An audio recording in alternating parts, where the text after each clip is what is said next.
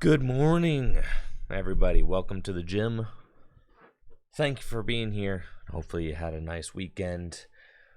Excited to be playing some Pokemon today. We've got some new cards to talk about. And, of course, continuing with new cards from the Pokemon Go mini set.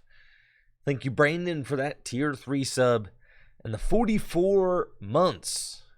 Appreciate you, Brandon. Thank you so much. Wow. Amazing. 44 months. Incredible. Thank you, Icky, for the sub as well. Hollerman. Thank you. Thank you. Hopefully everybody had a nice weekend. And are, ready for some Pokemon stuff. Because that's what we got going on today. I just saw that there's a new Wailord coming to Gym Leader Challenge, which is quite exciting. So, because some cards get printed straight into Gym Leader Challenge, if we're being honest. It's like that card doesn't exist.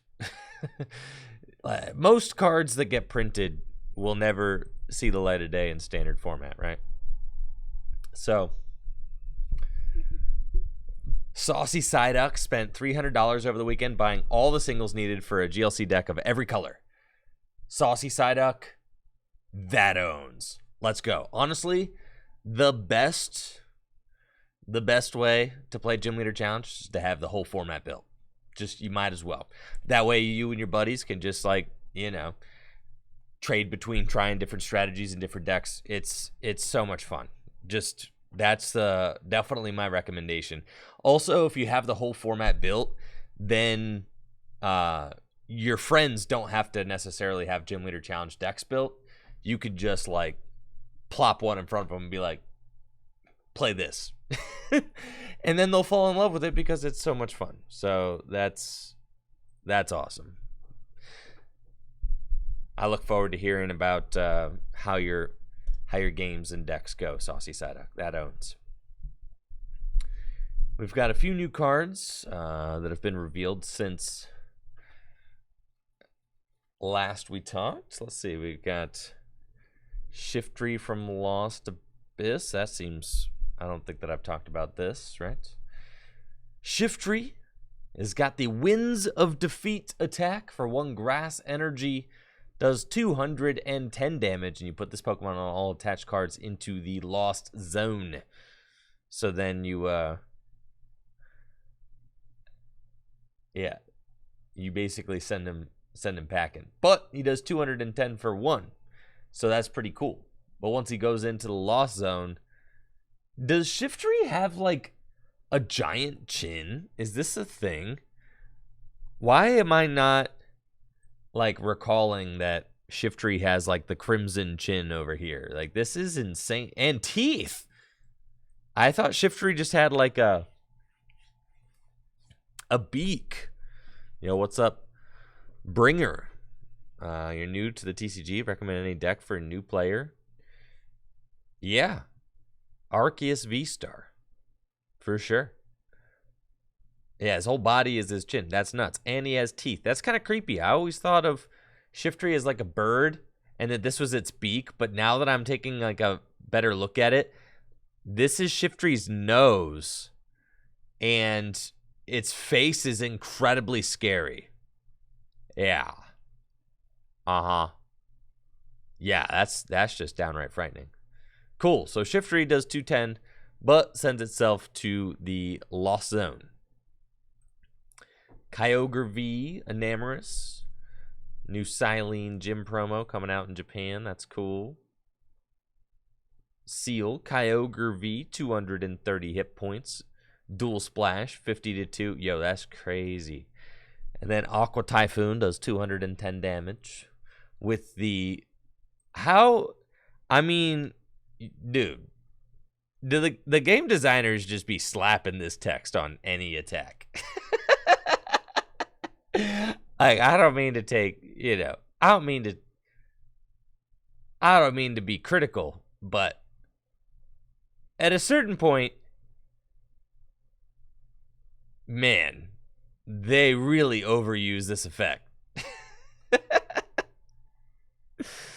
Yeah, every single Like, every single attack. They're like, make it do, like, 200 damage. Don't let them do it back-to-back turns unless they switch. Sure.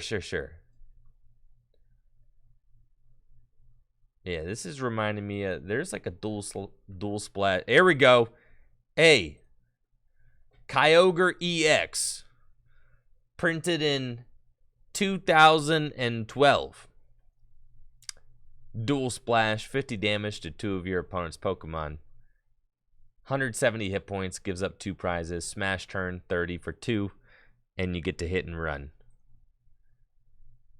In 2022, that Pokemon has 50 more hit points. Dual splash can be used with a double turbo energy now, or double colorless energy. And then Aqua Typhoon, 210. Yeah, that's, wow. If something had done 210 damage back in the day, it would have been broken. New Electric with the Emergence Shock ability. Once during your turn, when you play this card from your hand to evolve a Pokemon, you may flip a coin. If heads, your opponent's active Pokemon is now paralyzed. Yo, Shock Lock? Okay. Man, I wish that it was the instant paralysis that was on Raichu, because then in Gym Leader Challenge, you would have, like, a pretty viable Shock Lock strategy, right? Evo Shock auto paralyzes, right? And then this is just like a worse Evo Shock for some reason. It's like a 50%er, you know, but why? I don't know. New Enamorous, Drain Kiss, 20 damage, heal 20. Love Sympathy, 70 plus. 70 more damage. That's okay. For a basic psychic attacker, I think there are probably better basic psychic attackers, but it's not bad. In the context of Gym Leader Challenge, not anything else, obviously. Digging Duo. Flip a coin if heads. Look at 8 cards from the bottom of your deck. If tails, look at 3 cards from the top of your deck. Then choose 1 card and put it into your hand. That's not very good. If we compare that directly to cards like Misty's Determination. Yeah. Misty's Determination is discard a card from your hand if you do look at the top 8 cards of your deck and put one of them into your hand. This card was never played and is still, like, way better than this card. And if Misty's Determination, which is just simply better, yeah, if it's just simply better and Misty's Determination was never played, then that means that that card is most certainly never being played. And then there was and then before Misty, there was the Forest Guardian, bro. The Forest Guardian. First, you had to shuffle your deck. Then you look at the top 7 cards. Then you choose one and put it into your hand. Forest Guardian is even better than the Digging Duo, which is quite hilarious. So yeah, nothing too spectacular there. Then we've got Rotom, Zacian, and Zamazenta. A new V-Star special set will release in Japan on August 5th for like 2,000 yen. It'll come with a booster pack containing a Pokemon V and a V-Star combo, one of 3 possibilities below. We'll also include 8 booster packs of Lost Abyss and a V-Star marker. So you've got Zacian V and Zacian V-Star. This Zacian V has the breakthrough attack. Yo, thank you, Master Ball and Prog Metal, for those subs. I appreciate you guys. Yo, thank you. Yeah, so not affected by any effects. And then Giant Hunter, 100 damage. And if the defending Pokemon is a Pokemon VMAX, does 160 more. So 260 damage to Pokemon VMAX, but otherwise just 100. That's like just not as good as Brave Blade and Zashi and Intrepid Sword, right? So you would never play this one. And then Zacian V-Star has the Breaking Edge attack for 2 metal and a colorless, does 200. It's not affected by weakness, resistance, or any effects on your opponent's deck. Wow. So it's like, what's the point of cards like Miltank, you know? Yeah, what's the point? It's like all these Pokemon, there are so many cards with answers to Miltank that aren't. Isn't that nuts? There are so many. In my mind, the point of a card like Miltank, right, is to force your opponent to play non-V cards, right?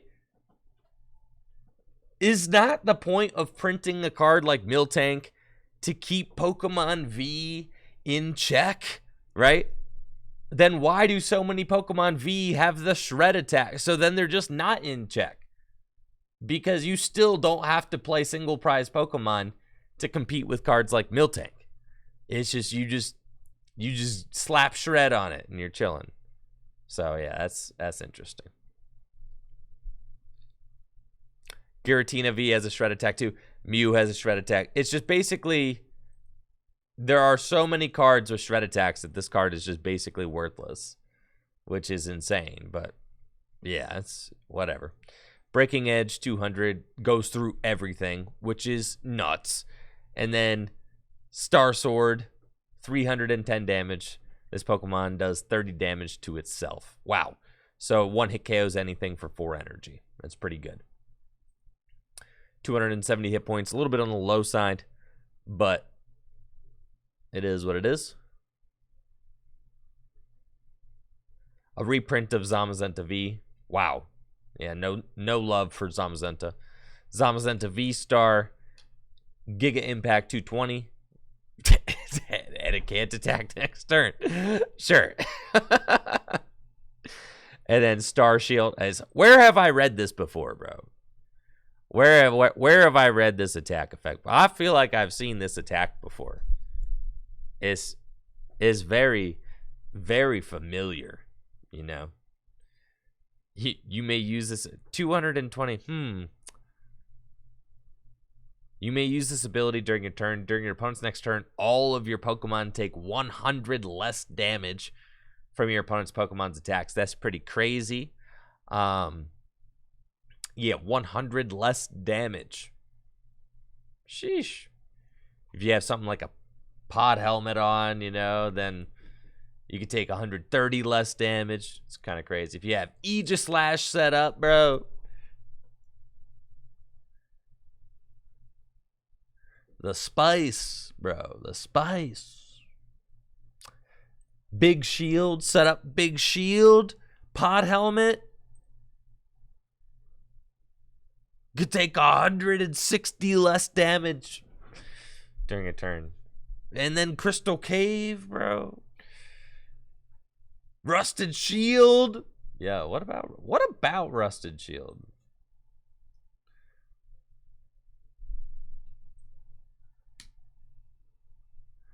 The Zamazenta V gets plus. Yo, that works on Zamazenta V-Star too. So you could give this thing 70 more hit points. Okay, so no. Yeah, all right, we're using the Rusted Shield. We're not using the pod helmet. It doesn't work on it? Why doesn't it work? The Zamazenta V. Oh, because of the way it's phrased. Because if you look at a card like Badge, right? It says, if the Pokemon V this card has Leafeon or Glaceon. All right, so it's different. Right. It's not inclusive like this, right? So, all right. So it's Paw Helmet. Never mind. Right. It's different. It's differently worded than these. So, yeah, no, it doesn't work on it. Yeah. It's not like a Pokemon V with Zamazenta in its name. It specifically says Zamazenta V, which does not include Zamazenta V-Star. Yes. All right. That's fine. You can still put a pod helmet on it. I mean, you can set up Aegislash. Minus 160 damage. Yeah. Rotom V. Lost Hack. Choose a special energy attached to one of your opponent's Pokemon and put it in the Lost Zone for 1 colorless. 190 hit points. Intense Discharge. 160 damage, discarding an energy. Cool. Rotom V-Star. Oh, I haven't seen this fella yet. Scrappy Pulse for 2 lightning, 8 80 damage, plus you can put any number of tools from your discard pile in your loss zone. It does 40 more damage for each tool put into the loss zone in this way. All right, if we're keeping it. Wait, Pot Helmet says non-GX or V? Oh, so I can't even put a Pot Helmet on my guy? This is so sad. All right, what can I put on him then? A Big Charm? You're telling me it's just got to be Big Charm? All right, fine. You put a you put a Big Charm on him. You can't use full face guard. Dang it, man. What does Kling Klang do?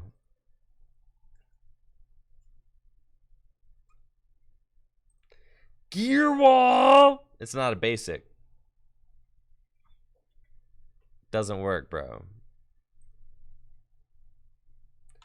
Could use the Plasma Steel one and prevent damage from Pokemon EX. You know, all those relevant Pokemon EX. Anyways, all right, the doggo's just wrong Pokemon. There is no. Which Kling Klang we talk about then? Search your deck for a metal Pokemon. That's just the Clang Clang. I'll be back. All right, Chavan. Anyways, Rotom V-Star. Yo, Bob the Flub. Plasma Kling Klang won a national championships. Yeah.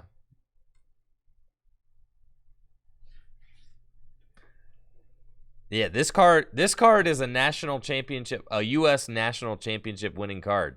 Yeah. Who was it? Robertson? John Roberts. That's it. John Roberts, bro. John Roberts.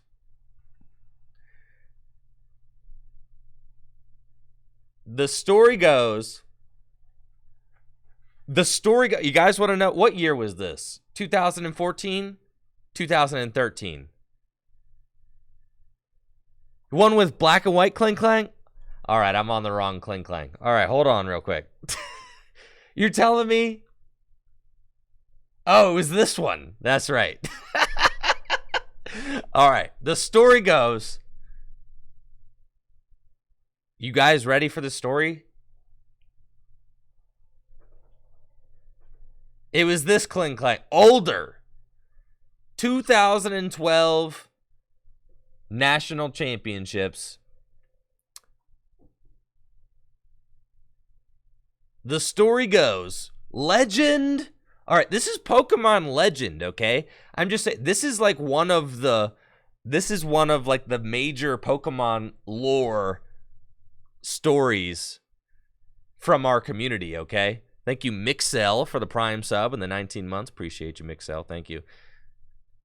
So you guys get ready, all right? Get ready. This is serious Pokemon TCG lore. I'm letting you guys in. I'm letting you all in. Letting you know about the 2012 national champion, John Roberts. John Roberts won by divine intervention. John Roberts said that God told him to play Kling Klang, which was a rogue deck at the time, at the national championships. He could barely afford to attend the tournament, so he sold many of his cards for just the Kling Klang deck and traveled to nationals and won with Kling Klang because he had a divine premonition that he should play Kling Klang. And that's the story, bro. He sold all his extra cards just for the Kling Klang deck to attend nationals and won. Absolute legend. With a rogue deck that nobody respected. Yes. It was with a complete rogue deck. Like nobody. Kling Klang was like not a deck, bro. He said it was a divine intervention. Yeah. So he couldn't even afford to attend the tournament. Just sold all his cards for the Kling Klang deck. Showed up at Nats, won. Just like God told him he would. Yeah. Insane. So anyways.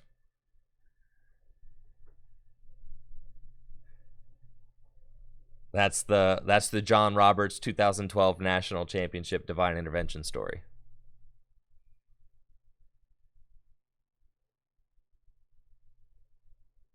A good one, I have to say. A good one. That's an important part of Pokemon lore. What was the attacker? I'm pretty sure it was like just stuff.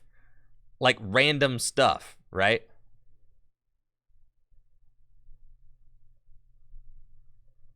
Wasn't it just like Darkrai EX and stuff? Like I'm pretty sure it was like Darkrai EX. Yeah. Yeah, I'm pretty sure he was like Night Spearing and stuff. And then the idea was that you'd use like Prism energies and you move the energy around, and then you like and then you had free retreat on everybody because of Darkrai. Anyways, Natalie is hooking us up with the link. All right, let's see. The top 8 of U.S. Nationals. I am Kyle Sukovich. With me is Michael Pramawat.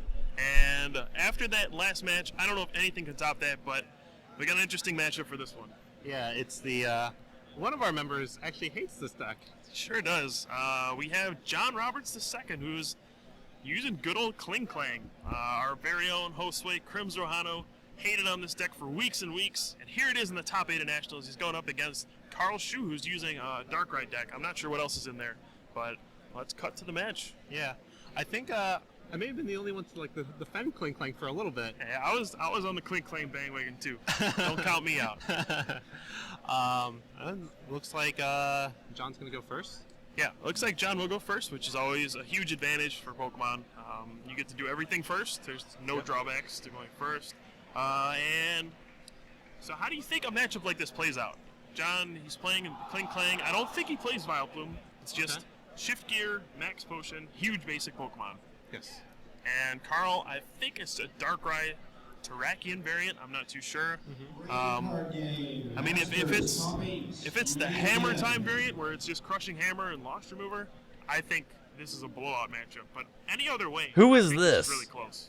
Yeah. I don't think. Is that a Groudon EX? If he is, well then. Yo, he's playing a supporter on the first turn of the It's gonna game. be a This pretty is nuts. uneventful series. Yeah. That's a Groudon However, EX. if he's Hold not, then hold I think up. That's a I think it's Groudon gonna come down to EX. how much pressure Full he art. puts on early. You know, like a Vileplume deck. Yes, you could do everything on turn 1 going It's first back gonna then. take a while for him to set up. That is a full art Groudon His EX. deck's a little bit like Dylan's in terms of Holy like, keeping a bunch smokes. of energies in play, and he can only play 1 per turn. Yeah. This And, is we see a sick. heavy ball What card is that? right away. That means okay, he's playing the trainer. Oh, that's a version. heavy ball. That's got to be no a heavy. Vileplume at all Oh, here. yeah, dude. And Dude, the heavy ball so could just go get we're your gonna see basic trainers the Clink. entire That's match, not like last broken. round where we had There's a Vileplume full art shutting things Darkrai. off. We're gonna see max potions. We're gonna see heavy balls. This is Nothing broken, is out of the question here. Broken. Right. And, oh, wow. This Carl. I wonder if Carl has a supporter.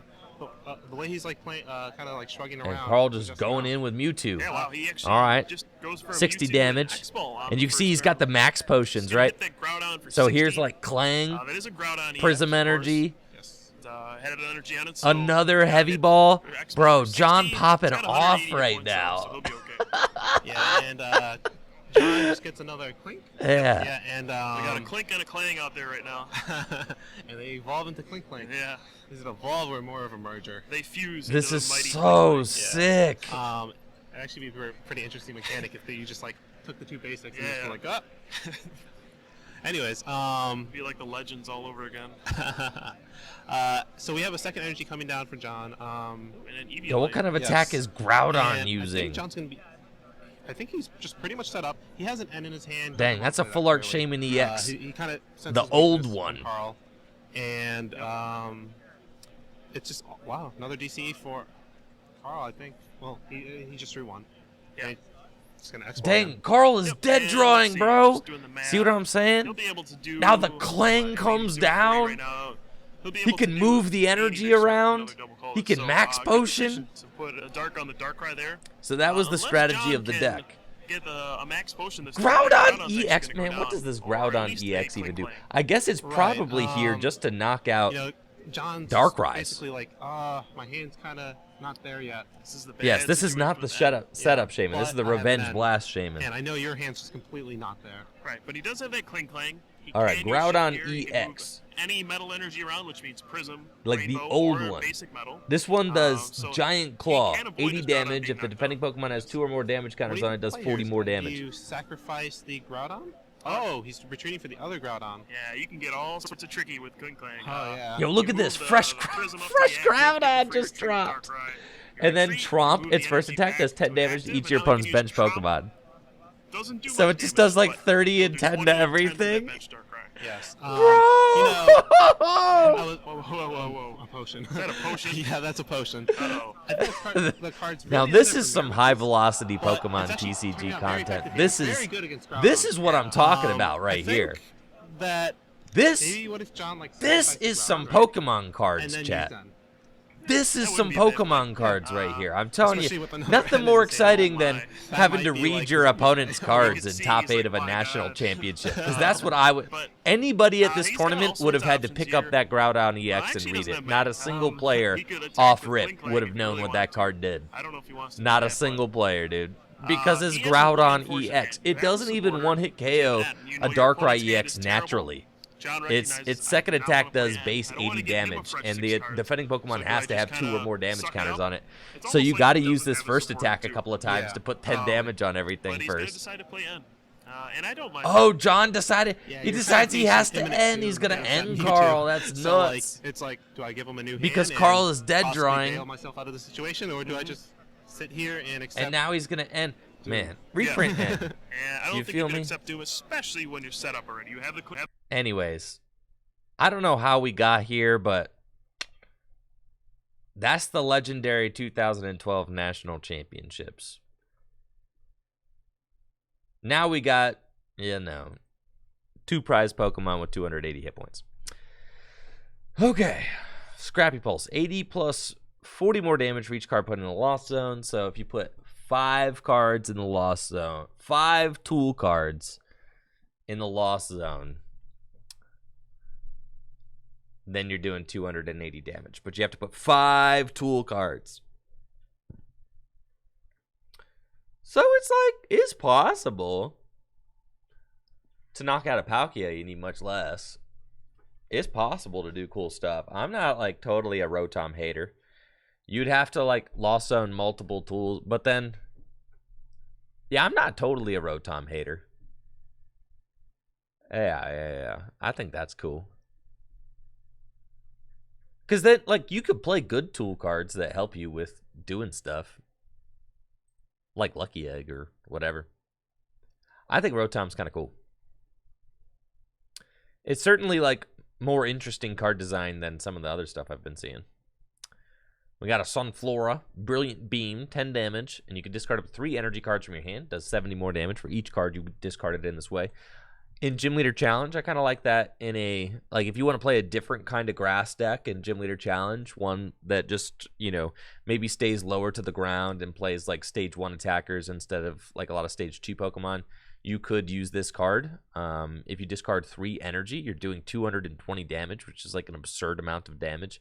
If you discard 2 energy, you're doing 150, which is still very good numbers for Gym Leader Challenge. So this guy is certainly not bad. I think that other decks that aren't grass, maybe other Gym Leader Challenge types that don't have as many powerful attackers would certainly consider a card on the power level of Sunflora. It's a little bit situational as you have to have the energy in your hand. You could pair it with Eldegoss, which can just go get 2 energy out of your deck, right? And then you could just sack them with this guy to do quick and easy 150 damage. So that's pretty cool. I think that this guy is neat. Certainly a card to think about if you're building a different kind of Gym Leader Challenge grass deck. There's also Trevenants. It's got the Old Tree Barrier ability. If this Pokemon is knocked out by damage from an opponent's Pokemon V's attack, Your opponent doesn't take a prize card, which is interesting. So you could use it in some sort of deck that tries to, you know, deny, I guess, deny Pokemon V the ability to win. It's kind of interesting. And then 150 damage, can't attack during your next turn. Cool. I have to switch it in the out of the active position. Classic. And then we've got new Ice Chicken and Ice Chicken V Max. Kyurem V has the instant freeze attack. Attach any number of water energy from your hand to your Pokemon. That's kind of cool for a 1 energy attack. That's certainly not a bad one. And then Frost Smash does 140 damage for 3 water. No colorless energy requirements on this card or this card, so it is an all-water Pokemon. And then Kyurem VMAX has the Ice World ability, which reads, once during your turn, you may discard the top card of your deck. If it's a water energy, attach it to one of your Pokemon. So it is a little bit of a water acceleration engine. Certainly interesting. You compare it with Oranguru, right? Primate Wisdom Oranguru to stack your deck with a water energy and then discard that water energy and accelerate it onto your Pokemon. So that's a possibility.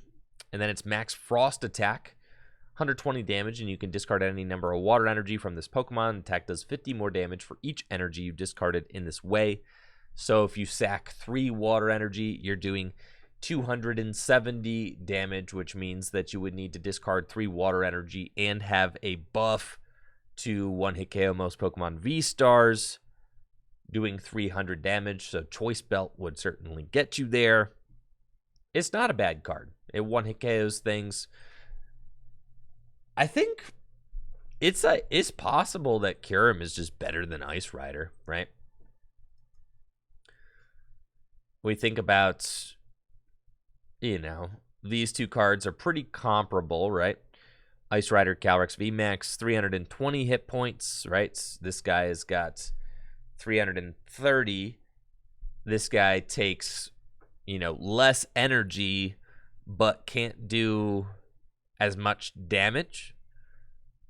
Yeah, Kyurem also doesn't have a damage cap, which is really nice. So you can attach a 4th and just 1-hit KO literally anything, right? So that's interesting. This also has an energy acceleration ability, which is cool. But yeah, I mean, you definitely are going to be comparing these two cards. This card has Ride of the High King, which is nice. You're usually doing somewhere in the ballpark of like 100 to 160 damage. This guy could just do 120 for 3, though. So it's true. It does have like a, you know, the Kyurem does have like a little vanilla attack that doesn't require it to discard energy, because you could just do 120 for 3. That's not great value, but, you know, you don't have to discard energy every time you attack with the Kyurem. Or you could just discard 1 and do 270 or 170, right? So, yeah, what's up, Joiner? Welcome to the stream. Thanks for being here. Yeah, so that's it's definitely an interesting card. Since Ice Rider is a card that people talk about, I'm sure that's, you know, the Kyurem will be a card that is on people's minds. It's got a infinite damage ceiling. It's got a metal weakness. You know, how popular are metal Pokemon going to be? Obviously, there's new Zacian V-Star and Zamazenta V-Star cards coming out. So the answer is like, you know, maybe. And then Glastrier is a basic Pokemon with a freeze down attack, 40 damage. If the defending Pokemon's a basic Pokemon, it can't attack during your opponent's next turn, and Wild Tackle does 130 damage and 30 damage to itself. It's a fine fella. Not terribly special for Gym Leader Challenge. 3 for 130 is like fine. There are other water guys that kind of just do it better. Yo, you already knew it was going to be Kamiya just from the second. Instantly recognizable Kamiya artwork. Thank you, Dusk Flyer, for the Prime sub in the 12 months. 1 whole year. Thank you. New Dragapult just dropped with new Dreepy and new Dracloak. This kind of stuff is always important for Gym Leader Challenge because it's an opportunity to potentially update the Dreepy or Dracloak that you're playing. I actually think that I like this Dreepy the best out of all Dreepies for Gym Leader Challenge because it does 30 damage. Reckless Charge. That 30 damage can be relevant sometimes, especially on the first turn of the game going second. You could very easily just start setting up, setting up numbers with a 30 damage poke on turn 1. So I definitely don't hate that. This Dracloak is also good with just a little 40 damage pop. I think both of those are really good, Dreepy and Dracloak, if you're playing the Psychic type Gym Leader Challenge deck. And then Dragapult has got the Dragon Launcher attack. For 1 Psychic Energy, you may discard any number of your bench Dreepy up to the number of your opponent's Pokemon in play. For each Dreepy discarded in this way, choose one of your opponent's Pokemon. This attack does 100 damage to each Pokemon chosen in this way. So, it does get blocked by Manaphy. You could evolve into... You could theoretically do 400 spread damage, right? Theoretically. If your opponent has 4 Pokemon in play, and if you evolve this through a Zoroark, right? Theoretically, I'm not saying that this is like going to be a reasonable strategy. I'm just saying it's possible, right? You have to use Phantom Transformation. You use Phantom Transformation to transform into Dracloak. Evolve your Dracloak into Dragapult. And then you have to discard 4 Dreepy.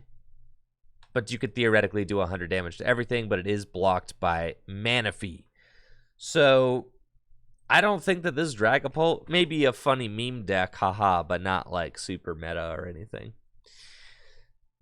And in Gym Leader Challenge, obviously, this Dragapult is unplayable because it does more damage for the amount of Dreepies that you discard. And if you have a Dragapult in play, you probably had to evolve it from a Dreepy. So that's not going to be very good. And also the other Dragapult is just broken, so you would never consider playing this one. Spectrier. 120 hit points. The Night Steps attack. Choose 2 of your opponent's Pokemon and put 2 damage counters on them. That's not bad. You know, when you're talking about, when you're talking about Gym Leader Challenge format, you're always going to have to look at other cards that are kind of in that, in that role, right? For a Gym Leader Challenge deck. Hoopa from Steam Siege is kind of the other Pokemon that would be competing for a similar effect. Comparing these cards side by side. And this is what I love about Gym Leader Challenge, right? Is that, like, dude, the power creep hasn't gotten to Gym Leader Challenge yet, right? It hasn't. I mean, these 2 cards are still comparable, and they're printed 6 years apart, but they're still comparable cards. Now, this Hoopa is better in some ways because it's a colorless energy and not a psychic energy cost on the Hyperspace Punch, which allows you to attack for free if you have a Dimension Valley in play, which is a cool combo that I have... Dimension. Which is a cool combo that I've seen. It makes your Psychic type Pokemon's attacks cost 1 colorless less. So if you have a D Valley in play, you can attack with Hoopa for free, which is super cool. Portal Strike, 3 Psychic, does 130 damage. Thank you, Gardus, for the Prime sub. Yeah, definitely one of the better stadiums ever. And then... yeah, so this does Night Steps. Choose 2 of your opponent's Pokemon and put 2 damage counters on each of them. This attack is useful because it goes through cards like Manaphy and Mew from Unbroken Bonds, right?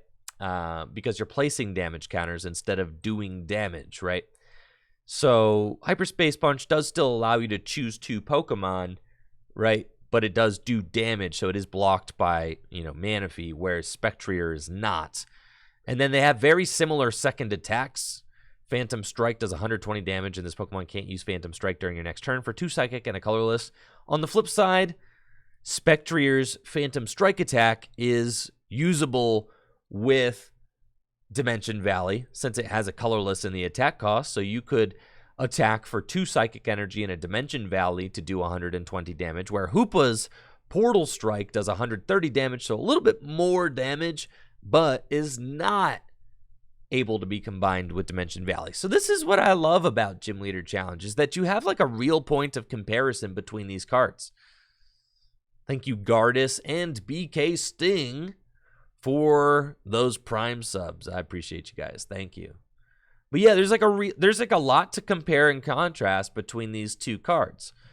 And there's like an actual discussion to be had about these two cards that are printed 6 years apart, right? This one has a fighting resistance and is weak to dark. This one's weak to psychic and has no resistance. This one has a retreat cost of 2. This one has a retreat cost of 1. This one does 10 more damage and has, this one has 10 less hit points. There's like these actual points of comparison. You could talk about, what makes each card better. Ultimately, it's going to be player preference. They're both good cards, and they both have their own thing going. I think Spectrator is cool. Being able to go through, a bench barrier is certainly neat. And then Pokemon really said, let's just kill off that Mew VMAX deck, didn't they? Drapion V is a basic Pokemon with the ability Wild Style. This Pokemon's attacks cost a colorless less for each of your opponent's Single Strike, Rapid Strike, and Fusion Strike Pokemon in play. Dang, bro. That's crazy. Isn't it? So it's just like, if your opponent's got a Mew VMAX deck set up, you're just popping them for 190. It's like basically the Pokemon V version of Mighty Yenna. Like, dude, you could just splash this into any deck. It's also got a colorless attack requirement. They literally said, let's just allow this card to go into any deck. You don't even need a dark, energy anymore. You just put this guy in. Even if your opponent limits their bench and say only has 3 Fusion Strike Pokemon in play, then you could just attach 1 energy of any color and do 190. It's so insane, bro. It's so nuts. Even if your opponent only has 2 Fusion Strike energy in play or 2 Fusion Strike Pokemon in play, you could put a double turbo on this thing and still do 170 times 2, 340. Right? It's insane. It's insanity, dude. It's literally insanity. Mew VMAX cannot play around this card. They just simply cannot. Say Mew VMAX wants to be like, oh, well, maybe I just want to go in with Genesect, right? Because Genesect only gives up 2 prizes, and it's got 190 hit points. That's how much damage you do with this attack. It pops Genesect as well. So, man, thank you, Dylan, for the sub in the 30 months. I appreciate you, Dylan. Thank you. Yeah, that's insane, man. It's insane. Yeah, even if your opponent's playing Rapid Strike Urshifu VMAX, right? And, even if your opponent is using Rapid Strike Urshifu VMAX, maybe they use Keep Calling on the first turn of the game. With a Choice Belt, you're doing 220. You can knock out Urshifu Vs for no energy. So that's pretty hilarious. This card is just kind of bananas for sure.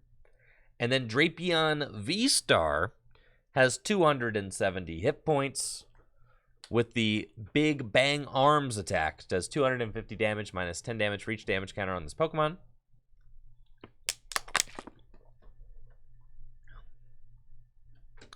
And then Star Hazard is a V-Star power. Your opponent's active Pokemon is now poisoned and paralyzed, and put 3 damage counters instead of 1 on that Pokemon during Pokemon checkup.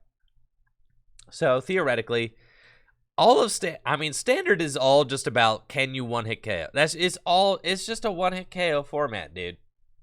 That's what Standard is, just like, let's get out our 2-prizer, pick your favorite color, and then you're gonna start trying to one-hit KO everything up, right? Everything does like 250 damage. Put a Choice Belt on it. You're one-hit KO in Pokemon V-Stars. Bada boom, bada bing. That's like the whole thing, right? Not for Arceus. Arceus is the Healy one. Yes. You just use Sharon's Care.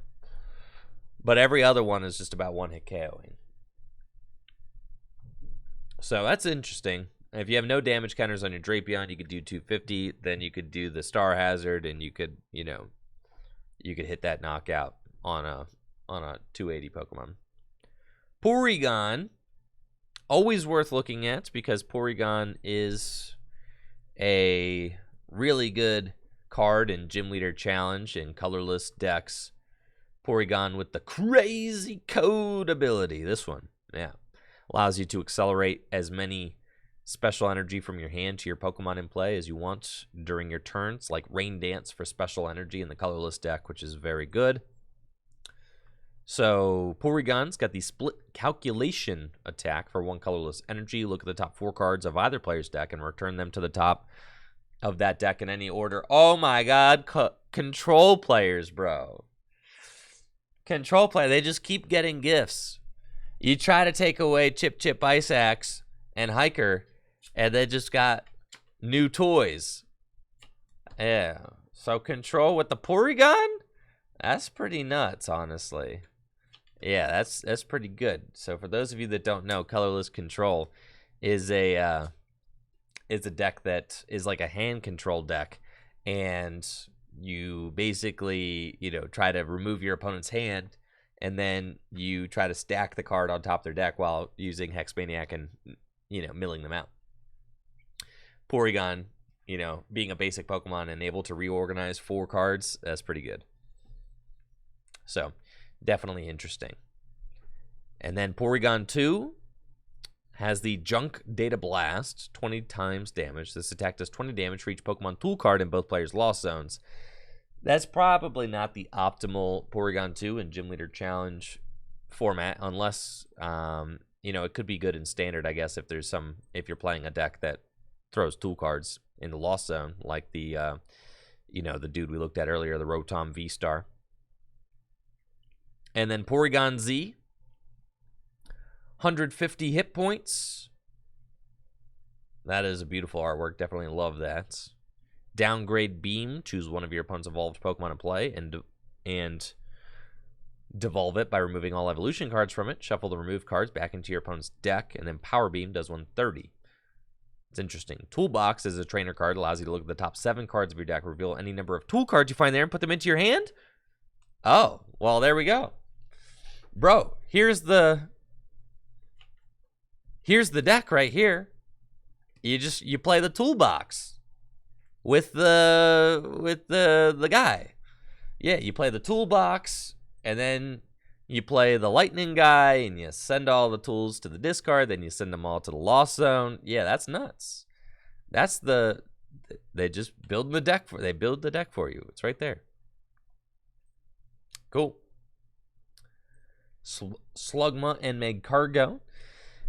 Magcargo's got the Abyssal Volcano attack, 220 damage. You put all energy attached to this Pokemon into the Lost Zone. It's a big attack. There are quite a few Magcargos that can hit, sizable numbers in Gym Leader Challenge. But there's also the fact that, the Smooth Over Magcargo is one of the best consistency cards for Fire-type decks. So are you ever going to be replacing that Magcargo with a new Magcargo? Definitely a tough decision to make.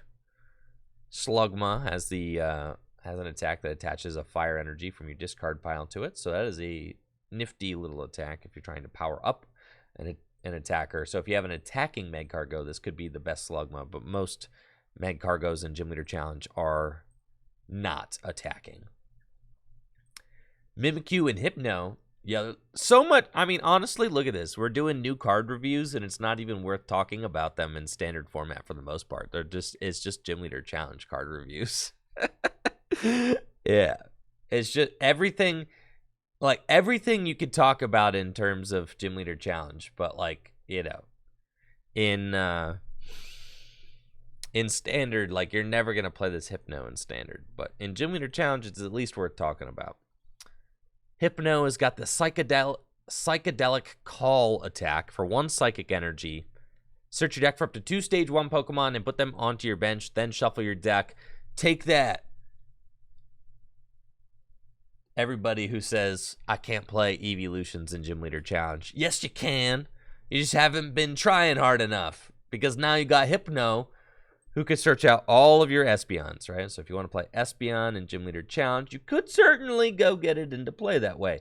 Now, here's the thing that, most Evolution fans hate to admit is that all the evolutions are pretty bad. Yeah, there's like none of them are really particularly playable, unfortunately. But if you wanted to, you could put this one in your Psychic type Gym Leader Challenge deck and get it into play with Hypno. You could, right? You could.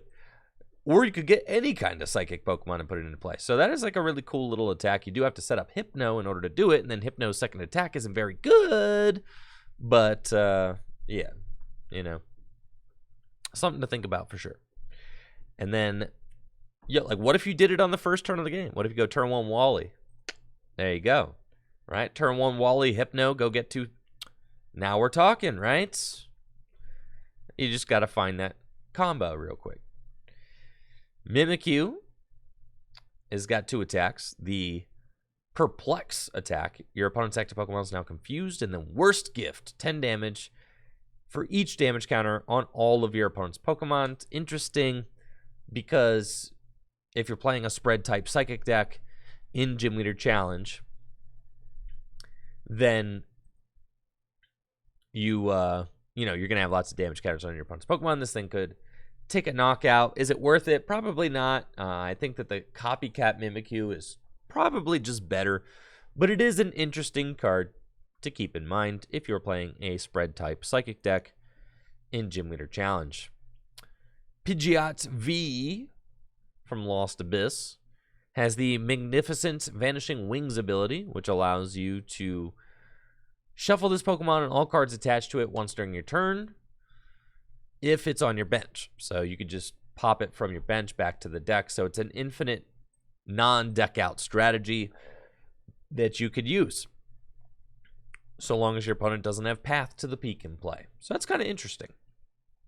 Its Flying Surf attack does 80 damage, and if you have a Stadium card in play, it does 80 more. You're probably just going to be using this card for its Vanishing Wings ability if you're trying to play a deck that is... If you're trying to play some sort of gnarly control deck or deck out deck, then you just play this card to never deck out. It's definitely a strategy you can use. And then Thornton is a supporter card, which allows you to choose a basic Pokemon in your discard pile and switch it with one of your basic Pokemon in play. Any attached cards, damage counter, special conditions, turns in play, and any other effects remain on the new Pokemon. Ninja Boy is back. Let's go. Choose one of your basic Pokemon in play and search your deck for a basic Pokemon and switch it with that Pokemon. So Ninja Boy searched the deck. Thornton searches the discard pile. It's interesting. They're very similar cards, right? Ninja Boy was definitely like a spicy deck enabler. It was, if you had like a broken rogue strategy in expanded format for a while, then you probably were using Ninja Boy to try and achieve that crazy spicy strategy. It was never like incredible, but it's, you know, it's something.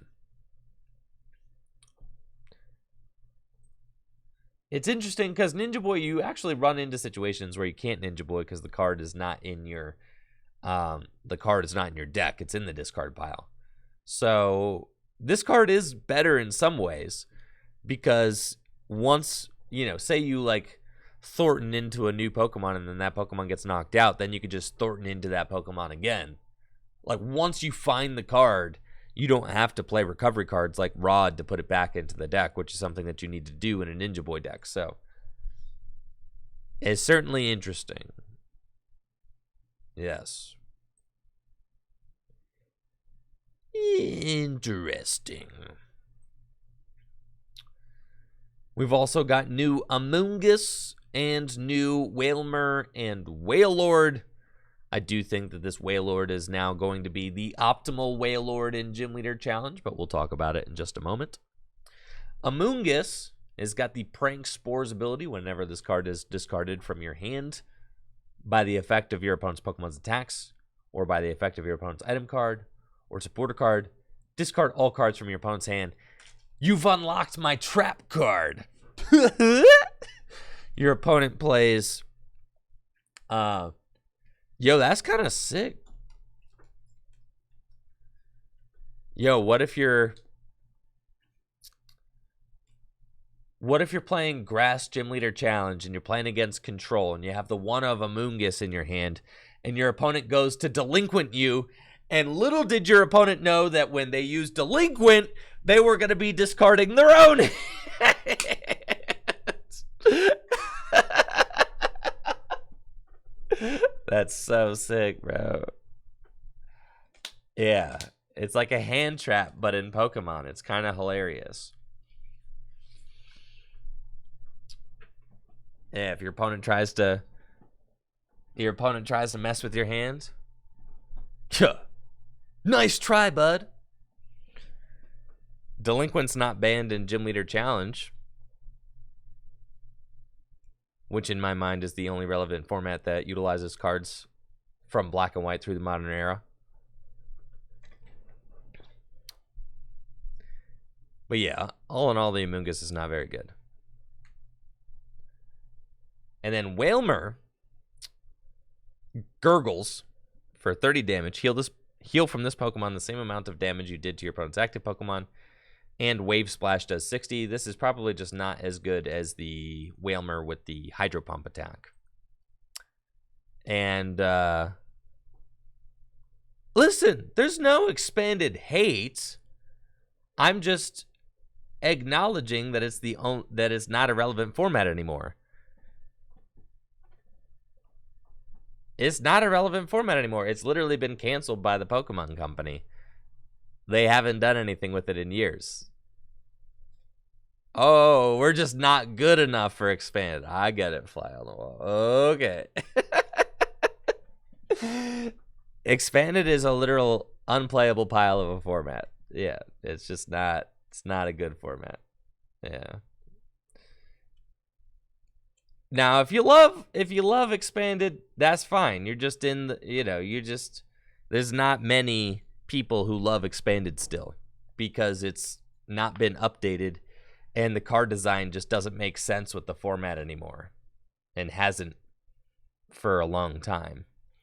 If you look at the last Expanded regional that was ever held, and also Fly on the Wall, for the last two expanded regionals, I got top 8 and 10th at the last two expanded regionals ever held.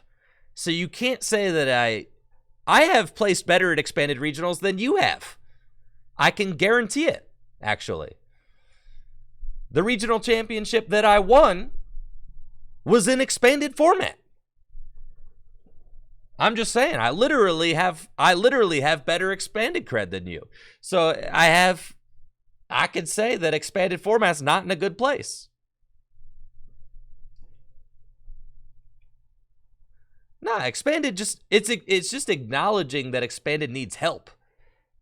Or it needs like maintaining, right? It's just, it is what it is. The expanded format's just been neglected, and it's just a broken format. Yeah. It's not like I'm trying to hate on your favorite way to play cards. I'm just acknowledging what needs acknowledged about the format, right? Yeah, they just haven't updated. If you look at the last expanded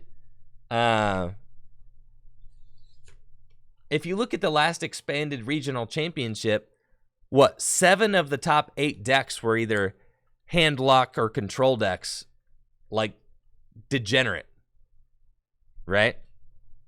Absolutely degenerate hand lock or control decks.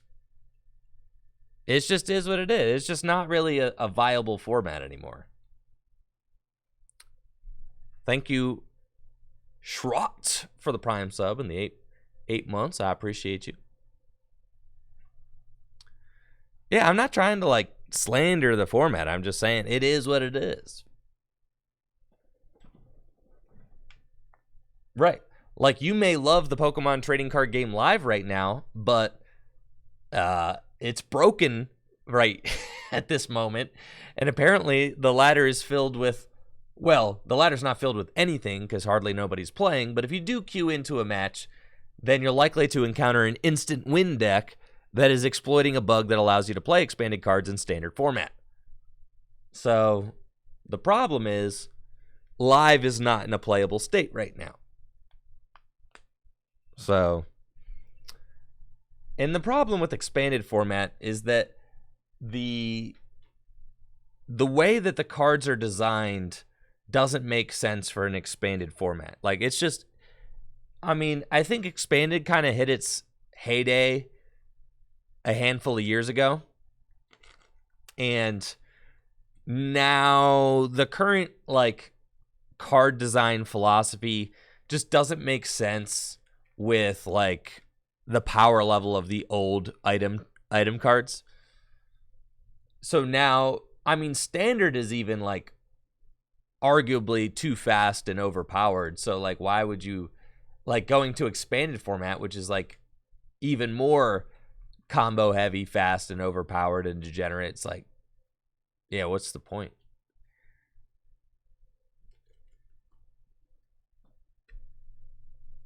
Thank you, Mr. Bulldoms, for the tier 1 sub and the 19 months. Now, I'm all about people being able to play with their old cards. I'm all about it. I love that. That's why, you know, that's why I think that Gym Leader Challenge is important, because it makes things valuable. It makes old cards have value.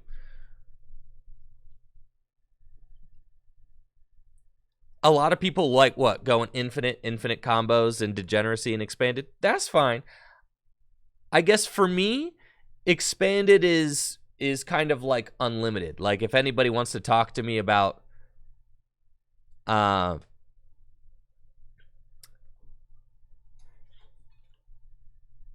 it's like someone wanting to talk to me about unlimited. Like, unlimited is not like a real format, right? Because it's like not upkept in any way. It kind of just doesn't really make sense. That's fine. You know, if you want to talk about, I just don't think that expanded is like a real, I don't think it's a format that's worth saving, if that makes any sense. Like, I don't think it's worth it for the Pokemon Company. Thank you, Jirokis, for the Prime sub. In my mind, I don't think it's worth it for the Pokemon Company to try and, like, upkeep expanded, right? Because I don't think that the card design makes sense for expanded anymore. So that's why I say that's why I have this kind of logic, is because I don't think that it's a format worth investing into anymore. I don't think that, like, I think kind of just let it be, let it exist like an unlimited exists, right? But I don't think it should be upkept anymore, because it just, the card design I don't think really makes sense in the expanded context anymore. Like, why would you, like, how relevant are Pokemon EX in expanded format? Thank you, Fizeal, for the Prime sub. Appreciate you, Fizeal. Thank you, Quinn, for the 100 bits. You know, how relevant are Pokemon EX? Show me a playable Pokemon EX in expanded format, right? Show me a playable.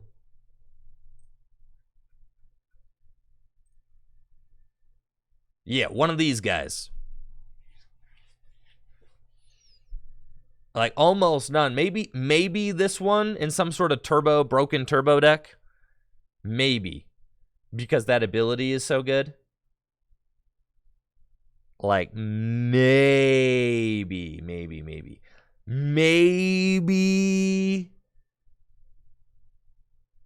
I mean, even Volcanion EX is probably just powered out by now. Darkrai EX, right? Like, Darkrai EX, maybe. But mostly, it's just the game design just doesn't make sense with them anymore. Shaman EX had to be banned, right? For sure. And then, in expanded format, you know, how many GXs are playable that are... How many GXs are playable that are not tag teams? So, like, even if you look at these cards, for the most part, they're all power crept, except for the tag teams. Like, the tag teams are broken. Thank you, Quinn, for that gifted sub. Appreciate you, Quinn. Mewtwo and I'm saying non-tag teams, bro. Non-tag teams. The tag teams are obviously all broken. ADP, Mewtwo and Mew. Yeah, there's like Dedenne. Sure, the broken ability, like Dedenne. But for the most part, like you look at a card like Zoroark GX, which years ago was the most powerful card ever printed, right? What I'm saying is that the power level just doesn't make sense. You could play a card like Mawile GX if you wanted to, but you're just actually, never mind, you're just better off playing Target Whistle or whatever. But yeah, you look at a card like Zoroark GX, which was the most powerful card. Thank you, Gardas, for the 100 bits. Which is the most powerful card ever printed at its time, and was for years, and now is just like, you know, completely unplayable in the format. Where is Zoroark? Man, I'm looking for Zoroark. Where is Zoroark GX at? It's got to be around here. Man, where that Zoroark? I feel like I got to be getting close, right? Man, there's a lot of GXs.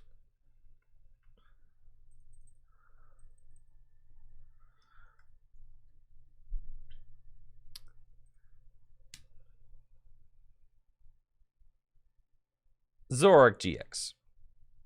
There you go. This guy. Printed 5 years ago. You know, was the strongest card that the game had ever seen for a while, but now is like completely power crept out of the format. And yeah, so that's what I'm trying to say, is that like ever since tag teams, the game design for expanded format just hasn't really made a lot of sense. So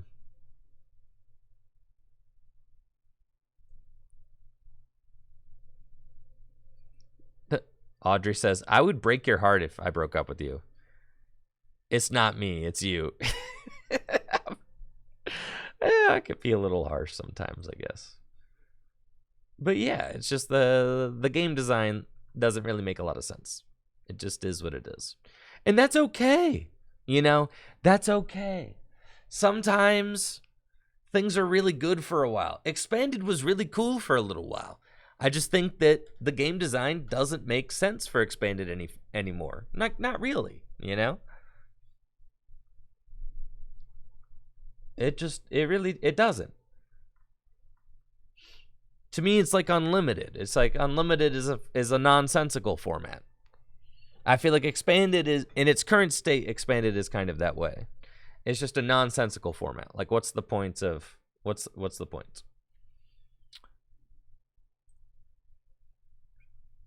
Wailord. Now this guy is a big mama jama.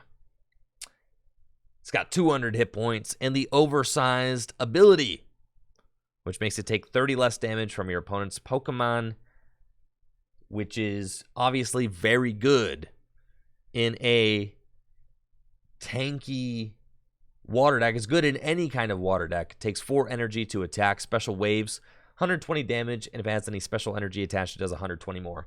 So obviously these cards are not worth talking about in the context of standard or expanded format, so let's talk about it in Gym Leader Challenge, where Wailord is already one of the best attackers in Gym Leader Challenge. This Wailord from Vivid Voltage has an unlimited damage ceiling. Hydro Pump does 40 damage for each water energy attached to this Pokemon. So if you have 5, it does 200. If you have 6, it does 2. Okay, so 5, it does 210. 6, it does 250, and so on and so forth. 200 hit points, and its ability, Water Veil, makes it so that it cannot, or whenever you attach an energy from your hand to this Pokemon, it recovers from all special conditions. Now, this Wailord is tankier, even more difficult to knock out than this Wailord, which is saying something, because 200 hit points is nothing to scoff at. I mean, that is basically the highest number of HP that you're going to see on a card in Gym Leader Challenge. And Special Waves being able to do 240 damage with the Special Energy means that this Wailord now has the ability to one-hit KO other decks' biggest attackers, right? And we're talking about the biggest attackers in Gym Leader Challenge format. You've got Wailord, you've got Kaparaja, right? Is like your other one. This guy, 190 hit points. You've got Torterra, 190 hit points. With the Evo Press attack, can also hit some pretty crazy numbers. Can do up to 300 base damage there. What are some other big guys? Who are the other big guys? You got Torterra. You've got, thank you, Top Deck TCG for the Prime sub. You've got Torterra. You've got the new Machamp coming out. It's not out yet. You've got Wailord. You've got... Is there anybody that I'm... Oh, Steelix. Steelix is like the other...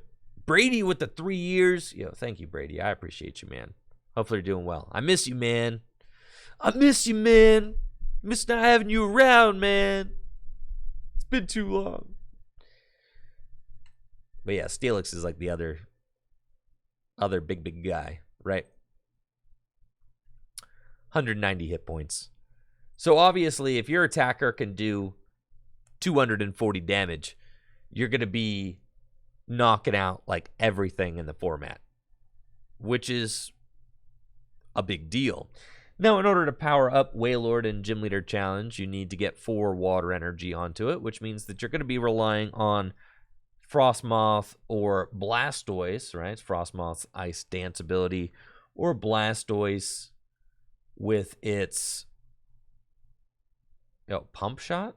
No, Blastoise with its Deluge ability to get water energy onto the guy. And then you're also going to want a special energy attached to it. There is Splash Energy is like the best special energy for water decks. Luna! Hey, thank you for that sub, Luna. I appreciate you, Luna. Thank you. Splash Energy is the best special energy for water-type Gym Leader Challenge decks. It's got the ability to bring the card it's attached to back to your hand when it gets knocked out. So Splash Energy, very good. Obviously, Splash Energy on the Wailord means that it's going to be doing 240 damage when it gets knocked out, comes back to your hand. You could put a pot helmet on this Wailord, make it take 60 less damage from the opponent's attacks. You could also play this Wailord with Rough Seas.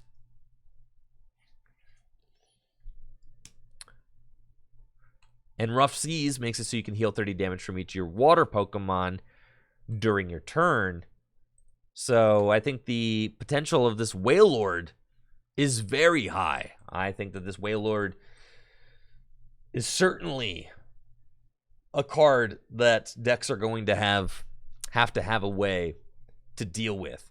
Now, what's cool about this Wailord, in a not so cool kind of way, if we're talking about how good Wailord is in water type Gym Leader Challenge decks, other decks are going to want to know, how do I combat the Wailord? He's too big, right? He's too big. How do I beat? Well, thankfully, unlike most water attackers who have like a Hydro Pump style attack, right? This Wailord does not have a Hydro Pump style attack, which means that it can be copied.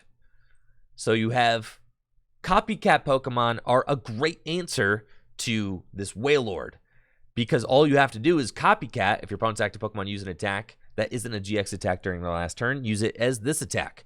So you can go counter energy, copycat, pop it back, right? That's with the Psychic attacker right there.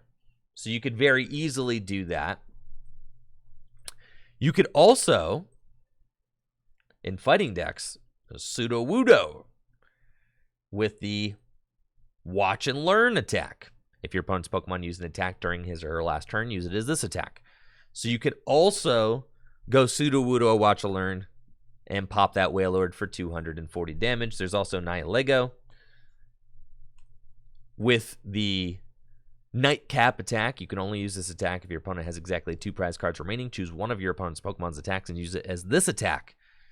So yes, this is there are definitely ways to deal with the Wailord. Copying its attack and throwing it back at it definitely seems like a good way of dealing with it, but my goodness, yes, that is a tough fella to deal with for sure. And it's going to be very good in Water-type Gym Leader Challenge decks. Most certainly. So, that's it for the morning show. Cool, cool. Lots of new cards, lots to talk about. Thank you, Beals, for the Prime sub. And the 8 months. Appreciate you, Beals. Thank you. Let us pop on over to the Pokemon Trading Card Game Online. Now, I've got... Hopefully, you guys liked the Mewtwo V-Star edits.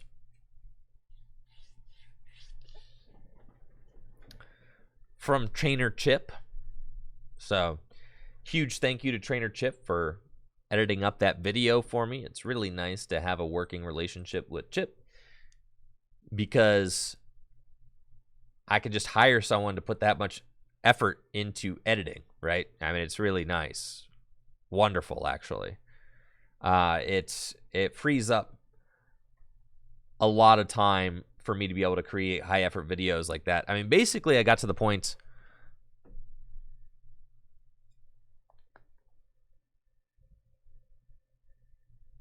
Yo, of course, Fly on the Wall. Yeah. And the thing is like, I'm glad some people like Expanded. And I get it. Like, I really enjoyed Expanded too. Years ago. But, like, I think it's just I think it's at a point where, like, the game design doesn't make sense. But some people are going to like formats like that. They're going to like the super combo heavy long turns, you know. And that's cool. That's cool. For sure, Fly on the Wall. Yeah, it's never any... Like, some people like playing Unlimited. I don't understand why they like playing Unlimited, but some people do like to play Unlimited. So that's cool. Yeah. More ways to enjoy the Pokemon TCG, the better. So. Of course, Fly on the Wall. Of course. No, and I'm happy you're here, and I'm thankful you're here. For sure, for sure. Yeah, now it's to me, I think of Expanded in the same way as I think of like Unlimited right now. It's kind of a crazy Wild West format where you could just do anything. I don't prefer it, but I understand that some people like it. Just like some people like Unlimited.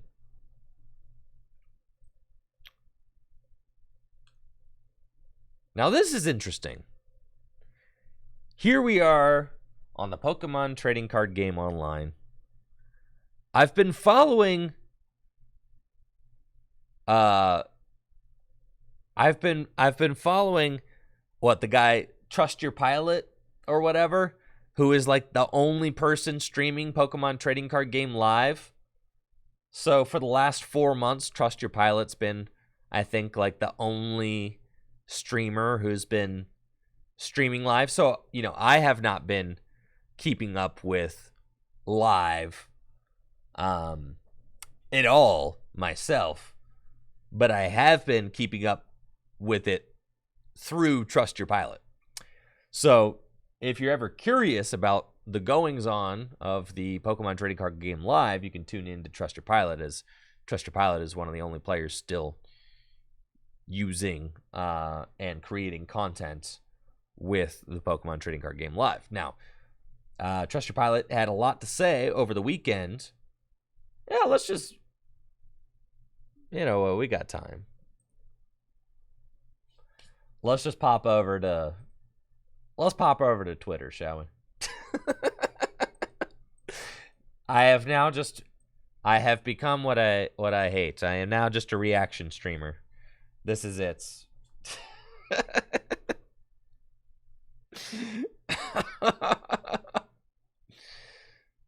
Hey, thank you, Lesiux. I appreciate you.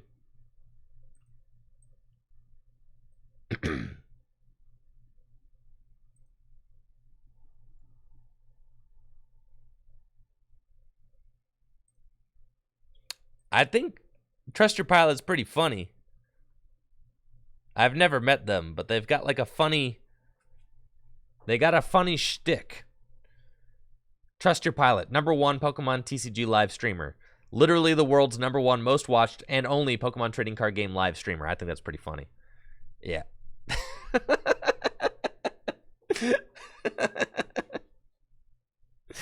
Yeah, it's definitely a funny shtick. I like it. Let's see. Okay. Let's go back to... All right. Let's go back to... Okay. Yeah, so there was a lot of issues. There was a lot of issues rolling out Pokemon Go cards on live, unfortunately, for the Pokemon Go set release, right? You could not play them. Let's see, it says, yeah, you still can't use Pokemon Go cards in live despite it being on the official launch day and more than 24 hours since it released on PTCGO. So for over 24 hours after Pokemon Go's release, the cards were not able to be played on the Pokemon trading card game live. And then the Pokemon newsletters giving out 3 free packs of Pokemon Go only mention PTCGO, not live. The code does actually work in live, but apparently it removes the cards from my collection instead. There's some weird bug action going on there. Come join me for day 2 of not being able to use Pokemon Go cards in the Pokemon TCG Live and watch as I slowly come to terms with probably having to return to PTCGO. Keep in mind, this is the last streamer on live, bro. This is the last person. Like, this dude has been trucking through live for 4 months while everybody else abandoned ship. Thank you, Tiny PL, for the tier 1 sub in the 2 years. Appreciate you. Pokemon Go is finally live in Pokemon TCG Live 29 hours after PTCGO. They had to do a hot fix, but it's finally in. I'm never going back to PTCGO. There you go. Okay. You can't make this stuff up. All right, so Pokemon TCG Live now allows you to play expanded cards in standard format. That's how they fixed the Pokemon Go cards not working in standard. Now literally every card works in standard. There we go. Reality is whatever I want it to be. Yes, that's a forest of giant plants in standard format. Yep. Steven's Resolve, Lucamines, Guzma and Hala. Yeah, standard format. The progression was really fascinating to watch this all happen. So I was like dialed in. I was like, dang, bro, Trust Your Pilot really out there. Really out there experiencing this right now. This is crazy. All right. Discovered illegal cards. We're aware of an issue which players are able to use decks including cards that are not in standard legal in standard format queues. We're currently investigating the issue and exploring a fix. We appreciate your patience.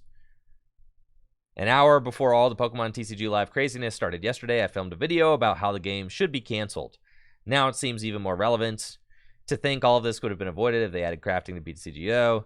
So now Trust Your Pilot, who has been playing the Pokemon TCG Live for the last 4 months and is the only content creator who has been using it, is now coming out and saying that the client should be canceled, right?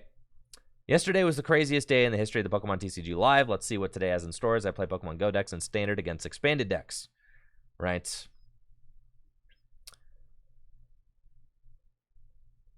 And then Vison, are you tired of playing the game? Do you want access to Arceus tier without any of the work? Well, now I have news for you. With this new amazing glitch in Pokemon TCG Live, you too can win your games instantly. There we go. So we have an exploit,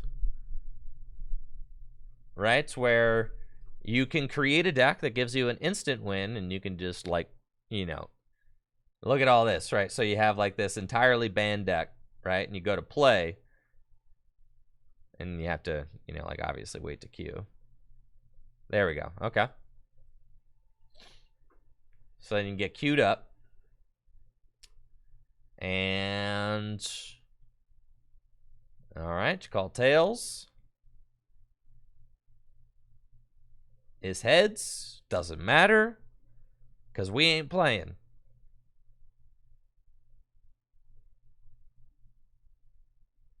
All right, they're thinking hard about who's going to go first, but they're going to be sorely disappointed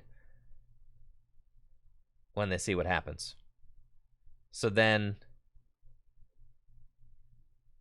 it tries to set out your prizes, and since it can't set out any of the prizes for some reason, it just gives you the win. Yep.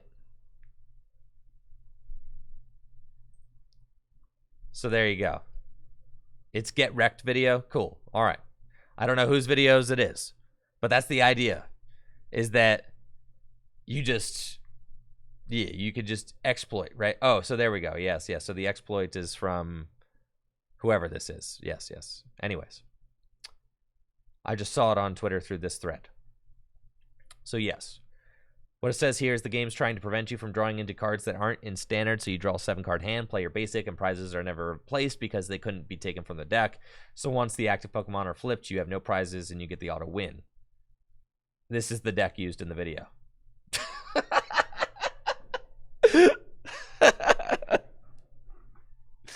Yeah, that's pretty sick. Okay, so that's fascinating. So that's what's happening right now with the new set.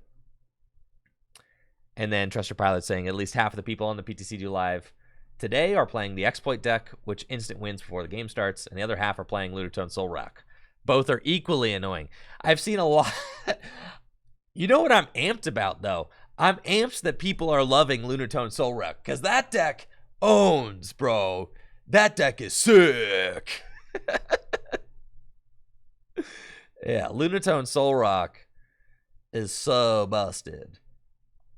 All right. Yeah, in April, someone posted on the official Pokemon TCG Live forums that we need a beta roadmap and better communication from devs. 3 months later, we're still waiting. Yep. Dearest Internet, day 3 of the instant win deck exploit on PTCG Live. I fear the Pokemon Company won't fix it in a timely manner. All the others are losing hope. The mod response to the issue does not instill confidence. Like and retweet to ease my pain. Yep. So, tough stuff. Tough stuff over there. Over there in Live Land. Unfortunately, I definitely feel for everybody whose cards are locked on that client. It is tough. You know, I hear you. I mean, Azul and I both had to go back to PTCGO. Azul had to create an entirely new account. I am thankful that I have an unlocked account, but obviously not everybody has that luxury of having an unlocked account. So I've been very thankful for that.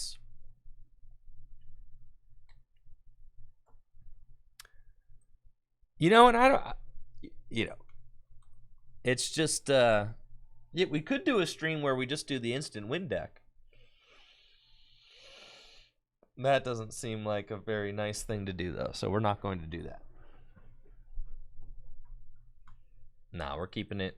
But then okay, so then PTCGO is like, it seems like they're barely keeping the lights on over here at Direwolf for PTCGO, because Direwolf probably thought that they were going to be done. I do wonder, I wonder how much, like, Direwolf, like, how far did they think that they were going to go, right? Did Direwolf think that they were going to be sunsetted already? So, like, that's something that I'm dying to know as well. Like, how long did Direwolf think that they were going to be doing this? How long did Direwolf think that they were going to be doing this? Their contract definitely finished before Fusion Strike. That's what I'm thinking. So, like, I mean, here we don't even have Astral Radiance artwork. Like, bro, it's still Brilliant Stars. And Live doesn't work. Yeah. Live literally doesn't work. And PTCGO has still got Brilliant Stars up, you know? Which is hilarious.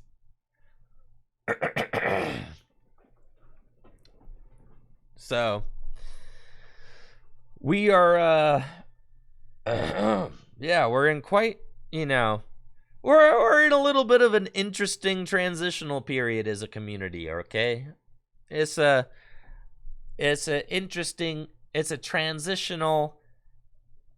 Transitions can be tough. All right? Transitions can be real hard. Now,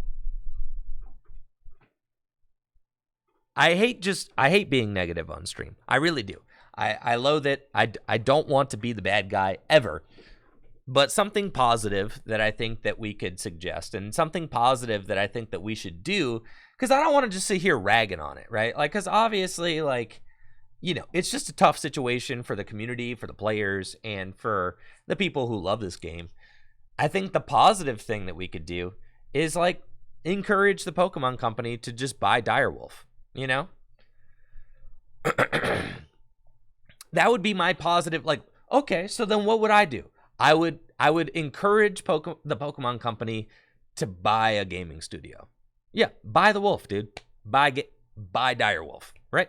They just bought Millennium Print Group. So don't tell me they can't buy a big business, because they can. They literally bought the TPCI bought the company that prints the cards. They just did.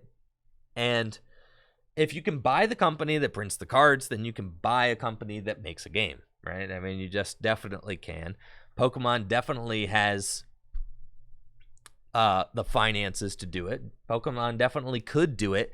Buying smaller game studios is all the rage right now. It's what all of the big companies are doing, right?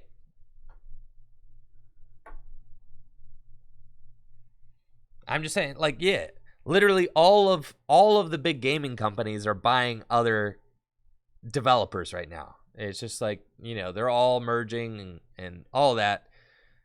I think that the Pokemon Company should, and I'm not saying that you gotta, like, anybody's gotta lose their jobs or anything like that. Just, like, buy Direwolf and then merge your developers that have been on live with Direwolf. There you go. Like, I'm not saying that anything negative has to happen. I'm just saying there needs to be an experienced studio behind this project. That's what I'm saying. You need an experienced and you need an experienced and weathered studio. Why spend money to make zero in return? Who said anything about not making any money? Y'all ever seen Magic Arena? Magic Arena makes tons of money. I think that Pokemon should I think that Pokemon should absolutely monetize the Pokemon trading card game live. I think they absolutely should. PTCGO doesn't really make any money. I mean, you could argue that codes come in booster packs, right? And maybe codes make the packs more desirable. Thank you, Dave, for the tier 1 sub and the 30 months. Appreciate you, Dave. Yeah, Ryan says at this point it would be spending money in order to retain your audience and not lose them for good. Right, exactly. Like, it's not like you just want to, like, maintain relevancy. Because if you look at tabletop games, right? Tabletop Pokemon TCG. If you look at tabletop gaming, right?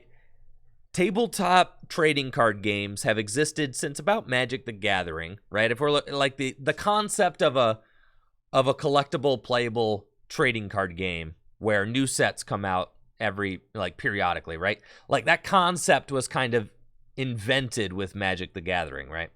That the, new sets would come out and the game would change, month to month or whatever. And so the concept of a tabletop trading card game has basically been alive and kicking since the 90s, right? So it's not the oldest thing in the world, and there's no guarantee that tabletop games are going to make it or that, like, a tabletop TCG is going to make it another 30 years, or they're about 30 years old. There's no guarantees that they're going to make it another 30 years.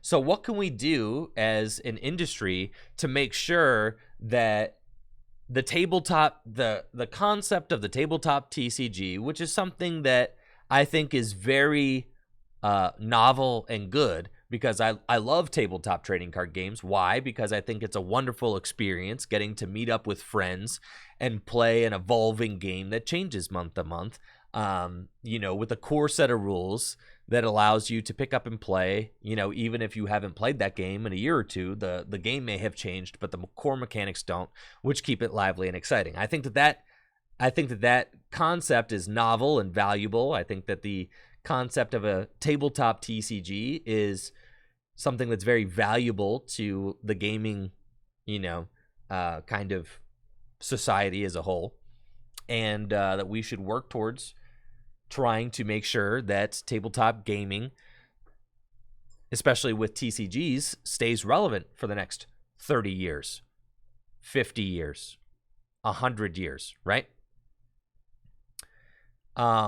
But in order to do that, we have to make sure, I think that this step with this digital client, if you look back in 20 years, we're either going to look at this digital client as being the thing that tanked the Pokemon TCG and its relevancy, or the thing that helped propel the Pokemon TCG to another 25 years of success. That's why I am so passionate about all of this that's happening right now, because you only have one shot at it. And if you mess it up, then you mess it up. And if you knock it out of the park, you knock it out of the park. I still think there's time. It's definitely been it's definitely been a rocky rollout. But I think there's time to fix what we're doing. But I think that everybody needs to come together at the Pokemon Company and just agree to do something meaningful about it. Right? So.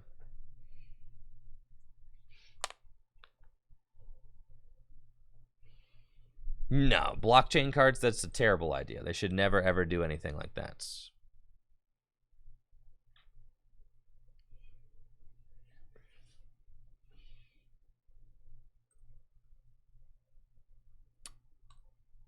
But the only reason that I ever, the reason why I talk about it is because I'm passionate about it, and I think that, I think that something meaningful needs to be done in order for the cards to stay relevant. For sure.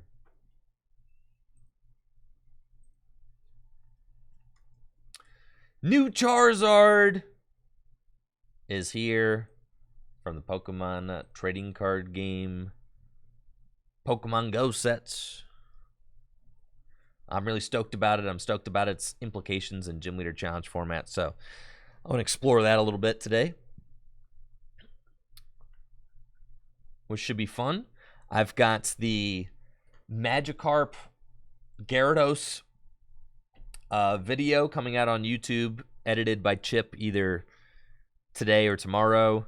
And then, I also want to explore this Charizard. So that's what we got going on today. What's the best Charmeleon? Burning Bright. Burning Fighter. When you play this Pokemon from your hand to evolve one of your Pokemon during your turn, you may discard the top 5 cards of your deck. If any of those are fire energy, attach them to this Pokemon. Well, that's not terrible. Call for support. Search your deck for a supporter card. Reveal it. Put it into your hand. It's not terrible. It's a pretty good one.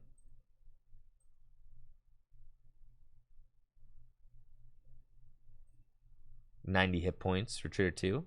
I kind of like him. He's nice. And then Charmander. What's the best Charmander? Attach 2 fire energy cards. Yo, that one's nuts. 70 hit points. Accelerate 2 from the discard. It's pretty good. Attach 2 iron. This one's got the same thing. Oh, it's a reprint. Okay.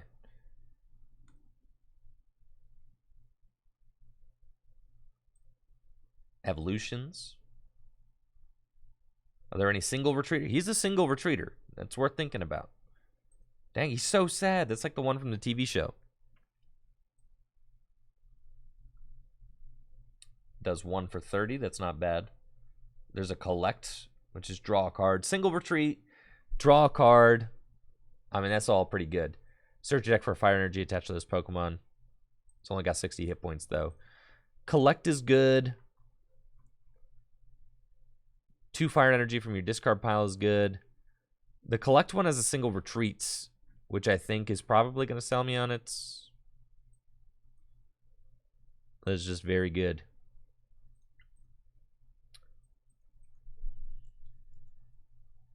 Now, obviously, the Charizard is just an absolute unit. 170 hit points. Flare Blitz does 170 damage. You have to discard all fire energy from this Pokemon, but its Burn Brightly ability makes it so that all your basic fires count as 2. Oh, yeah, we'll go with the shiny one for sure.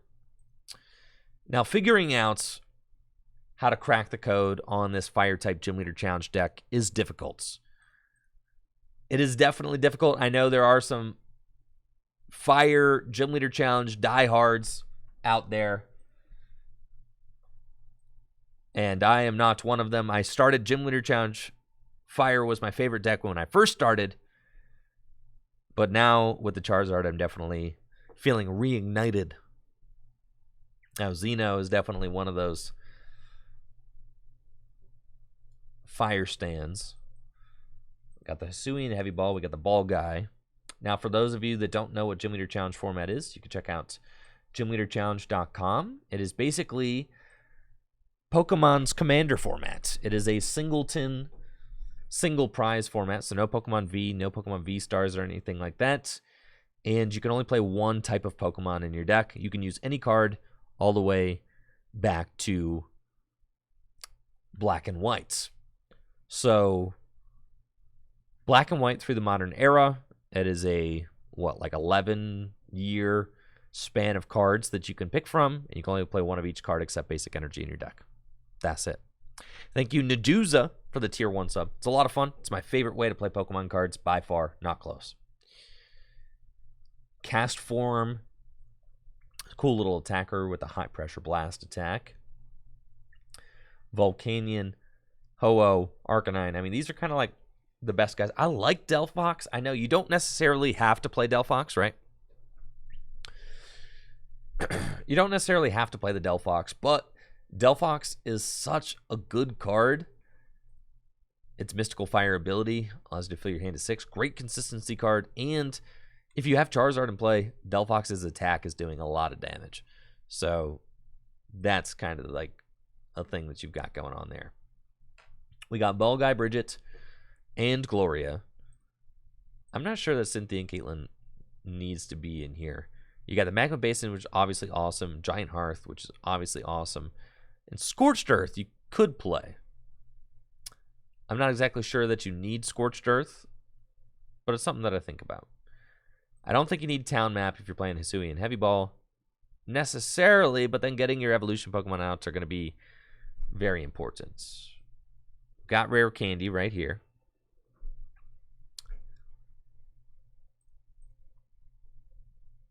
Cynthia, Colress, Blacksmith. Now, so here's something about the Fire deck is a lot of Fire deck enthusiasts are not into playing the Emboar. Dankus, the Prime sub in the 36 months. I appreciate you, Dankus. Thank you. Right, so you want to rely on like Blacksmith, Raihan, and Welder to like accelerate energy into play. You could play Gladiator. You could just play the town map and just say, like, I'll just try to play my heavy ball first. You could play Gladian, right, to go get a prized evolution card. Xeno doesn't think that Delphox is needed. Which is, all right, so if you only got one stage 2 in the deck, you're probably going to be a little bit more consistent. I do like Wally. I think Wally's actually kind of poggers for sure. I'm not a Wally hater. by any means. I love the Delphox card, but I'd understand if it's not totally needed. You've got Salazzle. You've got Scorched Earth. I'm okay. I'm down to clown. I'm down to experiment a little bit. If we just go Charizard. But we've only got 12 Pokemon in the deck right now. Heatmore is probably just worth it. Because that Pokemon's nuts. So now we can play a little bit more of like a low to the ground Salazzle, Volcanion, Arcanine, Heatmore, Ho-Oh, Cast Form. I like the Cast Form, especially if you're playing the Volcanion. If you start the Cast Form, you can retreat into Volcanion very easily on the first turn of the game. Rally Back Entei is okay, especially if you can use it for just one energy. It is nice to have beefier basic Pokemon because you're... I actually like... Alright, what about the... Yo, check this out. The thing is, we don't have anybody in our deck that does a lot of damage. But what about this guy? 180 for 2? 180 for 2 with Charizard in play, dude? I mean, that's pretty poggers. Muscle Band, you're doing 200. Just saying. Something to think about. Is something to think about. The new Moltres from Pogo, it's true. Your basic fire Pokemon's attacks do 10 more damage. So you could make it so this guy does 160. This guy is doing... That's actually not bad. Because you're fixing Ho-Oh to make it do 130, thank goodness. Because honestly, 120 is terrible. 110 is terrible here, so you're doing 120, which is better. It's not like a terrible card. He's kind of cool. I don't hate him, and he's just another like basic dude to set up behind. So I kind of like the idea of having basic guys to set up behind. That seems good.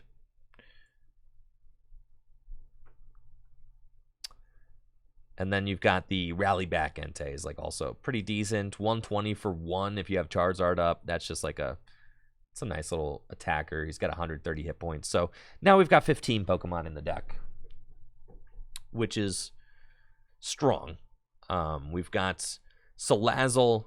We've got Magcargo. So that's like our draw engine in this deck is going to be Salazzle, Magcargo.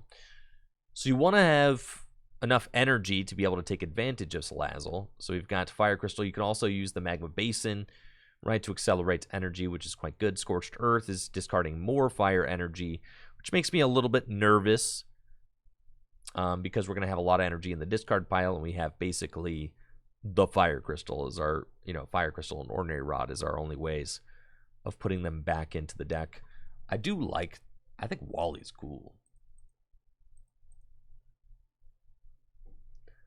Yeah, I'm going to try out that Wally for sure. I think Wally's kind of sick. Just like an instant, just go. You get to like kind of boost, boost an evolution there. That's cool. Heatmore's already in the deck, so we don't have to worry about that. Teammates is good. Definitely, you want teammates. Marnie is like doesn't absolutely need to be there. Cynthia, Culverus, Ball Guy. Yeah. Basically, those. We've got Burst Seeker, Ultra Ball, Timer Ball, Rescue Stretcher. Rescue Stretcher's good. Rescue Stretcher, Rod. I feel like are like the two we really want there. We could play. Yeah, I think we need one way to like search out the Zard, like another way to search out Zard. So Town Map could certainly be useful there. I don't want to play like another supporter card like Gladian or something like that. Cool, we got the 3 stadiums. I like a card like Lusamine. I think Lusamine to like get back Magma Basin could be cool. I feel like we're going to be losing a lot of fire energy and don't have a ton of ways to bring them back right now. I also like the idea of playing a... I also like the idea of playing... let's see, so Lusamine could be good. Also can get back here like supporters. You could get back Blacksmith or Welder or Raihan or whatever. Yeah, Lucamine's kind of cool. A Revive just for Heatmore. I feel like I want a way to get resources back. Is like one of the primary things I'm thinking. Like a way to get energy back. It's kind of what I'm thinking about. I would like... I don't think I have like Muscle Band or Fury Belt in here right now, which both seem good as well. There's so many cards you want to add, right?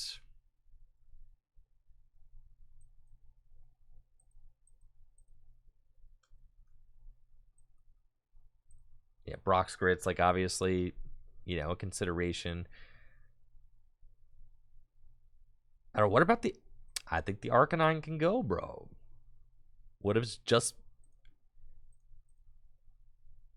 What if we don't need Arcanine, bro? Yeah, what if we take the dog out? It's just all basics. We already got Megcargo and Salazzle. That's what I'm saying. You might not need it anymore. We got Cast Form, Entei, Heatmore, Ho-Oh. That's like a good core attack, and Volcanion. You can obviously play Arcanine, but I'm saying if we're going to play Fighting Fury Belts, which is like kind of focus on the basics, and then also the Moltres, you know, I think in this particular version, I feel like we're focusing on the basics, right? So like we're going to focus in on the basics. Fisherman could be good. I think Superior Energy Retrieval could be good. To like get a bunch of energy back at the same time. I'm not exactly sure that we need to play Scorched Earth. This card I think could go. You could just go Giant Hearth Magma Basin as the 2.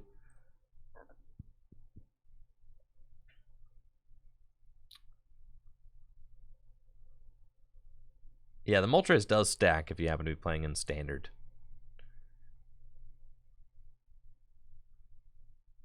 Xeno plays a Training Court over Scorched Earth. I kind of like that. Because that's the whole idea, is that I'm like looking for recovery, right? So I kind of like that. I'm looking for fire recovery. It also helps with like your... and there's a gold one, so that's cool. Pink Mudfish says, I'm looking forward to GLC at Worlds. Is there going to be Gym Leader Challenge at Worlds? Does anybody confirm that? That'd be sick, though. That'd be awesome.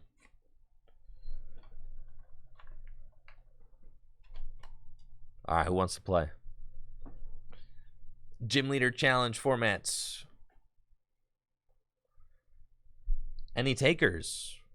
Any gamers in the chats? Luna's down to play. Cool. Luna, do I have you added here? On Pizza CGO. Xeno is down. All right. Najuza.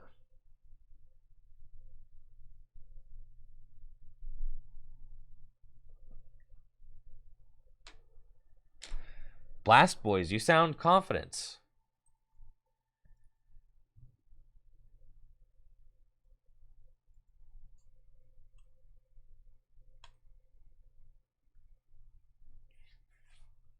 Seymour. Nice, you down to play? Cool.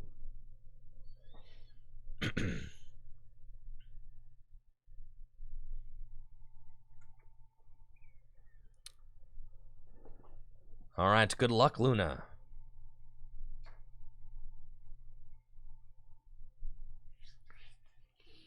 Luna and I got to play at the North American International Championships. A little Gym Leader Challenge match. That was fun. Want to go first with Fire? We're going to choose to go second. See if we can't get a broken turn 1.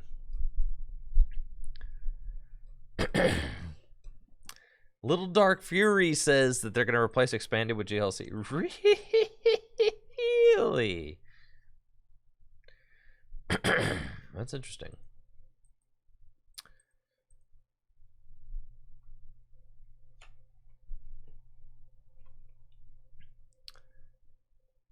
Playing against Luna with their Lightning deck. I played against Luna at the North American International Championships. We had a Lightning Gym Leader Challenge mirror. And now I'm going to be playing my new Fire deck featuring the new Charizard from the Pokemon Go sets. Lightning is a very low to the ground, aggressive deck. It's tough to keep up with, especially with Zapdos capable of using Thunderous Assault on the first turn of the game, going seconds. We've got turn 1 Gloria, so we're definitely going to use that to start setting up our Pokemon. So I'm going to take a look and see what I have prized. We've got Salazzle in the deck. We've got Magcargo, and that evolution line in the deck. Do I have Charizard? I do not have Charizard in the deck, or Charmeleon. So we're going to hope that we can find the town map to help dig them out. I'm thinking that Rallyback Entei will be a great grab, as well as Slugma and Salandit. And then I'm going to attach a Fire Energy to Charmander and use Collect. So we're going to do that. And then if Luna takes a knockout on my Charmander, I can go Raihan and rally back Entei and take a return knockout. Electabuzz has the Haymaker attack, which does 30 damage, plus 20 more damage with the Muscle Band right now. And Colress will draw Luna 5 cards. Thank you, Sammy and Pokemon and Beer, for those subs. Pokemon and Beer with a Prime sub in 14 months. Oh, thank you so much, Pokemon and Beer. And thank you, Sammy, for the sub in the 11 months as well. They're going to hit my Charmander for 50, which is cool. I've got an Ultra Ball, so lots of recovery cards in my hand that I'm not necessarily trying to get rid of. I think that I can Ultra Ball away probably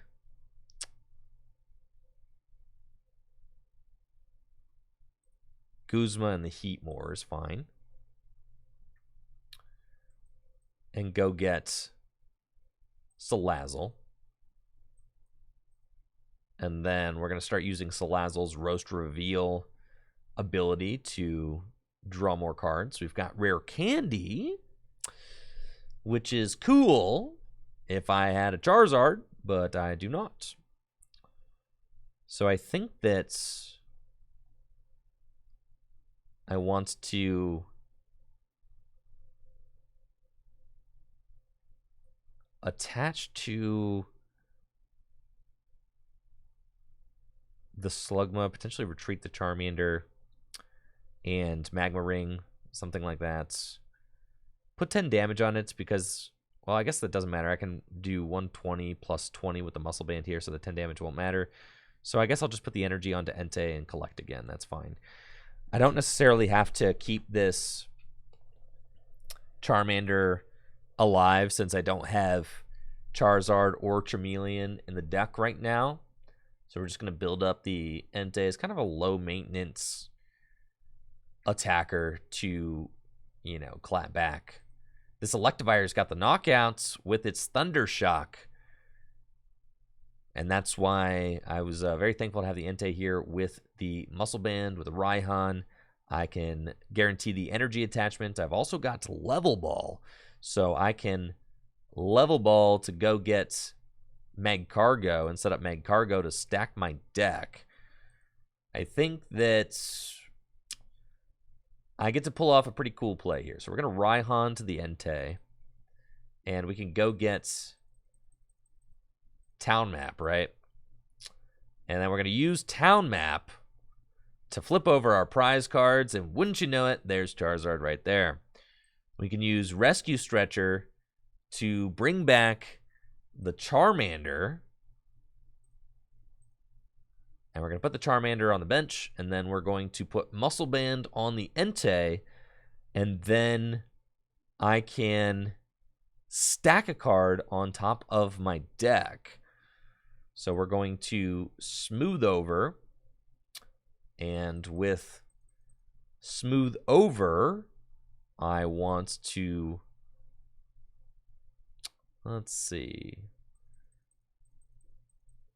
we basically want to guarantee that I'll be able to attack the following turn. I could do that with Charizard if I have a Blacksmith, so I could Blacksmith and just do it with my Charizard, which is kind of cool next turn, so maybe we'll look into doing that. And then we're just going to rally back, take the knockouts. I've got a really good hand right now, so I can just go get Charizard, and I've got Rare Candy Charizard. And then I've got Blacksmith on the top of the deck, which is certainly very cool. I can use the Blacksmith to accelerate 2 fire energy to my Charizard if I just want to have that Charizard in my back pocket as a potential attacker. It looks like Luna is going to swing for 80 damage with Zapdos. Doesn't have a lot going on. We've got the Blacksmith. Let's Rare Candy into the Charizard. And I actually don't need to use Blacksmith since the Entei did not get knocked out. So instead, I'm going to just use Ordinary Rod, and I'm going to shuffle the Heatmore and the Fire Energy, or just the Heatmore, actually, excuse me, back into the deck, and then I'm going to use Cynthia. We'll see 6 new cards. So plenty of good cards here. I can use Smooth Over to go. Let's stack like a Quick Ball or something. And then we're going to Roast Reveal and draw into the Quick Ball. I mean, that's the busted combo in this deck, is that you've got the ability. Now, let's just do this. The ability to stack whatever you want and then draw into it instantly, right? It's amazing. Quick Ball away the Evo Soda. Let's go get the Heatmore. And we're going to start powering up the Heatmore. Attach a Fire Energy there. And I can use Fire Main for the knockout, which is so good, all thanks to that Charizard's Burn Brightly ability. We'll put the, no need to equip the Float Stone. We're just going to Fire Main for 120 damage. I think that the Entei just gets a lot better with the Charizard, right? Because Entei previously is like, 100 damage for 3, 120 for 2, but with Charizard out, 120 for 1 and 100 for 2 is a lot stronger. So that is a nice card to have, especially to trade with, lower hit points Pokemon. I am ahead on prizes now, so I do have to worry about Raikou and its amazing shots attack. If Luna is able to find that counter energy, Luna can very easily take that knockouts with Raikou, but I have got an absolutely busted turn ahead with Heatmore. Let's see. I'm a little bit short of taking this knockout of the Zapdos with Heatmore, but I can at least knock out the Raikou, so that's exciting. We're going to use Smooth Over, and we're going to stack the Blacksmith. And then we'll draw into the Blacksmith here. And with the Blacksmith, I can accelerate 2 fire energy from my discard pile to the Heatmore, put a Fighting Fury belt on it. I can attach a bonus energy for turn to Ho-Oh. So we'll do that. And then use Exciting Flame. And even though I've only got 3 energy on Heatmore because of Charizard, it's basically 6 energy. And with 6 energy, I get to do 180 damage to one of Luna's bench Pokemon. So we can knock out that Raikou on the bench and do 90 damage to their active Zapdos. We'll grab, or 100 damage with the Fighting Fury belts. So we'll grab the Giant Hearth. And then we can stack Welder if we want to. We can also use Giant Hearth to go get a fire energy so that I can use Roast Reveal. We've got some pretty cool things we can do. With Salazzle and Magcargo, you have a lot of control over what you draw into every turn. And then Charizard is just the perfect card to help buff. And there we go. This is game. No, it's not game. Dang it. Actually, if I had just attacked. No! No, I didn't need a boss. I had it the wrong way. Anyways, it would have been game. Oh, and then I've got Moltres in the deck. Yeah. I forgot all about, man, this is scuffed. So anyways, all I had to do was go get the Moltres, and then we could have done Exciting Flame. GG's, Luna. Thanks for being a good sport there. Yeah, so that's pretty cool. I do like the Moltres. The Moltres, I think, helps get your damage output just up a little bit more, which is nice. Up next, we got Zeno. All right, Zeno. Are we friends right now? And sorry you didn't really play any draw supporters there, Luna. That was tough. Yeah, that was tough for sure. I'm sorry to see that. I have a suspicion that Zeno is going to be... Aren't you Lil Simba or something? What's the screen name? Yeah, Lil Simba 1. Lily Simba 1.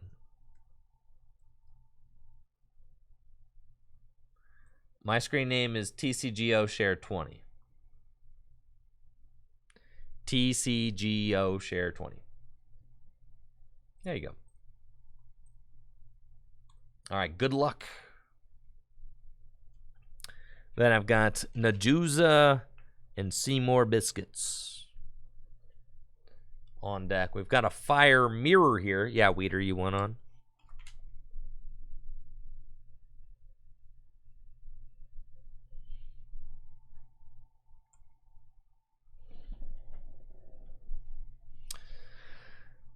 Stinky, the price to get into Gym Leader Challenge is relatively cheap. I'd like to go first. We're going to go second.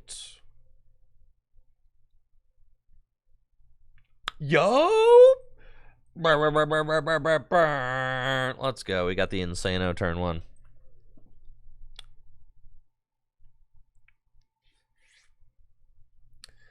Playing a Fire Mirror against Lily Simba. Simba has been a Fire-type Gym Leader Challenge diehard since the inception of the format nearly a year ago.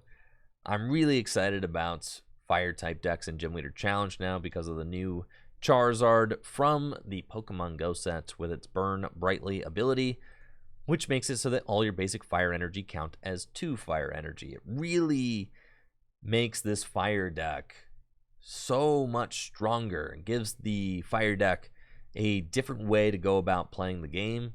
The Charizard is the perfect support Pokemon for your basic attackers. Attackers like Entei can use Rally Back for just 1 Fire energy instead of 2. And Charizard's got an attack that does 170 damage for just 2 Fire energy if you have access to the ability. Thank you, Seti, for that Prime sub and the 6 months. We've got the strongest turn 1 we can possibly have with the Fire deck. And what's hilarious is that I prized the Volcanion, but I've also got the Hisuian Heavy Ball in my hand, so it does not matter. We can go get Salazzle, Magcargo, and then we want an attacker. It's probably just going to be Ho-Oh. Now, what's unfortunate is that, let's see, Ho-Oh is pretty good, but Ho-Oh's not doing enough to knock out Entei. But I could not get Slugma, and I can instead get Moltres and Ho-Oh, right? And then Moltres' ability would make it so Ho-Oh is doing 130, which is enough to knock out the Entei. So let's do this. And then we're going to Heavy Ball and go get the prized Volcanion. Unfortunately, we've prized Charizard and Heatmore, so that's sad. And Welder, but it's all good. Volcanion is the fellow we want. We're going to attach the Float Stone, go into Volcanion, and use Flare Starter on turn 1. We get to search our deck for 3 fire energy and attach them to our Pokemon in any way we want. So we're going to attach 2 to Ho-Oh and 1 to Volcanion. Next turn, I'm going to be able to use High Heat Blast for 120 damage. The Moltres really does help with the fire deck's math, right? It's because 120 is so much better than 110. 130 is so much better than 120. And then your buffs go further because you've got the Muscle Band, right, which can make you hit 150 on the Ho-Oh, which is certainly very good. You could use Fighting Fury Belt, which could allow you to hit 130 with the Volcanion. Little Simba has to use N, which gives us a both fresh hand of 6. And I find Cynthia as well as Ball Guy.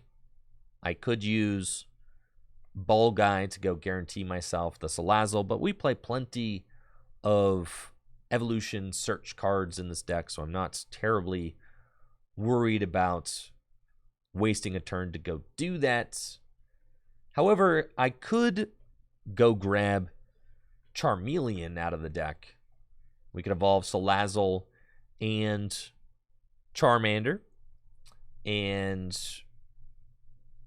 then once we have Charmeleon in play, I just need to find the town map to go get the Charizard out of my prizes, and then we're ready to go.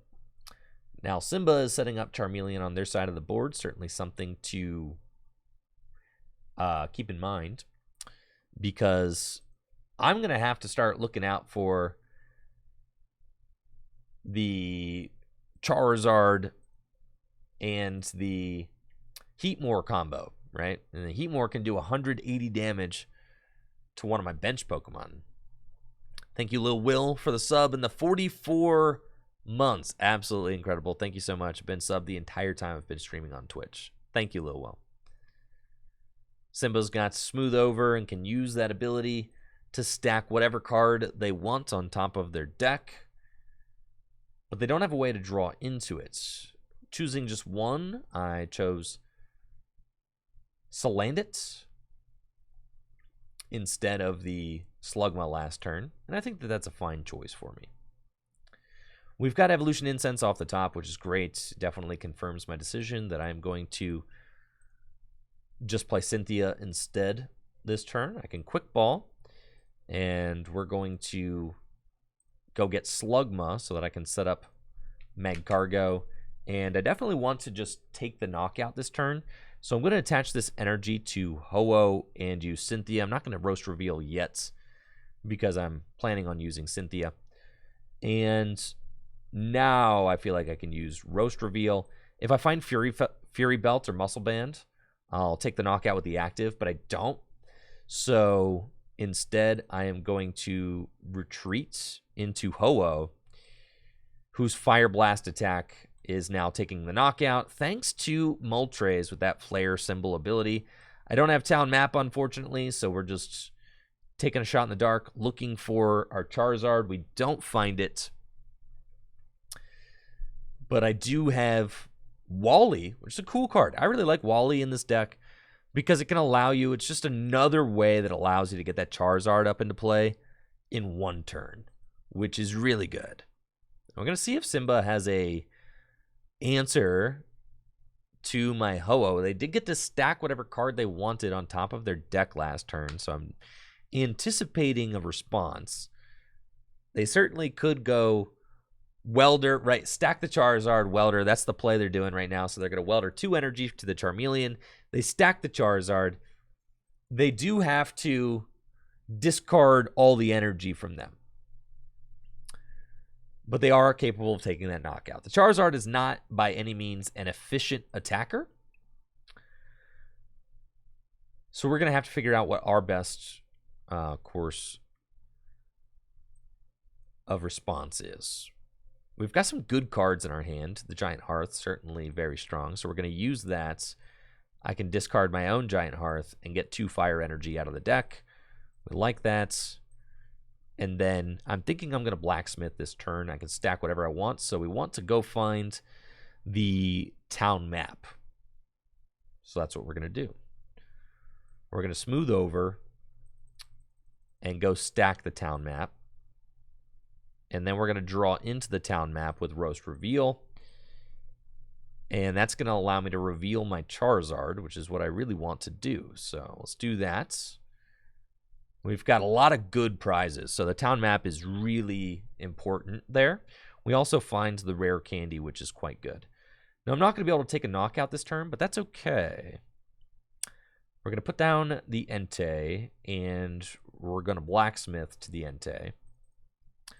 And then I get to kind of cheat an extra attachment. We're going to attach to the Volcanion, and I'm thinking that I can kind of do a little 2-hit KO play. That's fine. And then I also want to try and evolve my Charmander this turn if I can. Grab that Charmeleon. And now I don't even need the rare candy to get...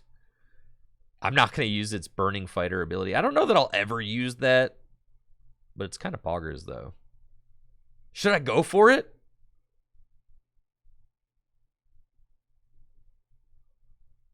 Nah.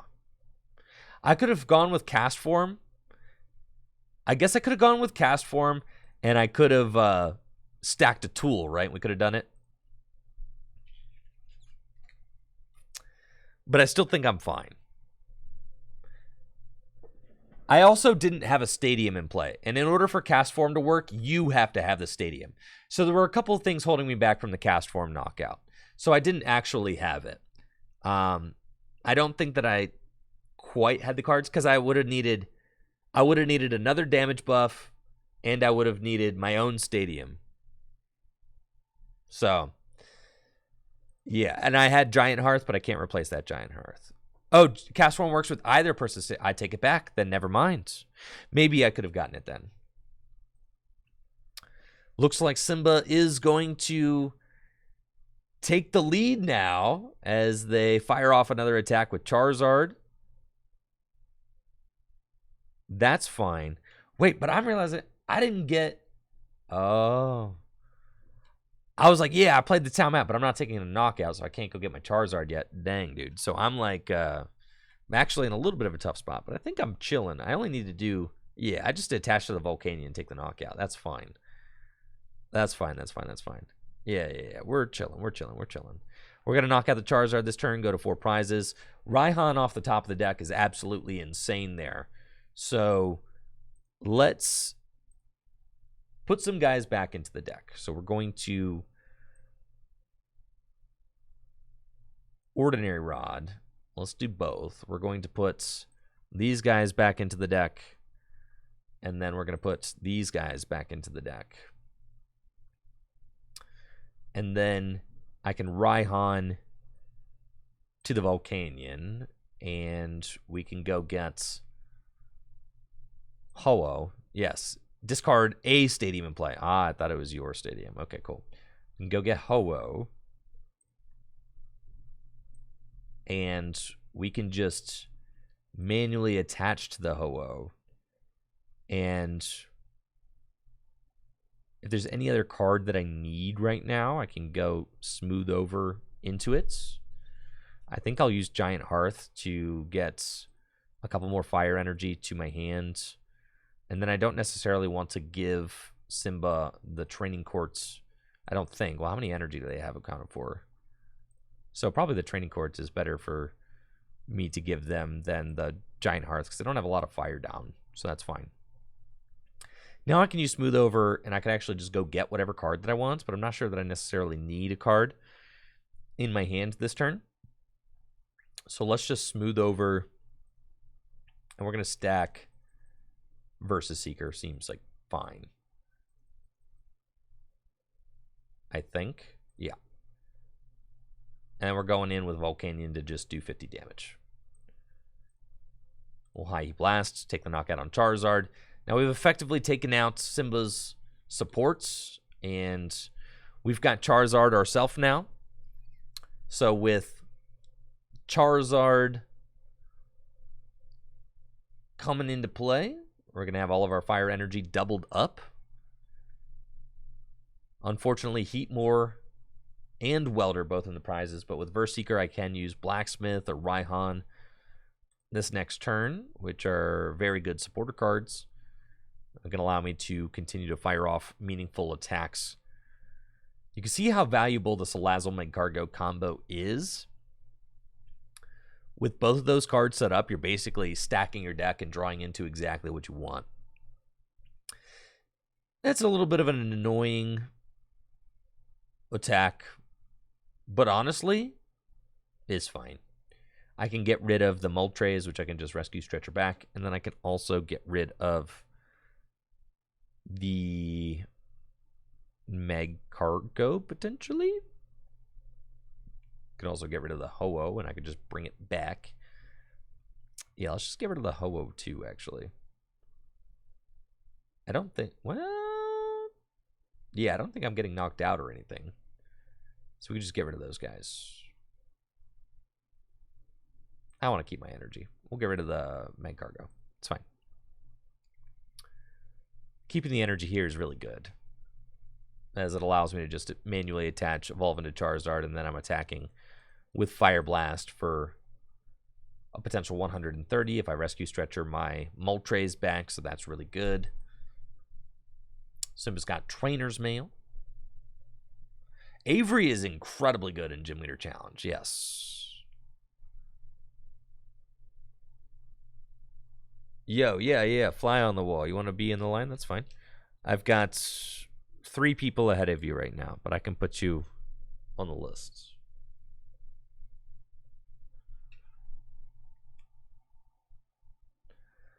I'm definitely a fan of this Moltres. I can't believe that it makes as big of a difference in this deck as it does, but I really think it does.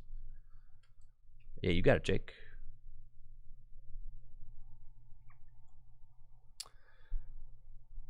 Simba's got a Rescue Stretcher, so can maybe use that to bring back an attacker, but at this point, I think that's... Yeah, the Charizard going back into the deck. We're at 4-4 prizes. There's still like a lot of game left here to be had. If Simba can reestablish a board, I'm definitely, I would say, favored at this point, as I'm about to be able to knock out this Magcargo, which is their support Pokemon, which is very strong. I can also just chase down whatever I want to chase down, right? Because, well, I guess not. I did get rid of my Magcargo, unfortunately, so I can't just go stack whatever I want.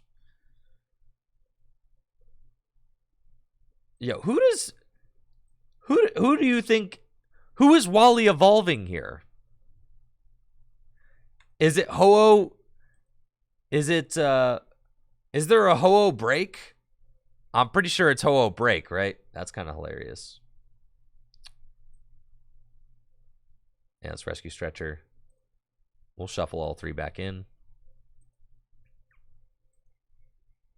90 hit points is all I have to get, so that's not a lot. I can roast reveal.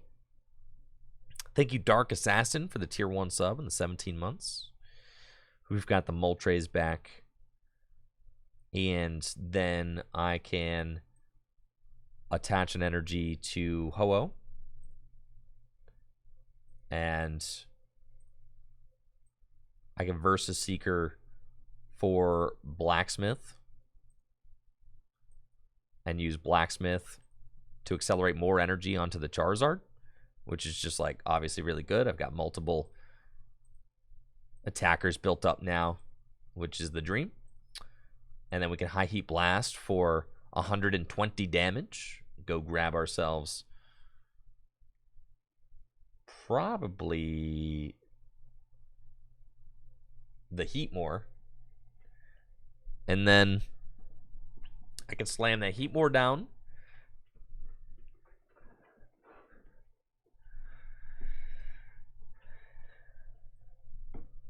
And we can use Magma Basin to start accelerating energy onto it. The Magma Basin Stadium is so good, too. I mean, it's one of the best stadium cards, like, ever printed, honestly. It's so good. Accelerating energy, like, any deck that had Magma Basin available to it would be absolutely thrilled in Gym Leader Challenge, but it's nice that Fire has this as an additional option. It's like one of the themes of the Fire deck is trainer-based energy acceleration, right? You've got Magma Basin, you've got Blacksmith, you've got Welder, you've got Raihan. You've got all these different ways to accelerate fire energy into play, which is really cool. Got Heat More off the top. That's good. We're going to Roast Reveal. Or not Heat More off the top. Heat More off the prizes. We've got Boss's Orders to potentially bring up Cast Form. Cast Form's looking a little saucy. Probably just going to boss up the Cast Form and knock it out while we set up some other guys. Right? Fury Belts onto the Heat More, attach, and then let's just Magma Basin to the Heat More. Now Heat More is in a position where it's like, all right, next turn. And look how many meaningful attackers I have in play right now. Ho-Oh, Fire Blast for just 2 energy, doing 130 damage because of the Moltres. I've got Heat More, which is ready to use Exciting Flame next turn, right? For 110 damage with the Muscle Band or with the Fighting Fury Belt and the Moltres. Yeah, I probably should have Field Blower my own stadium, but it's all good. I'm pretty sure I got it. Maybe not, but I'm pretty sure I'm chilling. Potentially could have Field Blower my own stadium to make it so that Simba cannot use the Magma Basin. But I still think Simba's probably going to be stuck not launching a meaningful attack this turn. This deck is really cool now, though. Like, I'm loving it, dude. Between Ho-Oh and Moltres, I love Ho-Oh and Moltres. In fact, I got both Ho-Oh and Moltres tattooed on my person. I got a Ho-Oh over here. And I got a Moltres up there. Yeah, there's Moltres. Where's Moltres? Hey, Moltres over there. There he is. Yes.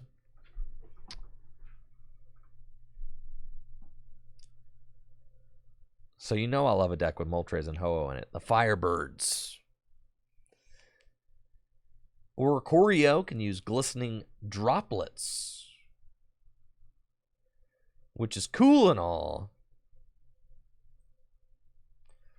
This is cool and all. I mean, it's cool for sure. Can Ultra Ball away these. And go get Mag Cargo, and this should be GG's, right? Because I can just welder. Oh, it doesn't matter. I can welder 1 energy, and then we're doing. Yeah. There we go. Welder 1 fire here. And we retreat, and that is GG's. I can Exciting Flame for 110 to the active and 180 to that bench Charmander. GG's, Simba. GG's. Najuza. What's your, let me get screen names. Najuza, Seymour. Do I have you added? Yeah, Seymour Biscuits right here. Najuza, do I have your Weeders? I'm pretty sure I got Weeder. Yeah, I got Weeder.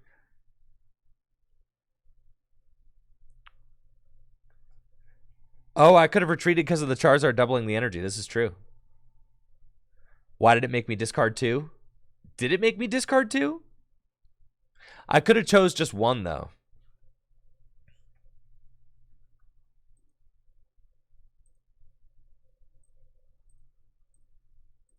That's true.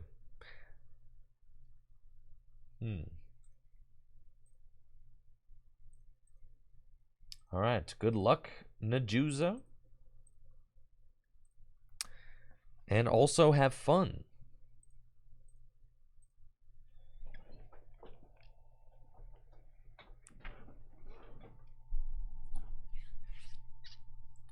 You can discard 2 because it's like each fire energy is worth 2, so you could choose to. I don't really know how it works out. Yeah, I don't know, man. Yeah. Should you be able to pick 2? I don't think so. Yeah, maybe though. Yeah, I don't know, man. I don't know. Yeah, it might be a bug. Right.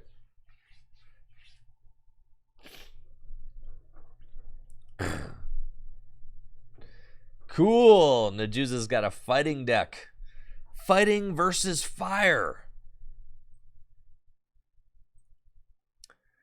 Najuza is playing a fighting type gym leader challenge deck featuring Regirock and Farfetch. Regirock is a good lead. 130 hit points, can use Regigates to search out other basics. I have got Giant Hearth. I can use Giant Hearth to discard a fire energy and go get 2 more fire energy from my deck. Unfortunately, yeah, I'm not doing too much here. I mean, I can blacksmith 1, but I guess we'll blacksmith the 1. It's like kind of worth it to do that because next turn, if I top deck like a draw supporter or something like that, then I can play the draw supporter and I don't need to use blacksmith, right? So that's the hope.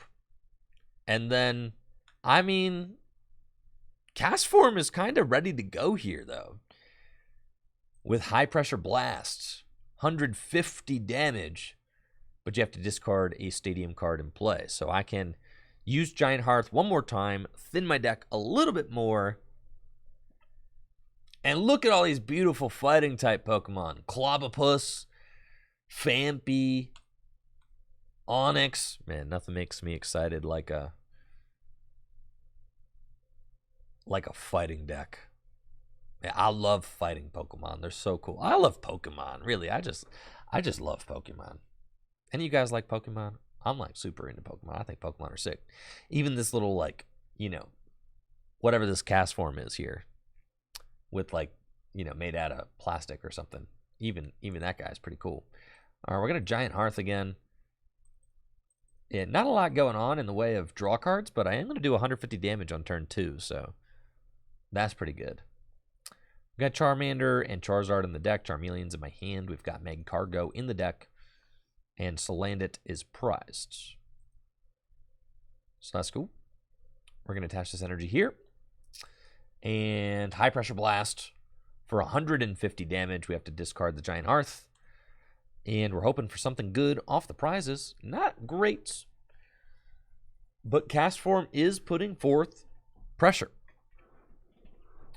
So that's good for us. We love to see that. There are a bunch of cards in my deck that can bail me out of this situation that I'm in. Bind, what do you do? Okay, so looks like Najuza trying to buy a little time while I set up. They've got Steelix now, and they're just going to use Clobbopus's Bind attack. Fighting Fury Bounce, give me a little bit more HP. Get the energy back. I don't really know where, like, is it worth putting the energy down anywhere? Probably not. Yeah, I'm just going to let it rip again. That's cool. Cast form. 160 damage.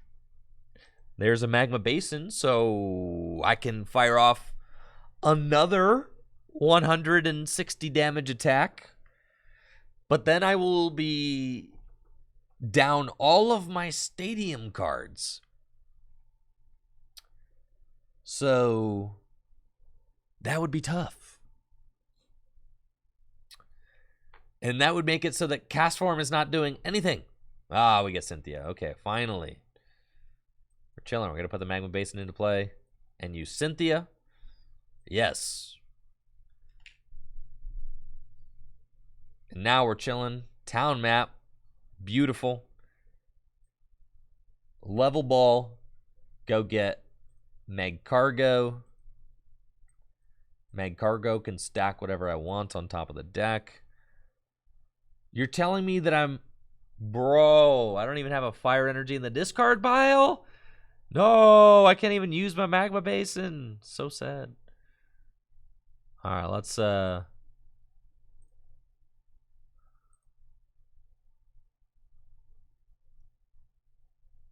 Dang, man.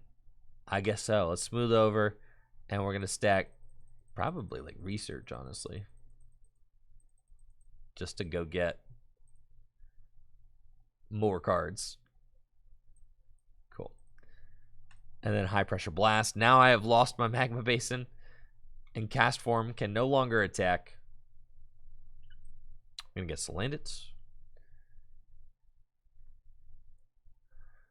I am down all of my stadium cards, so unless Najuza plays a stadium for me, then Cast Form is just kind of wasting space. Lusamine is cool for sure. Bring your stadiums back. Bring your supporters back. Najuza has Bird Keeper. Can use Bird Keeper to switch into Steelix. Steelix doesn't have any damage counters on it yet, though. So, won't be using Powerful Rage for any amount of damage. Needs a third energy in order to Earthquake. Now, all of these Pokemon that Najuza has in play are Earthquakers. We've got Steelix and whoever Barboach Sr. is, yeah, Wishcash and Donphan. They all got like an Earthquake attack that does damage to the bench Pokemon, so it's pretty cool. They're all attackers that can do a lot of damage for not a lot of energy. We'll see what Najuza finds off of that Bird Keeper, though. Evolution Incense can go get Donphan.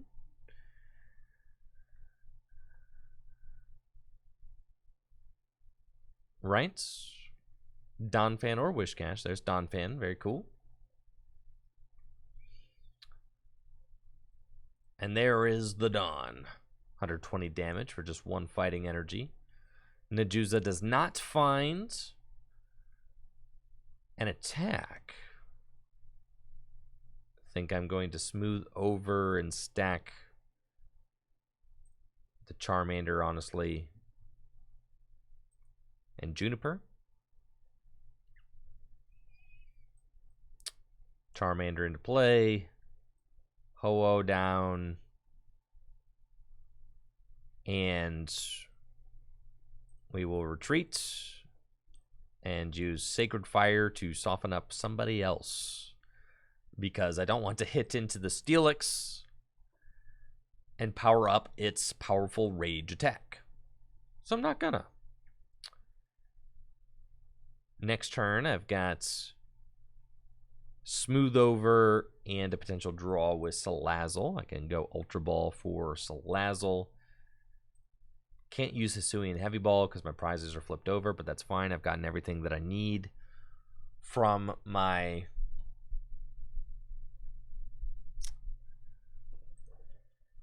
I got Guzma. Okay. That Donphan getting in there with a Stone Fighting Energy, making it a little bit tankier and harder to knock out. I can just attach energy to Ho-Oh and take the KO. Rare Candy off the top of the deck is insane because I can Ultra Ball. Let's see, I can Ball Guy to thin the deck more, right?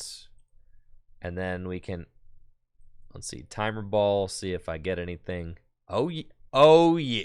Oh, yeah. Yeah, that's what I'm talking about right there. Rare Candy into Charizard. Yeah. Salazzle. Broken deck. Ultra Ball away. Yeah, I guess I didn't have to Ultra Ball. I could have Nest Ball. It's cool because they're all basics, but it's cool. I'm thinning the Heavy Ball out of my deck. That's what I'm doing. And then we've got Heatmore. Start powering up. It's pretty cool. Let's go get Heatmore. Can Roast Reveal. Is it worth it to Roast Reveal? I'm getting N as my supporter card, so probably. Let's do that. We find a Rod and another Fire, so that is very good. Let's just put the Fire energy onto Heatmore. Retreats. And we will use Fire Blast for the 100 damage we need to take the knockouts. And off of the prizes, I guess I'm going to go get N. Even though it is not the most substantial draw card for me. Still not bad.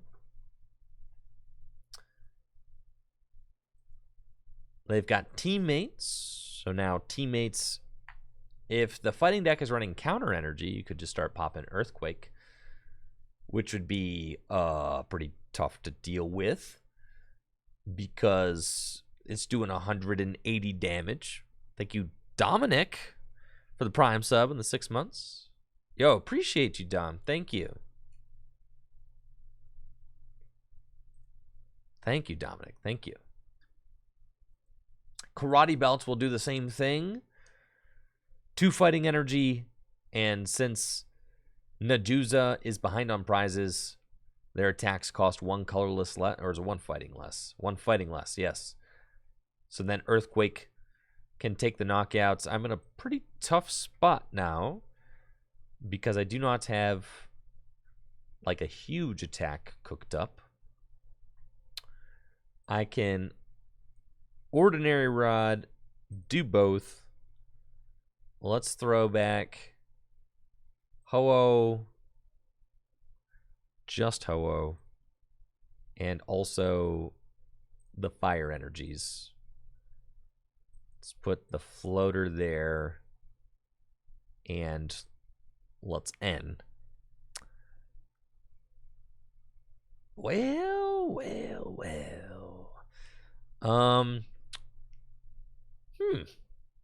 Well, these are pretty good cards.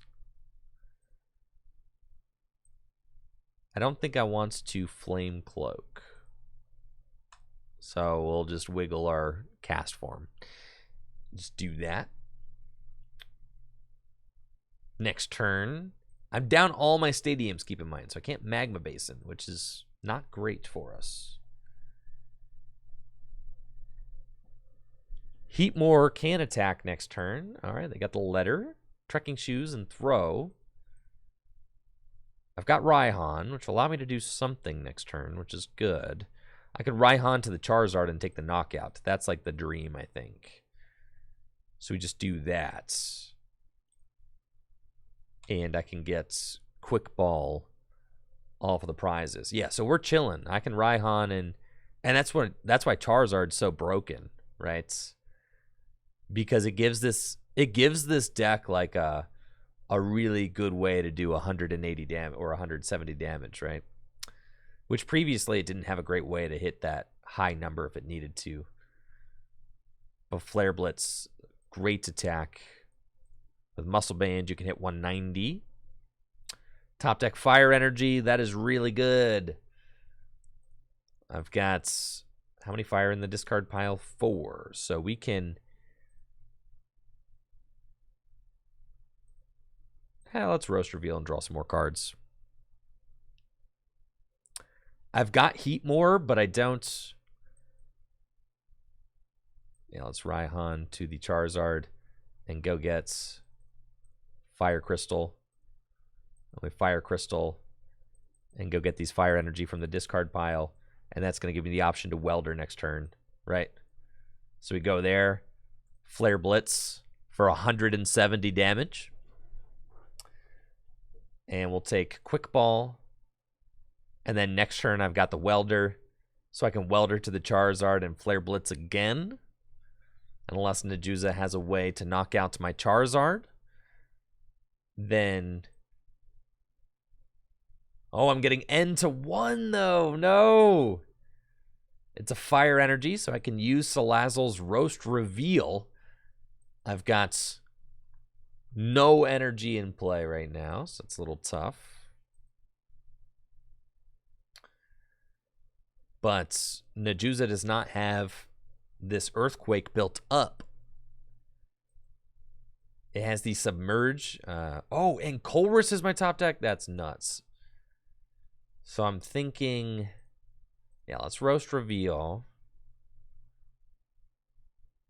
And we've got Game. That's so insane. I could just Versus Seeker for the Blacksmith, right? Do I have enough fire in the discard pile? It doesn't matter, so long as I have 1. Yep. Versus Seeker for Blacksmith. There we go. Blacksmith to the Charizard. And we can Flare Blitz for 170 damage. And that is GG's with the new Pokemon Go Charizard really showing its stuff there. Yo, good game, Najuza. Good game, good game. Seymour, you're up next. Of course, if you're looking for any of the newest cards from the Pokemon Go sets, make sure to check out fullgripgames.com. We've got sealed product as well as singles from the Pokemon Go sets available at Full Grip Games. So thank you guys so much for shopping at Full Grip and supporting the channel in that way. Would like to go first? Nah, bro.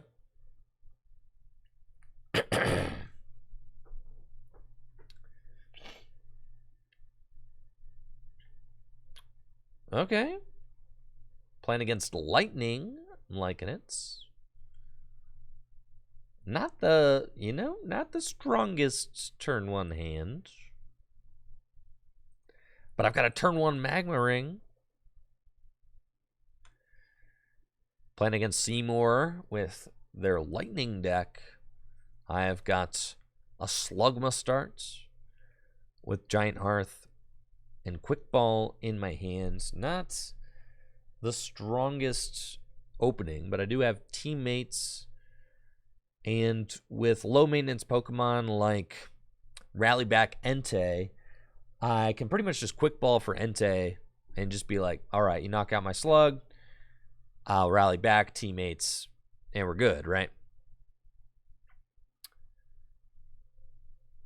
Looks like Seymour's going to get a Zapdos down, and we find Salandit, which is awesome. That is a very good top deck for us. It's going to allow us to evolve into Salazzle potentially next turn. I want to keep the teammates. I want to keep the Fury Belts. A lot of cards here that I'm not trying to get rid of, actually. So I think I can Giant Hearth. With Giant Hearth, probably away the Fire Energy, as much as that doesn't feel great. And then we have to Quick Ball away another Fire Energy. Take a look at our prizes. We've got Entei in the deck. We've got Ho-Oh, we've got Charmeleon, Charizard, and we've got Magcargo and Salazzle. So that's all very good. I'm going to go get Entei. And we're going to attach Fire Energy to the Entei. And let's just Timer Ball now. Cool. It will pass. That's fine. That's fine. It's cool, man. It's cool. We were going to Timer Ball preemptively so that, I don't top deck into Salazzle, because we just pull the Salazzle and the Magcargo to the hand, but Timer Ball deniers are cheering from the rooftops right now. They're like, see, I told you, Mahone. It's a blank card. 2 tails every time. No way, bro.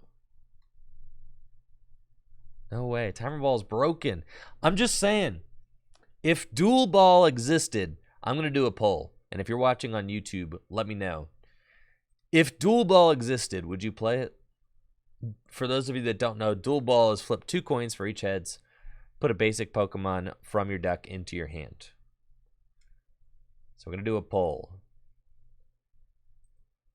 If Dual Ball existed, would you play it? Yes or no? 2 minutes.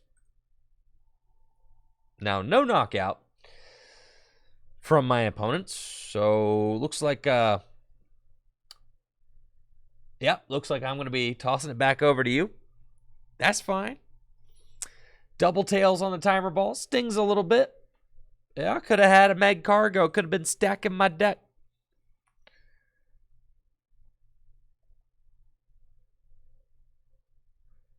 But it's cool. Teammates, if Seymour takes a knockout, I'll be able to bail out of that situation.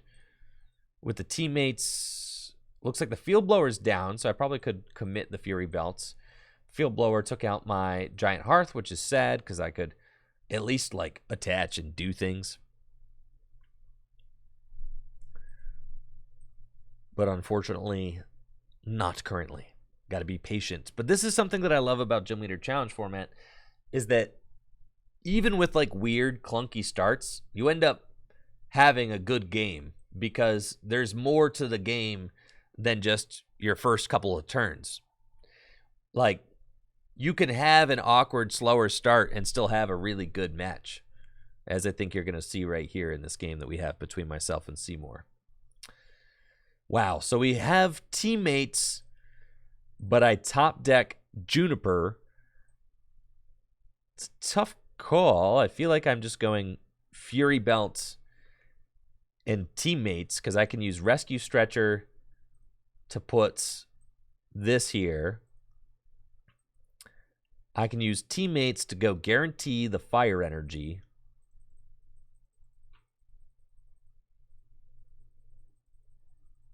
And then we also want to go get probably the Charmander. So we're going to get that. We'll get Nest Ball. It's fine. So do that. Nest Ball, go get the Charmander. And then rally back for the knockouts.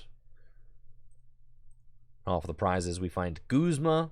Next turn, we'll Juniper. I'm not anticipating that this Entei is going to go down since it has 170 hit points with the Fighting Fury Belt equipped, and Seymour has already used that Field Blower on one of my stadiums. So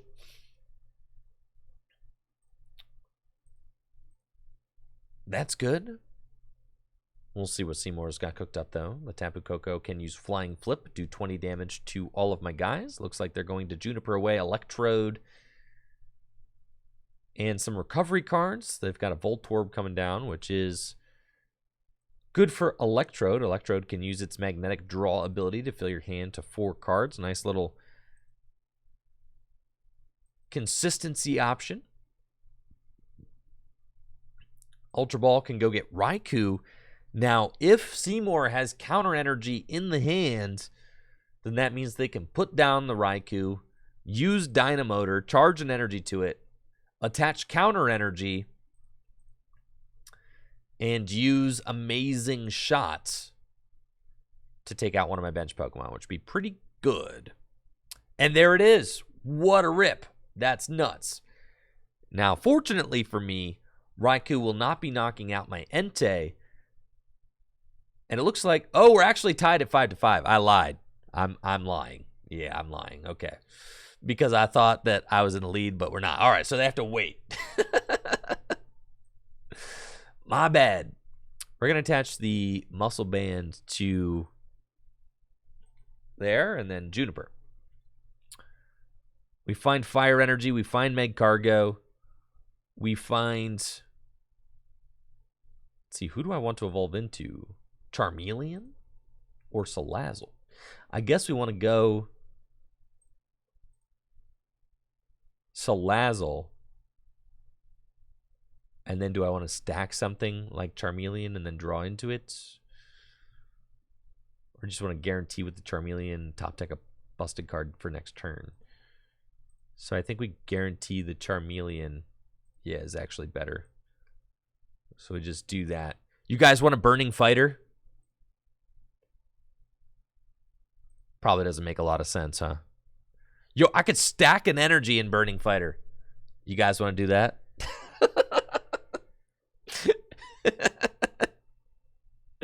Thank you, a lot of raccoons, for the Prime sub. That seems irresponsible. If I'm being 100, it seems possible.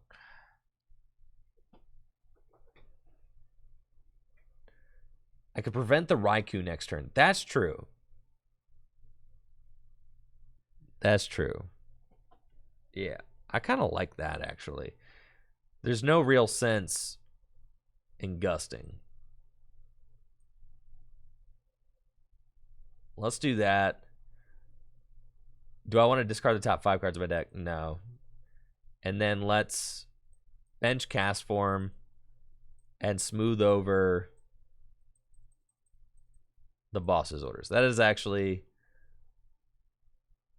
yeah, I think a really slick play. We're just going to do 40 damage to the Voltorb. And then next turn, we can boss the Raikou. And, you know, that's the kind of back and forth play I really like about this format, right? Is that you have to play around cards like Counter Energy. It's not always correct to just take the knockout. Sometimes it's correct to do a little dancing.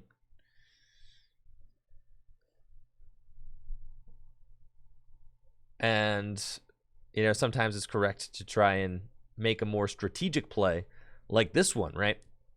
Where obviously Raikou can just unleash its amazing shots if I let it, but we can gust it up. And then I can use Smooth Over again. And with this next Smooth Over, I'm thinking Blacksmith is the card. I think. Raihan also good.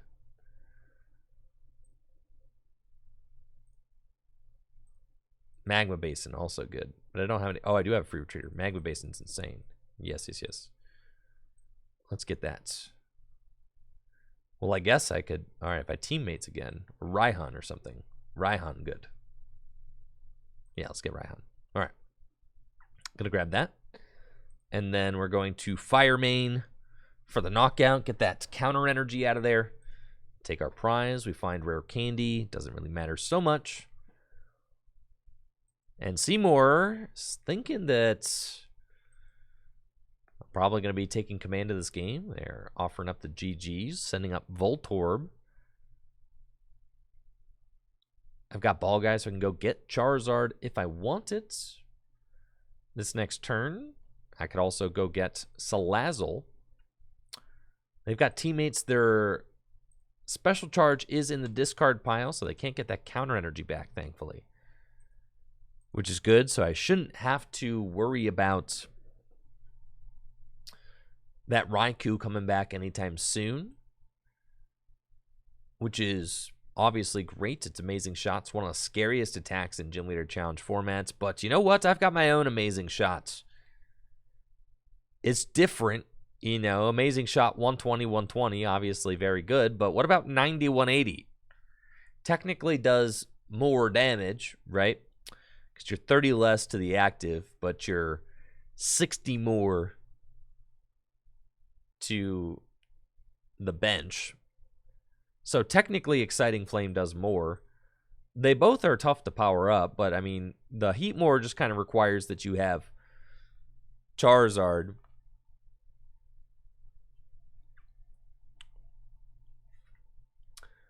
The Heatmore requires that you have Charizard set up, basically, in order to get, you know, the 6 energy required to do that. We got some people in the chat saying that Heatmore is better than Raikou. Oh, I don't know about that. Raikou is broken, for sure. Raikou is quite good. The reason Raikou is so good is because... Nice, I'm paralyzed now. Is because of the...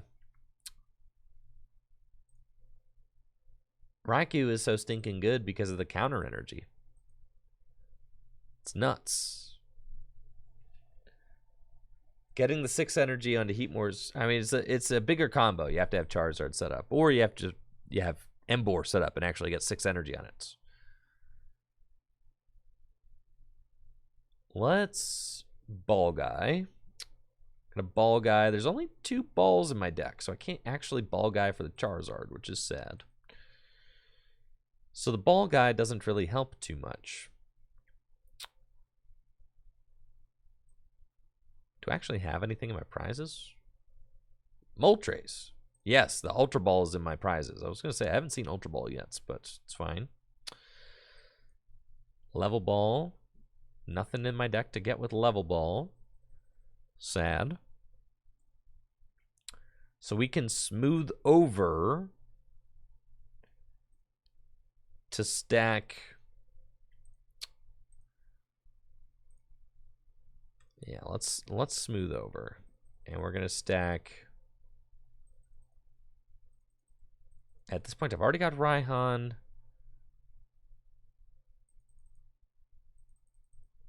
I've got Magma Basin would also be good. With the Raihan, give me some options. Sure. So we're going to get that card too. And then we are going to pass. So we're going to do that.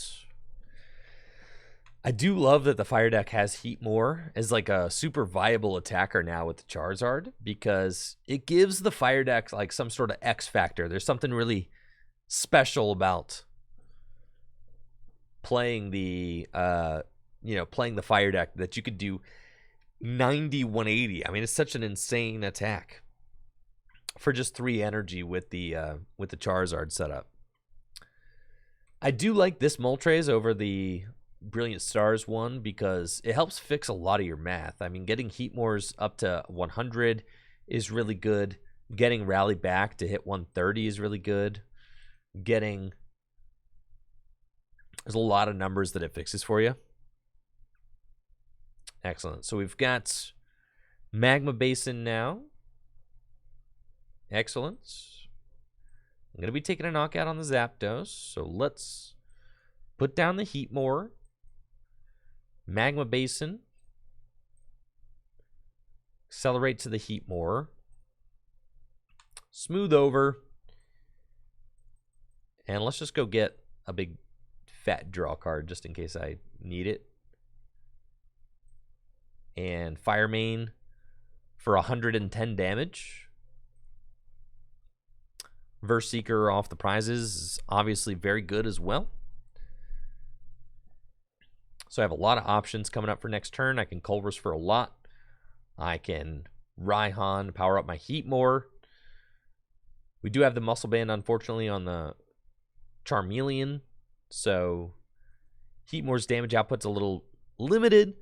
I do really like that with Muscle Band and Moltres, you can make Heatmor's Exciting Flame do 120 to the active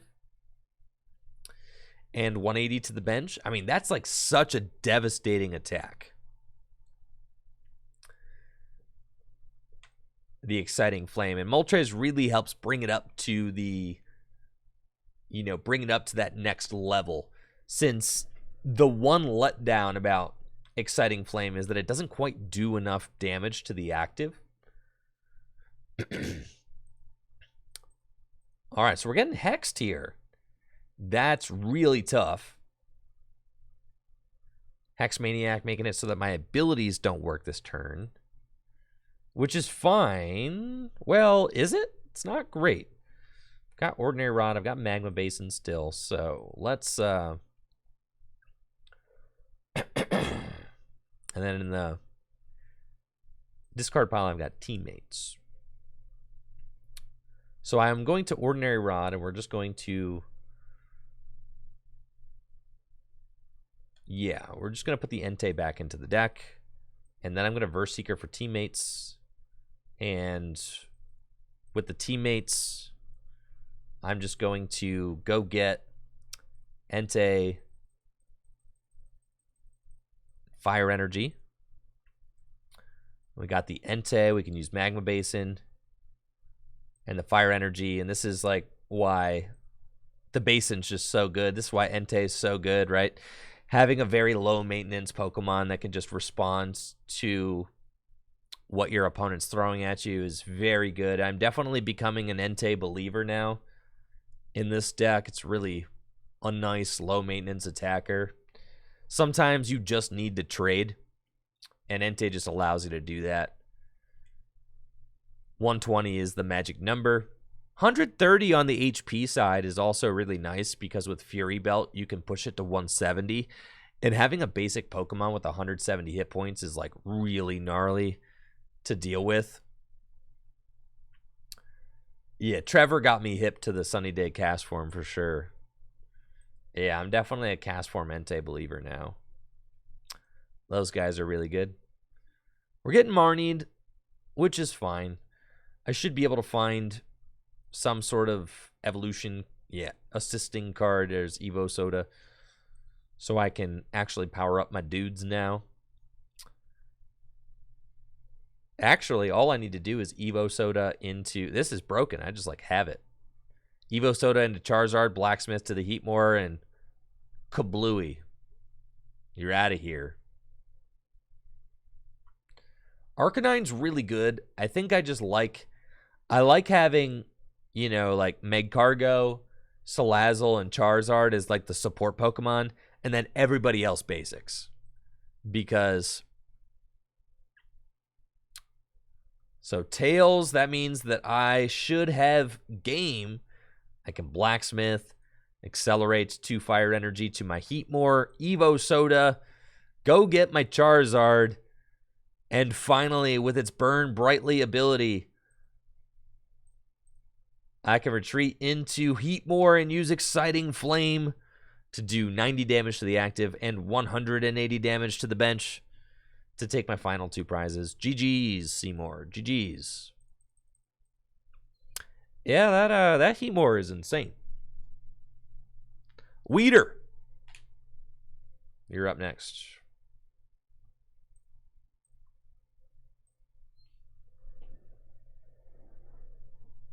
Yeah, that's a tough one, Seymour.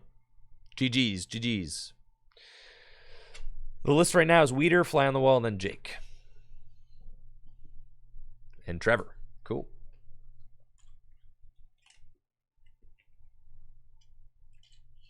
Need my Sharpie.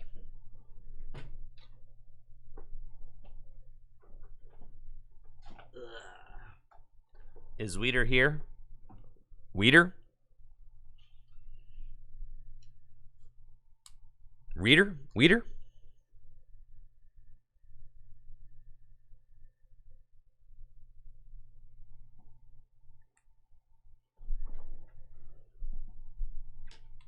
All right, Weeder's not here, so we're gonna skip. Fly on the Wall. What's your screen name, Fly?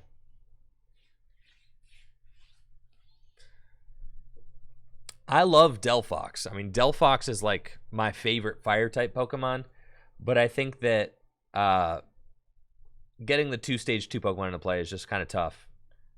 It's not like Grass, where getting 3-stage 2 Pokemon into play is no problem. Fly on the Wall. You hear? Fly on the Wall. No? Going once? Going twice? We're going to keep it pushing. All right, Jake. You're up.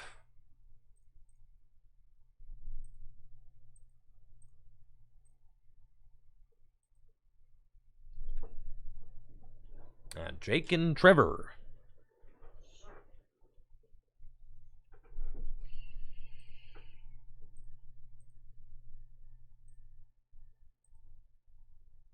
What's up, Jake? You good, bro?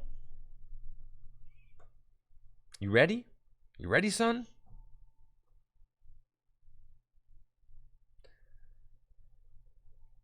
I am curious when my package from the Pokemon Company is going to show up.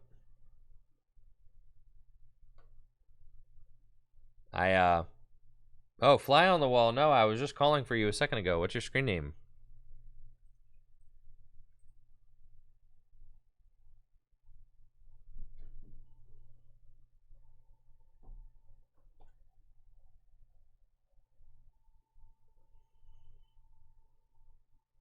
Yes, you're up. Fly on the Wall. I'll get you after this one. Yes. Next game. Next game.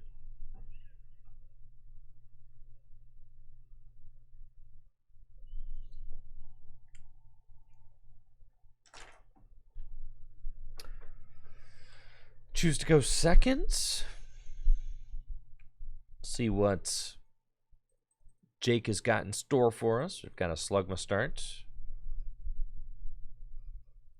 Looks like I'm playing against Jake's Psychic deck, potentially a Psychic spread deck, judging by the coughing, which can evolve into Wheezing with its detention gas ability.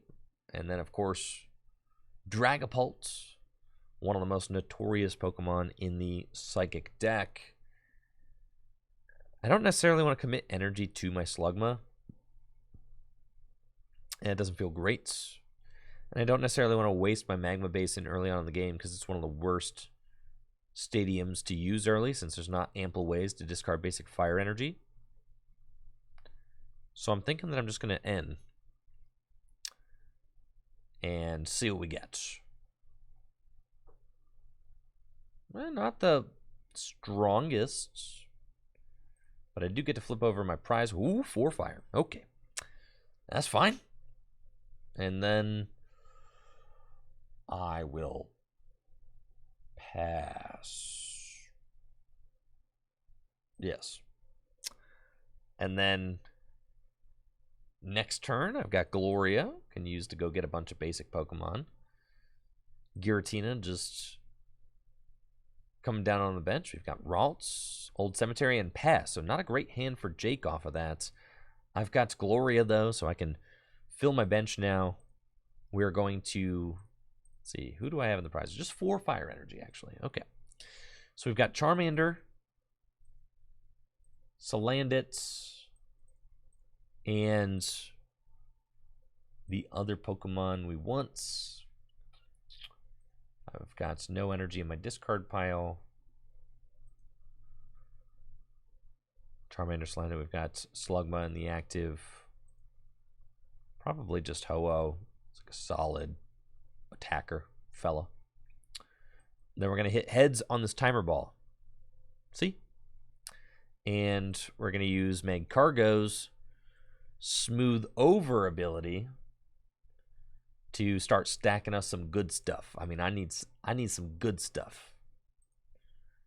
I'm definitely not getting pinged by that Old Cemetery. Think again. We'll smooth over. And I'm looking for, I don't necessarily want to research next turn, but I do want a strong supporter card. Cynthia seems fine. So we're going to stack Cynthia and pass. Magcargo doing its thing. Detention gas now online. And I think it's an immediate pass from Jake. But that detention gas is going to be spreading damage to my bench fellas. I'm going to, I think, commit the Muscle Band to my Ho-Oh and Cynthia. While Jake has a little bit of a slower setup. We've got 5 fire energy and Guzma. So next turn I can definitely get out of this if I want it. I think I'm going to attach my energy to Ho-Oh and then smooth over.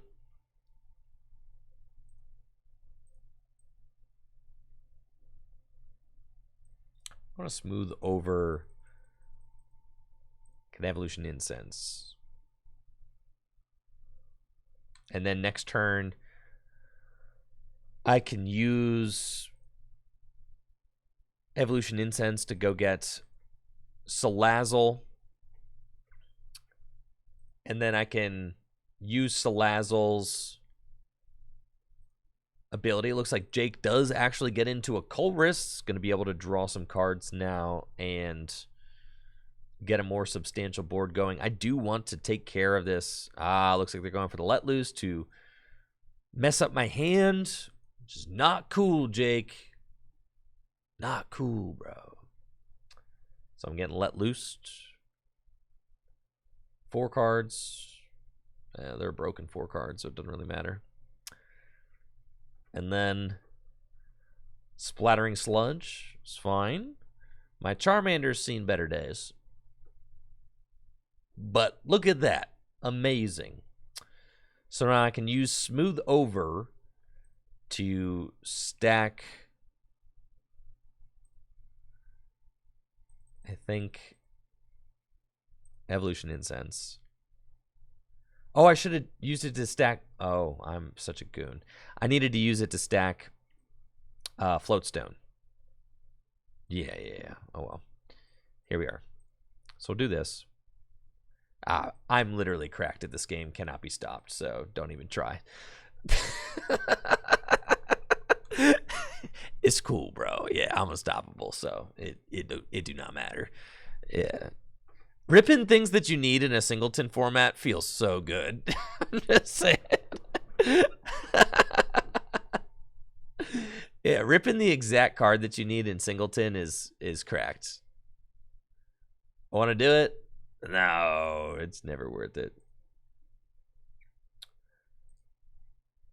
We'll roast reveal, though. Okay. Got this. Training courts.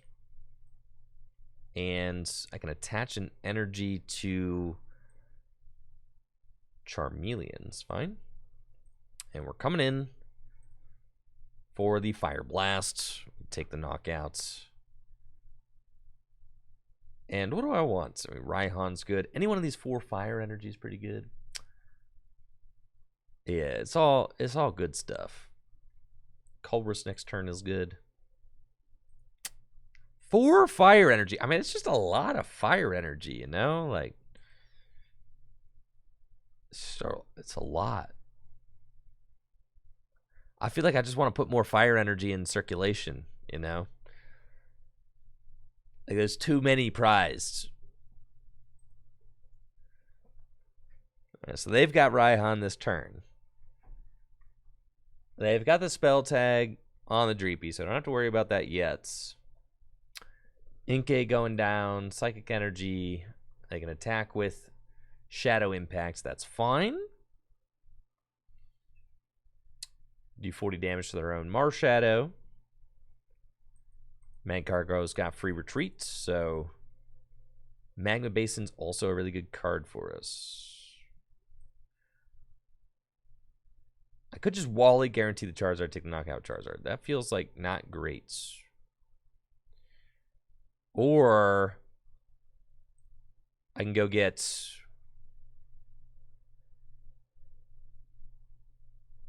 like almost there. I feel like taking the knockout Charizard is not bad, but it does also like just put my Charizard out there. It's not necessarily something I'm trying to do. It does put pressure on Jake to deal with it though, which is not bad. I could just Bridget's. I mean, Bridget's not terrible, because I could just go get some guys. Let's Bridget's. We can go get Entei, and we can go get Castform, and we can go get Moltres. I could actually just take this knockout with Entei, because I could do 120 plus the Moltres. So that's like really important, actually. Yeah. So let's do that. Let's just go get these guys. Yeah, this is broken, dude. Yeah. This is broken. So then we're gonna training courts, get the energy back, and we're going to smooth over, and we're going to stack Evo Soda, and then we're gonna roast reveal into the Evo Soda. Evo Soda, go get Charizard. Attached to Entei. As far as energy in my discard pile goes, I have 3. It's fine. We can use Magma Basin to start getting other energy into play. We'll use Magma Basin, power up Moltres, sure. Retreat into Entei. And that's why this Moltres is so good. I'm telling you, there's so many times where you just need to fix your math a little bit in this deck. And getting that perfect 130 is so nice. We can go get Raihan. Now I can power up whatever attacker I want next turn.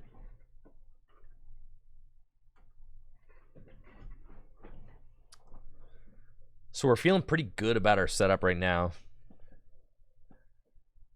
Giratina can ping more damage, which is obviously annoying. I think that I have to look out for Blacephalon potentially. Coming out on the 3 prize turn. We'll see if Jake has a way to get Sir Dreepy evolved up. He's got Gardevoir with the Shining Arcana ability off the Evo Soda, and Versus Seeker Colress for 9. So I think that Jake is hoping for a rare candy Dragapult off of this.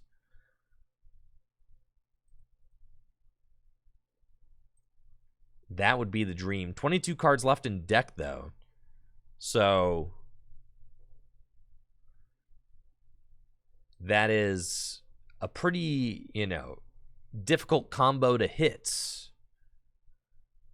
They've got scoop up nets. All right. It's not going to go for the let loose again. Instead, going to use escape rope.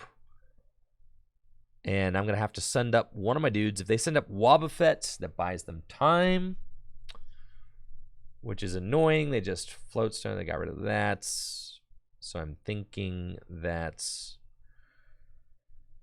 my best bet is going to be to send up Moltres. Wobbuffet does shut me down,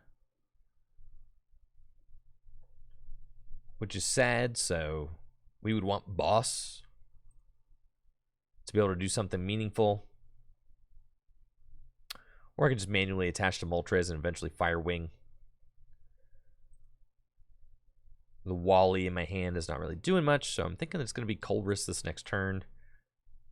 They're really working on getting the Dragapult built up, right? And hoping that the Dragapult's going to allow them to march back. Got Ho-Oh in the discard pile to fire. I think I'm just going to attach in Colress. Look at getting some more cards in the hands. Yes, ask more cards for sure. Yeah, 4 fire energy, huh? We'll quick ball, thin the deck a little bit more. Rescue Stretcher and Rod are still in there. Fury Belt still in there. Boss and Guzma still in there. Okay. So here we just chill. It's not really worth it to do anything crazy. And then if the Dragapult comes up next turn and knocks out my Moltres, I am just going to go for it. I don't have Hex in this deck, so that's tough. Do have the Floatstone. They have Giratina. And it looks like they're going to draw some cards. Birdkeeper. They find Evolution Incense.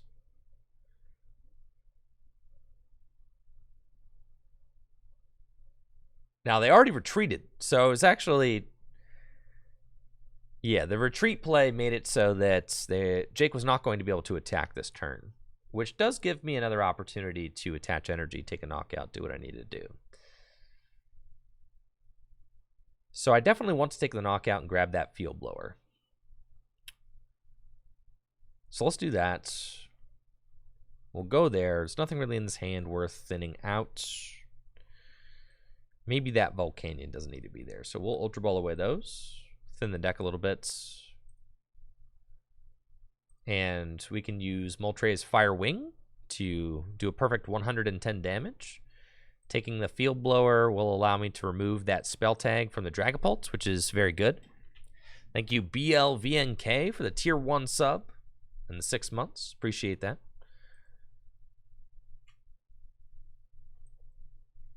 Now, Dragapult is a tough Pokemon to deal with. Unfortunately, I did not have, a great time. Jake could use the Blacephalon to knock out my Charizard. That'd be annoying. But even so, it's cool. I can do 110 damage to knock out Blacephalon. So I'm not like... It's not like that Blacephalon's going to get to... Well, could knock out Salazzle and Magcargo, which is... That's tough. But also still fine. Because I've still got some dudes built up. And they're just going to go to 3-3 prizes. And then I'm taking a knockout. I'm still in the lead. So now Jake's strategy is definitely still hinging on that Dragapult flipping aheads. But I'm still doing okay. Yeah, we're still kicking out here. I've got the Boss, which is nuts. So I could boss something and just knock it out if I want to. Huh.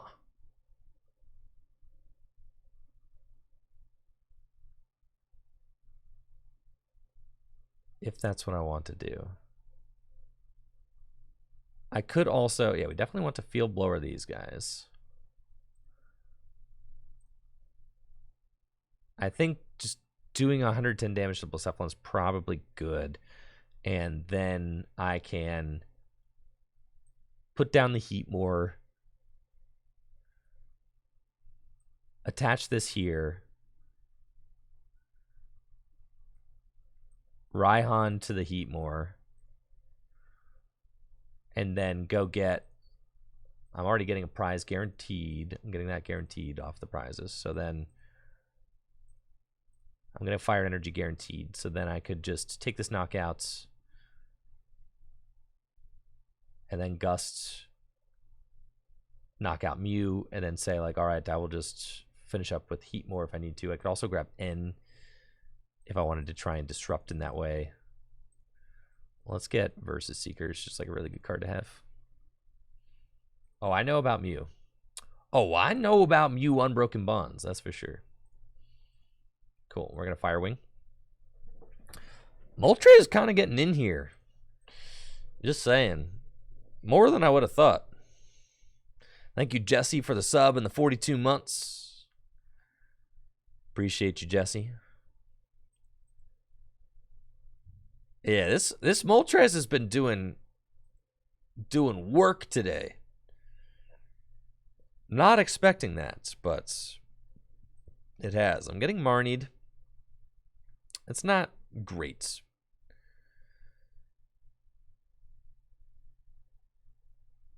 Well, this is pretty good. Okay. So they take the knockouts. I've got Giant Hearth. So here's what we do. We Guzma the Mew. 110, that's fine. We Guzma the Mew, knock it out with Entei. Right? So we go Giant Hearth. Get rid of the rare candy. Don't need it. These last two fire energies. Attach one here.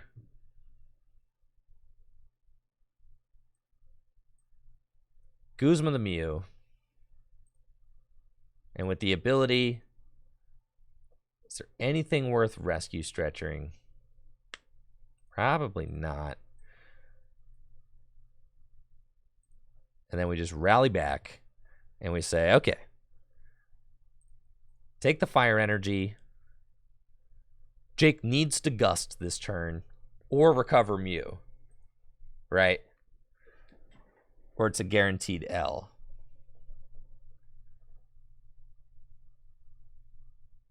So we'll see if Jake has that. So I know there's like a let loose option to potentially find the cards that he needs. Got the D Valley, playing the hand down. Really, you know, Verse Seeker's already down. Needs to find Gusts. Shining Arcana can dig 2 more cards. Does he find it? Psychic Recharge. Energy onto Gardevoir. Does Jake have it? Boss's orders. No!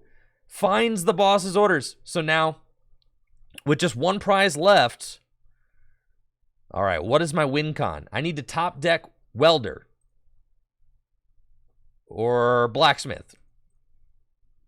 I need to top deck Blacksmith or Versus Seeker.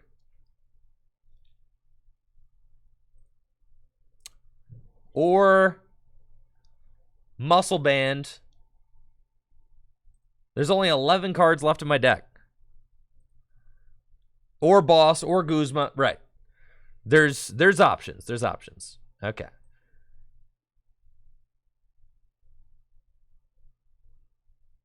I think Heatmore is the correct send-up.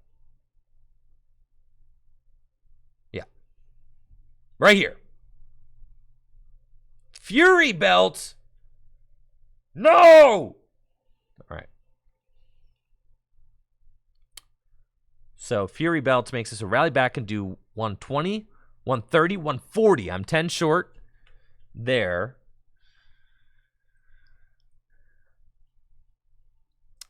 You think Jake has got another gust in that hand?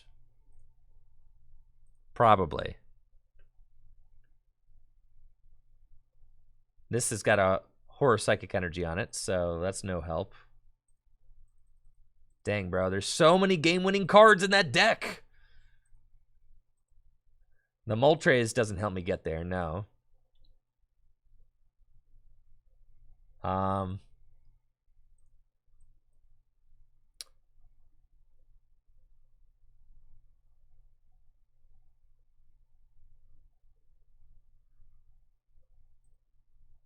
Let's see. Sure, let's grab Moltres. I'm 10 short right now. Yes.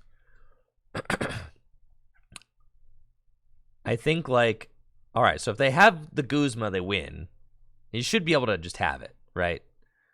I think he's probably just got it. So if I put the Fury Belt on, I make it so that I have, yeah, so I have to, like,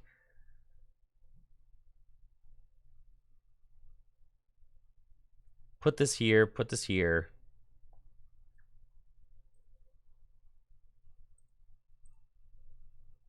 Retreat and pass. And then, oh, the Gardevoir could just take a knock. Yeah, that's right. It is the Guzma anyway. That's right. The Gardevoir could do infinite damage. That was really close, though. Dang it, man. GG's, Jake. I had so many game-winning cards, man. So many, bro. That was a close one, for sure. No, I'm chilling, Jake. That was a fluke. Poor variance. Poor variance. It was a fluke, for sure.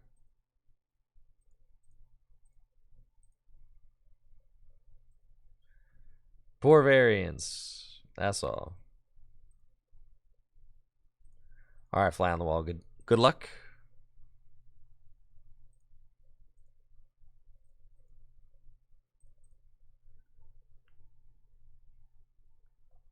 Yeah, that one was really close, though.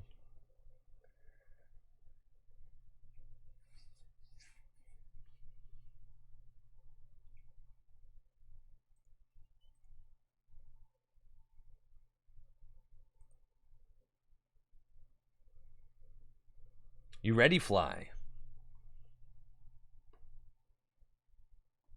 All right, Fly's got a lightning deck. Very cool.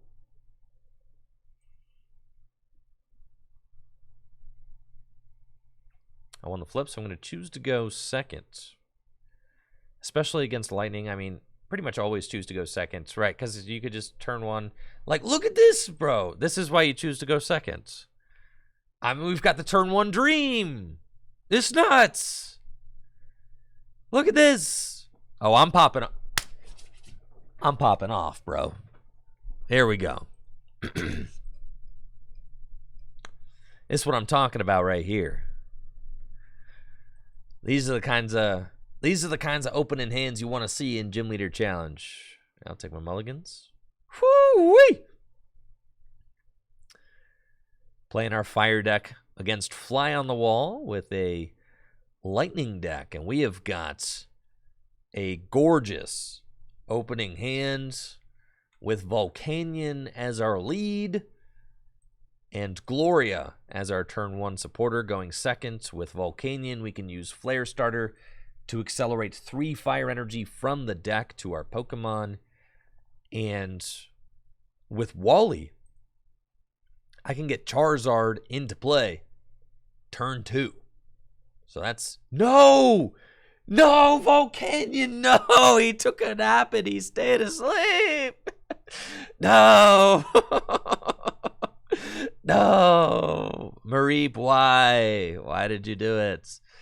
Oh, it's okay. My hand is still broken. It's chill. We're going to use Charmander, or we're going to grab Charmander. Let's see, we got Charmeleon and Charizard both in the deck. That's good. We're also going to want probably, yeah, Slugma and Salandit. Make sure that those fellas are in the deck. I actually don't have Meg Cargo, so we're going to skip on the Slugma for now and go get ourselves probably Entei instead. Is a fine gentleman. So we'll grab these guys. And then I can use Giant Hearth. If I want to bop that stadium, I can Giant Hearth, grab some more energy from the deck. It's pretty good. Do I want to quick ball? That's not totally necessary, but let's do this and start piling energy in our hand. So we'll do that. And I'm going to attach a fire energy to my active, or to Entei. That's fine. And then pass.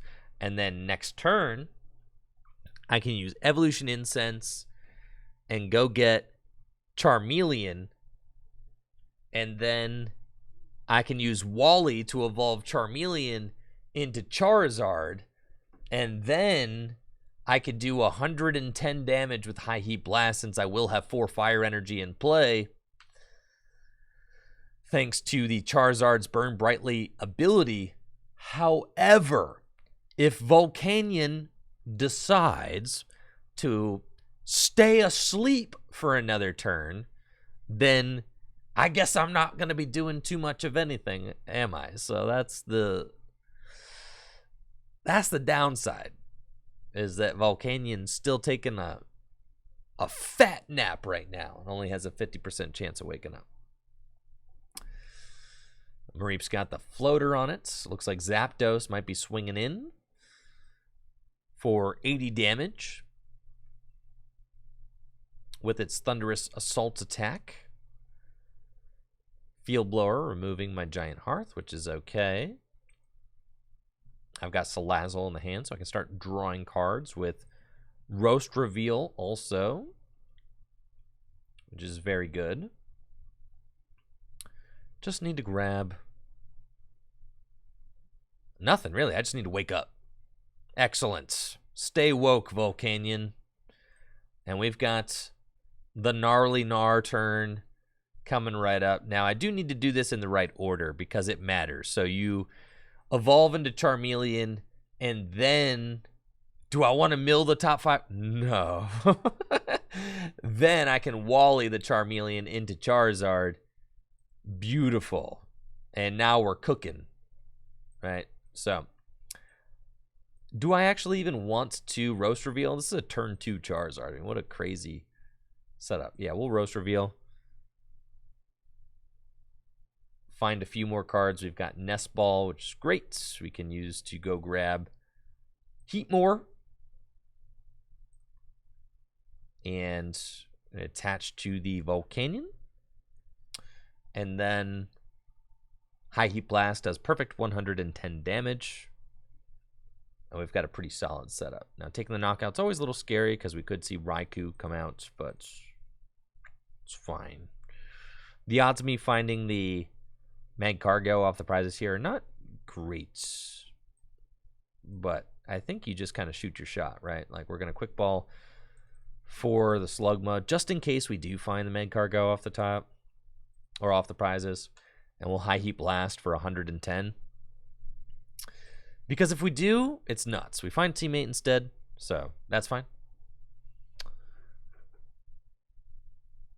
And Teammate's going to be a very good card for us.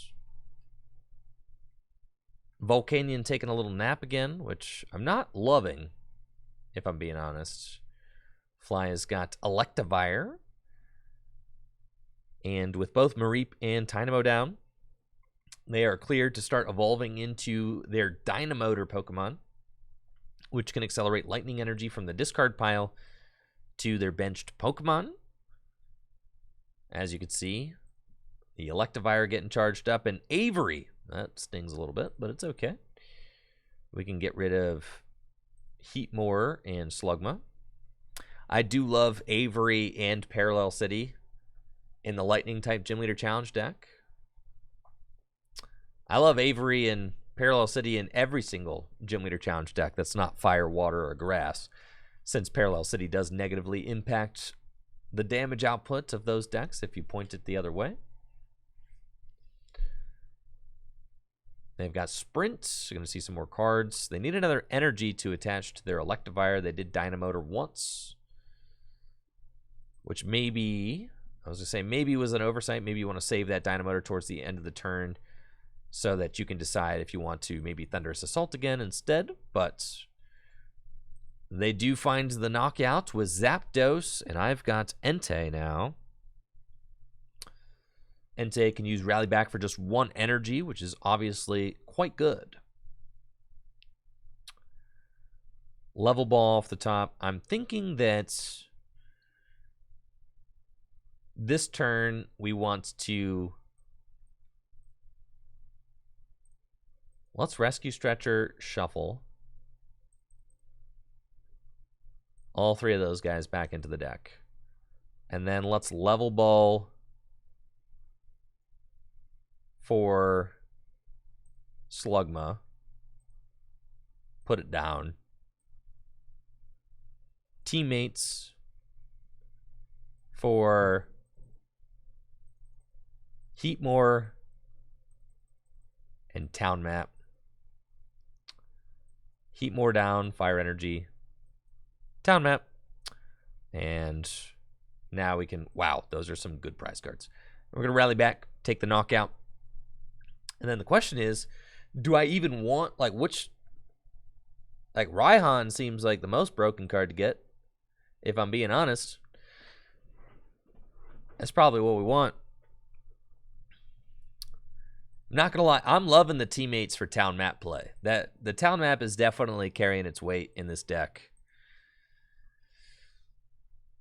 For sure. Looks like it's going to be a Raihan play from Fly. They can go get a special energy and make it so that Entei gets knocked out by Electrified Bolt. If they do that, they're doing 140 damage, right?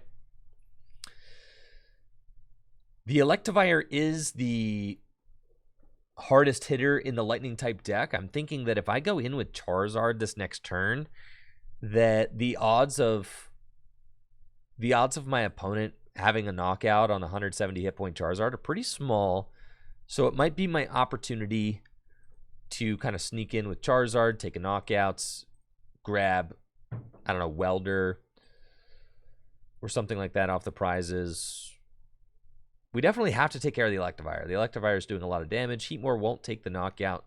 Heatmore can knock out something on the bench this turn, though, which is, like, really good. But it's not actually knocking out the Electivire. So I'm thinking we're going Charizard.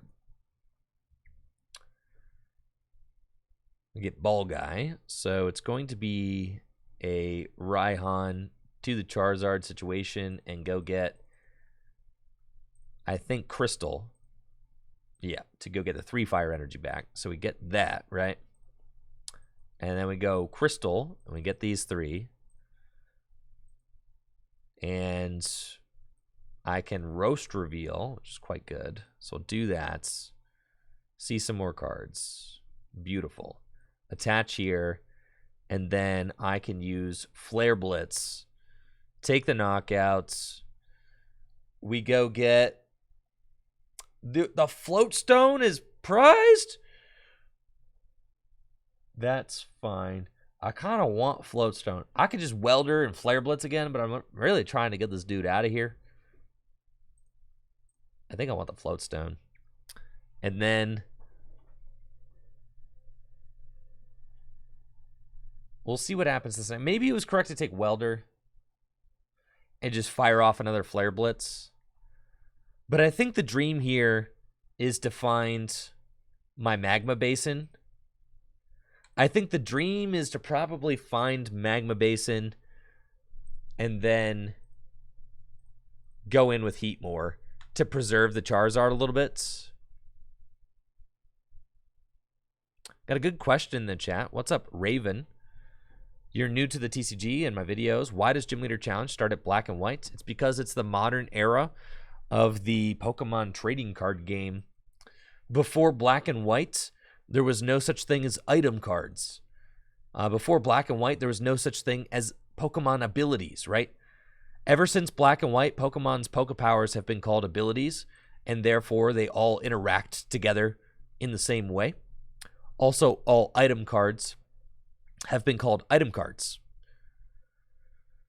So those things have been all consistent since Black and White. But yes, in Heart Gold, Soul Silver, there was Pokebodies, there's Pokepowers, abilities. Supporter cards were not trainer cards. Supporter cards, yes, were not trainer cards. All right, that was a huge wake up from Charizard. 150 damage with the Electro Power and the Terra Spark attack. We've got a big turn ahead. I've got Float Stone on my Charizard, and we will Roast Reveal to see 3 more cards. We find Training Courts. Do I play down the Training Courts? Probably not. Why? Because I just want to greedily find my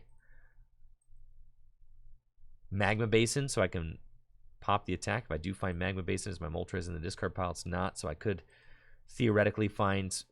I could theoretically take the knockouts if I find Muscle Band, Magma Basin, Moltres. Now, what are the odds that I find that?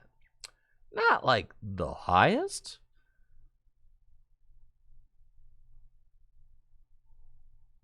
Not the highest. But you miss all the shots you don't take, right?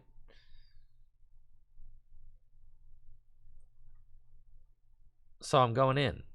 There we go. You miss all the shots you don't take. Dang it, bro. We did not hit it.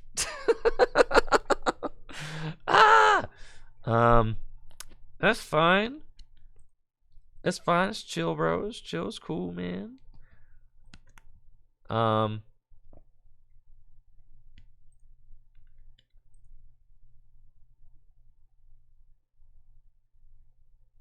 That's fine. And we'll pass. Okay. I've got plans for next turn, though. Don't you worry about it. We're cool. We're cool, bro. We're cool.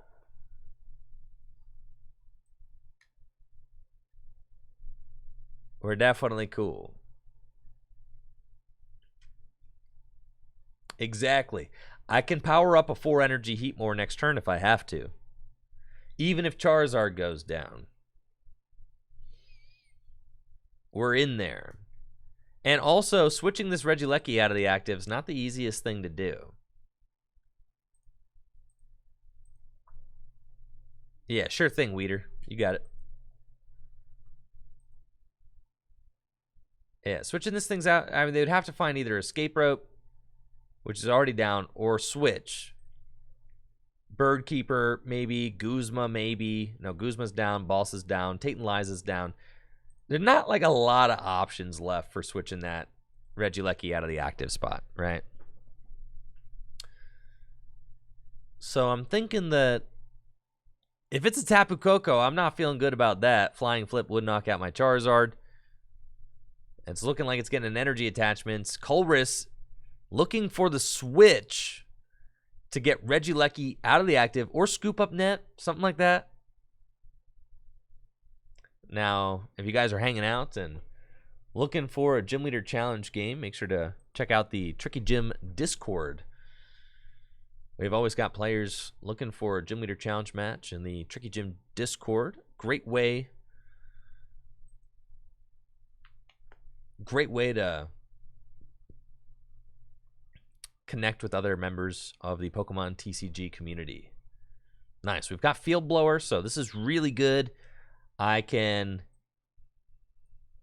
First of all, it's Roast Reveal. We're going to draw some cards. We find Boss and Fury Belt. Fury Belt is so good. Got Fury Belt on the Heatmore. Now I'm doing base 100. The Fire Energy. The Field Blower. Remove the Parallel City and the Float Stone. And then I can Guzma up the Tapu Koko And thanks to Moltres and its flare symbol, I am now using Exciting Flame to do 110 damage. And I think the Zebstrika. So I'm going for 180 damage there. Taking a huge double prize turn. We're going to grab Magcargo and Welder. And that attack should put us over the edge in this match. I'm thinking, though my Charizard is heavily damaged, there could be something like if Regieleki can use Terra Spark, Regieleki can take a double knockout, knocking out my Heatmor and my Charizard, which would leave me in a tough spot, but I can play out of it because I could Welder to Moltres, Muscle Band, knock out the Regieleki for game. Oh, Regieleki would take a triple KO. Holy moly, you're correct. But I did take away all of their free retreaters, so I'm hoping that there's counter energy. Okay, Dynamotor. This is sketchy. They're putting me to sleep. They might need it to stick for a turn. Cynthia and Caitlin, do they have a switch left? I got rid of the air balloon. I got rid of the float stone. And it looks like they did not find the switch. And now with the Versa Seeker in my hand, I can go get Guzma, one of the most broken supporter cards in the history of the game. Gust up the electric, and that is going to be GG's with Heatmor taking another huge double prize take with its Exciting Flame attack. GG's, Fly. GG's. This deck's kind of cracked, bro. Kind of cracked. Nice. All right, I got Trevor and then Weeder. Let's go, Trevor. I do think that potentially I should have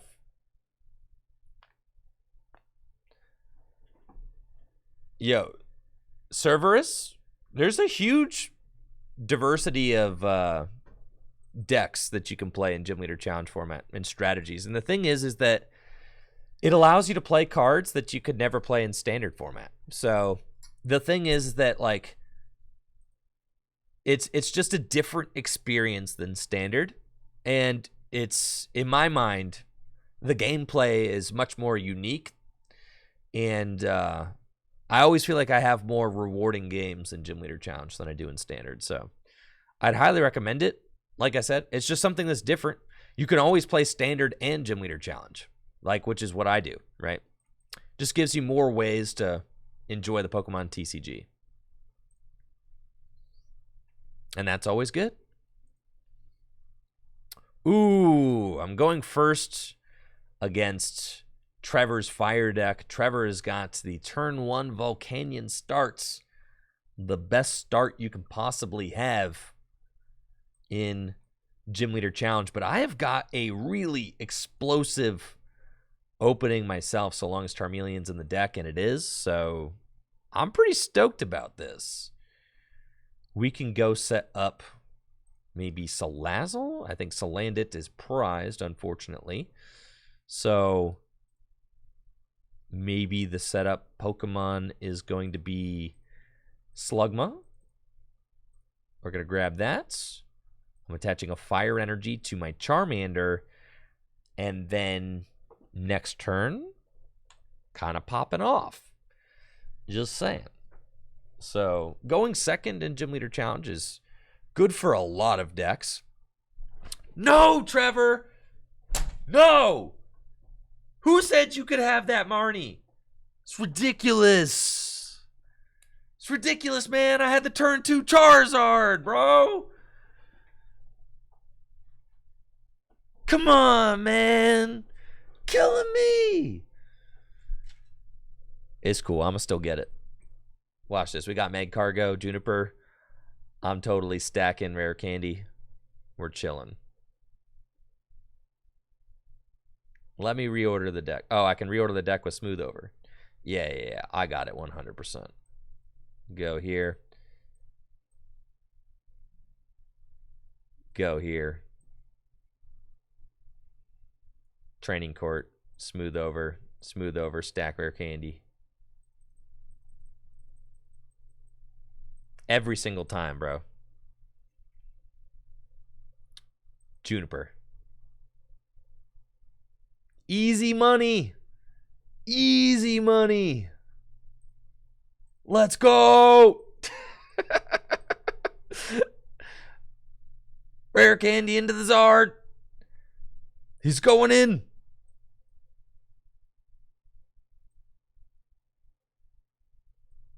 And, yeah, we're going to Flare Blitz. Take the knockout. Probably correct to actually discard the Muscle Band. Probably. But it's cool. Charizard doing a lot of damage. That's turn 290. Just saying. That's pretty poggers. Now, unfortunately, I don't have the strongest board state outside of the turn 2 Zard, but it's fine. The turn 2 Zard is keeping me trading right now early on, so we like that. And also is putting a lot of pressure on Trevor. So I'm loving that. And then Ball Guy on Trevor's side, probably looking at getting Arcanine into play. Arcanine can do 120 damage. It's not a knockout. Can accelerate some energy into play, though. And Trevor does have 2 energy in the discard pile, so that Grand Flame will be a nice setup option. I'm not attacking this next turn unless I find Welder or Blacksmith off the top of the deck, which is not super likely. However, it could happen. Certainly could happen. Nest Ball can go get a basic Pokemon. We've got Fennekin. Cool. Entei. This is a nice pre-release promo. Rally back Entei and Grand Flame will do that 120 damage. We top deck Quick Ball. Not exactly the welder that I needed, which is fine. 140 hit points on the Arcanine is cool. We'll put down the Salandits. We will attach to Cast Form.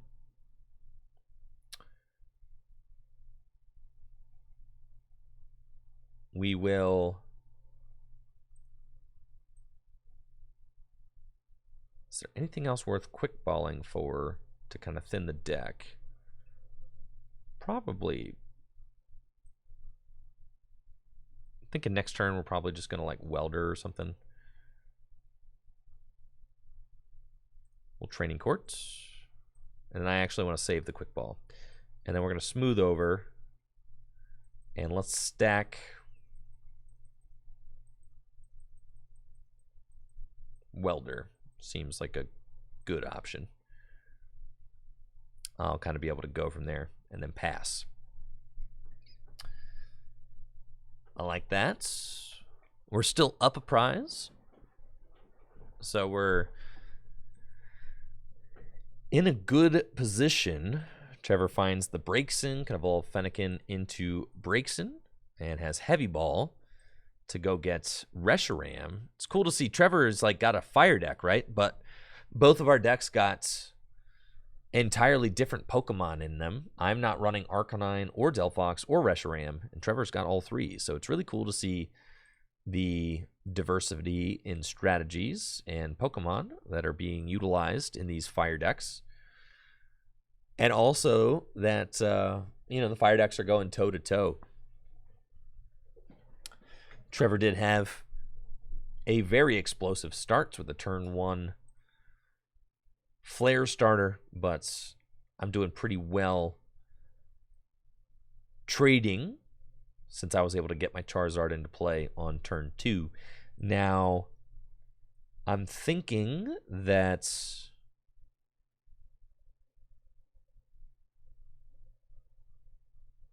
Yes, I smooth over. I'm going to smooth over, and I'm going to put the... I guess it's going to be Rescue Stretcher. My rod is not available, so we're going to grab Rescue Stretcher. Okay. And that way I can weld her onto the cast form. And then we've got Rescue Stretcher, and I'll shuffle. Okay. Shuffle 3. So we're going to shuffle these guys. And then we're going to start setting up. Quick ball away this guy. It's tough. I mean, because I kind of need to get the Entei. Right? So that I can attack next turn.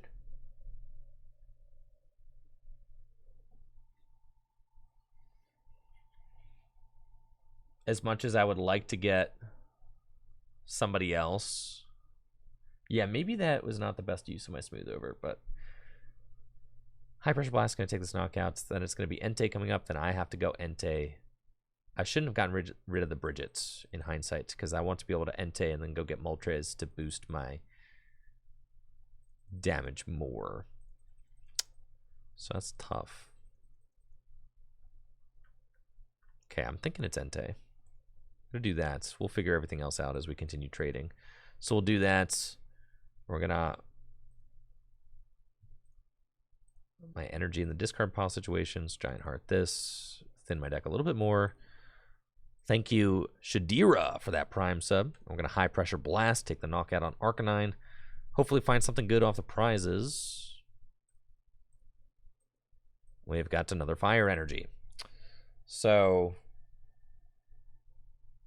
the sad thing is, I might not be able to take this knockouts with my Entei unless I top deck a way to go get Moltres. I did get rid of the Bridget. That's on me. I shouldn't have done that. It seemed like a fine card to get rid of at the time, but in hindsight, having access to that...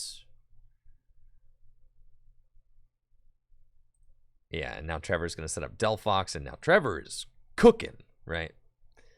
Delphox's Mystical Fire ability is incredibly good, allowing you to fill your hand to 5 every turn. If I can find Fury Belt or a basic Pokemon search. Ooh. Got the baton on that Entei too. It's pretty good. This thing does 130. This could be how Trevor turns this game around. We find Charmeleon. That is not what we need. So I have got to... It's tough. That Entei can just retreat into Reshiram. That is brutal. Cool. So we're going to smooth over. I need to draw cards.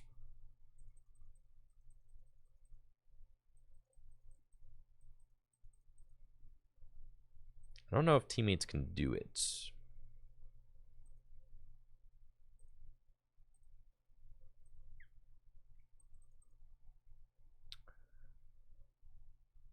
I'm going to have to go behind like multiple turns here to get set up, but yeah, I can't stack Gloria. The Gloria is kind of like what I need. At this point, hand disruption doesn't really matter. Colress is not drawing me a lot. I'll just get Verse Seeker. And I have to rally back for 10 short. Feels really bad. If I had Moltres out, I could do 130. But now with Magcargo and Delphox set up, Trevor's going to be stacking the deck and drawing into whatever he wants. So that is quite good. Definitely. That combo is extremely potent. And And you see Trevor is opting for more of like a draw power oriented deck, relying on Delphox, where I am relying more on Charizard and its Burn Brightly ability. So two different style of fire decks here. Trevor can use Smooth Over, stack a card, and then knockouts my Entei, which does not feel good. Or maybe Gust and knockouts another Pokemon. The Reshiram definitely seems like a solid attacker. 130 damage, just good numbers. So they're going to use Bridget's, and I imagine that they're going to retreat into Reshiram, take the knockouts. Yeah. And then I'm in a situation where it's like, okay, don't exactly know if I can route to comeback, but we're going to try. I think I'm going to put up Salandit. And we've got Versus Seeker for Juniper. I don't know. Can I actually afford to Juniper away this Charmeleon? Like, potentially not.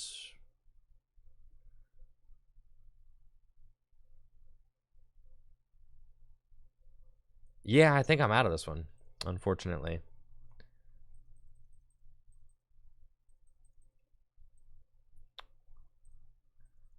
Because at this point, Trevor is going to have control over who he knocks out, so he's just going to go grab the Gust he needs to knock out my Heatmore. Right, which is not good. Can use Evo Soto, go get this guy. Magma Basin, accelerate there. But yeah, there's not too much that I can do here. That's just, I think, going to be GG's, especially with like Guzma. Yeah, well played, Trevor, for sure. You got it. Yeah, I think I just got like weirdly clunked up there and was not able to, unfortunately, get things going after that Charizard went down. But yeah, we were just going to fall behind. I don't think that there's anything that I really could have done. It's a very strong start from Trevor. Yeah, GG's, Trevor. Yeah, it's like you could kind of just see it. You're like, all right, you got everything set up. I think I'm out of this one. All right. Yo, Trevor, run it. Run it back, bro. Run it back. I want to rematch that mirror. If you're available. I think I'm at the end of my queue, so. Unless, did I play against Weeder yet? Weeder, did we play? I think Weeder's back on.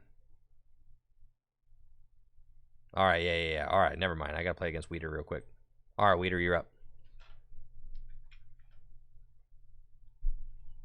What's up, Meeseeks? Primarily showing off the Fire-type Gym Leader Challenge deck today because it's got the biggest buff from the new Pokemon Go sets with the Burn Brightly Charizard.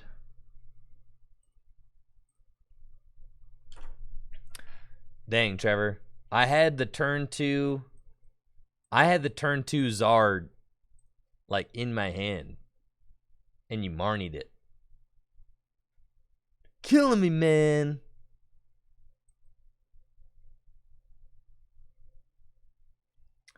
Playing against Weeder with their Dragon deck. I have got my Rally Back Entei in the active. Wally in the hands, but unfortunately, no evolution Pokemon or Pokemon that can evolve or any way to get them in my hand right now. Regidrago is a great opener for the Dragon deck with its Dragon's Horde ability, allowing you to fill your hand to 5 cards if it's in the active spot. So definitely a strong opener. Thank you, Slightly Shafe, for that tier 1 sub. Nice. Fury Belt 2. I got a pretty good start. I've got Cast Form Yes, not exactly great. Cool. Looking like I'm probably going to attach to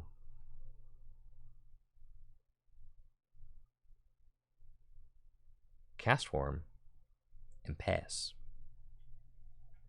That's what I've got.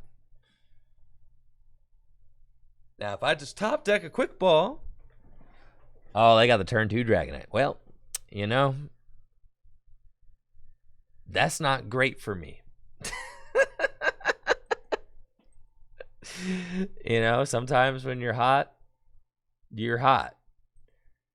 That's yeah, this is not the opening hand that dreams are made of. And Dragonites can start using its fast call ability. Can go get Guzma and Hala, can go get double dragon energy.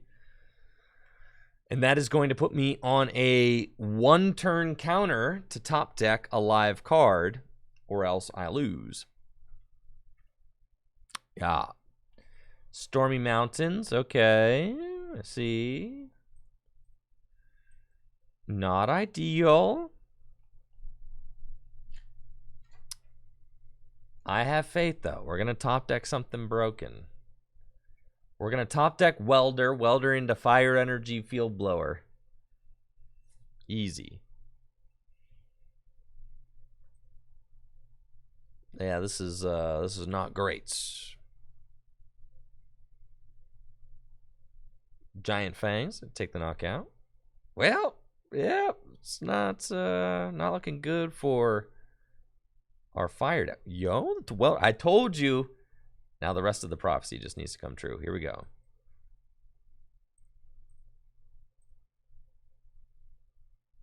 Well, I'm so close to knocking it out, bro. 150 is just 20 shorts. All right, Weeder, run it back. Yeah, run it back, bro. GG's, Weeder, GG's. Nah, Dragon, easy matchup. That was poor variance.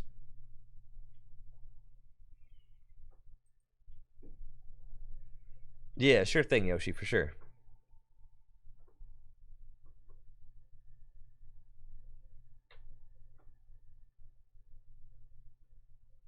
Nice, we're going second.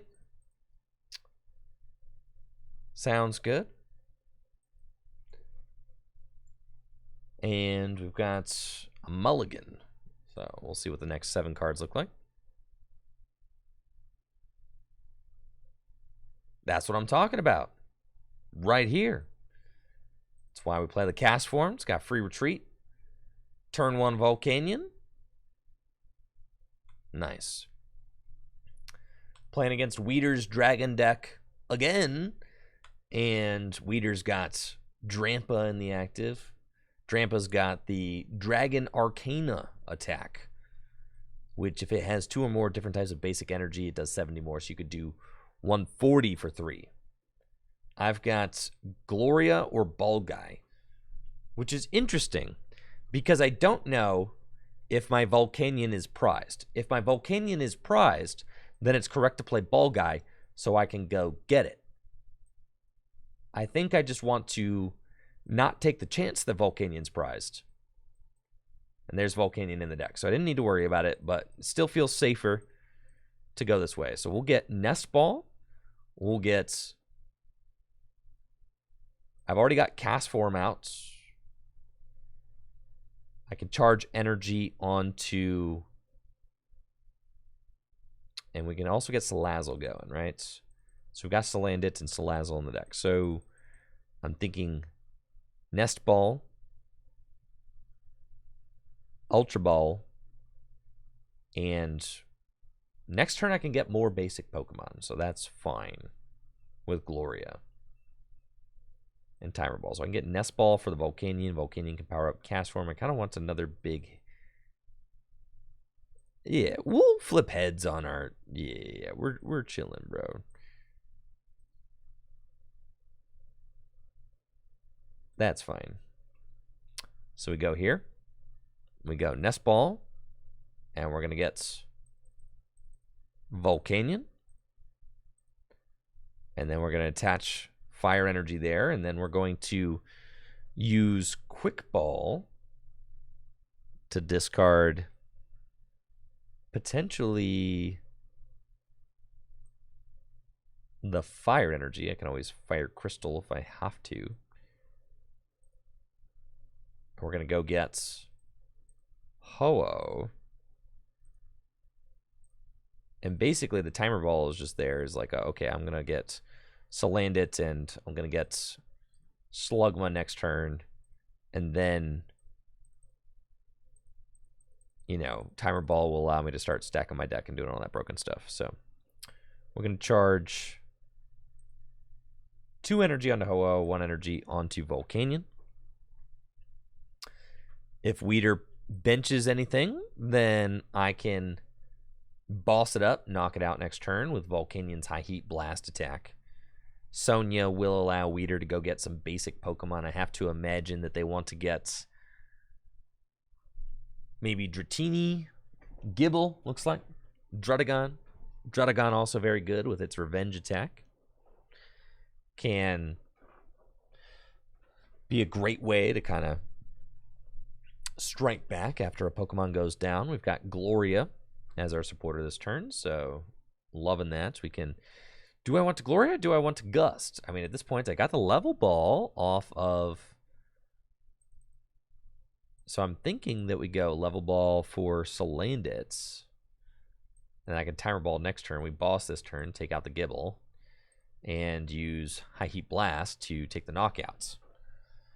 And then next turn, potentially, I can Gloria. We find Evo Soda, so we've got to guarantee Salazzle with the Fire Energy in my discard pile. I can Fire Crystal and use that Fire Energy to draw cards with Salazzle's ability. We'll see who Weeder decides to attack with. Is it going to be Drampa? Drampa does need a little bit of assistance. Would probably have to get powered up via Raihan, right? In order to start swinging for that 140. Avery is the supporter that sees play. Fortunately, I've got a narrow bench, though, so that's fine. Level Ball goes and gets Dratini. And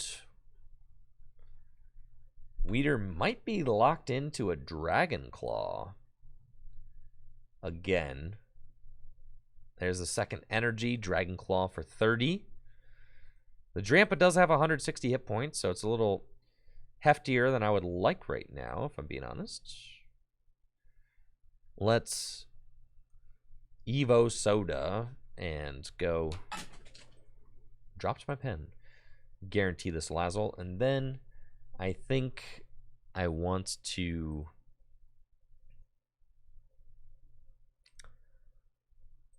retreat so that I can Fire Crystal for 3, and I just kind of have more flexibility with what I want to do with those. And then I think I'm going to Gloria for these fellas. Start to set them up. Timer ball, and yep, double tails it as we do. Then roast reveal. That's fine. We found muscle band.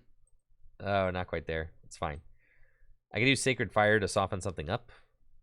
Is it worth it though? Probably not. We'll just Fire Blast, and then next turn get the Field Blower and knock it out. So we'll do that. Rod isn't worth it. Yeah, that's what we got. Fire Blast for 120. And then next turn, we evolve into Magcargo, right? And we can use Magcargo Smooth Over ability to stack the Field Blower, the Fighting Fury belts. Uh-oh. Avery coming. At least I see it kind of coming from a mile away. And it looks like Weeder having a little bit of a tough time getting moving.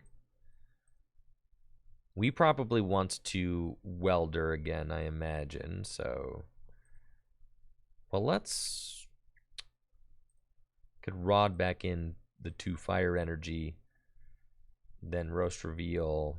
Yeah, let's do that. So we're going to smooth over, and we're going to stack the field blower. And then we're going to roast reveal into the field blower. So we're going to get rid of the Fury Belt, and the Drampa goes down. And then we take our prize card. Yeah, it's a tough one, Weeder, for sure. And then they throw up the Dratini, and then I've got... Let's see, what supporters do I have in the deck? Well, it looks like I'm going to be researching this, but that's fine. Throw those back in. I guess I don't have to. I could N. Yeah, that's fine. Save some resources. Sure. And then I could Sacred Fire and knock out the active, which is cool. Ultra Ball away.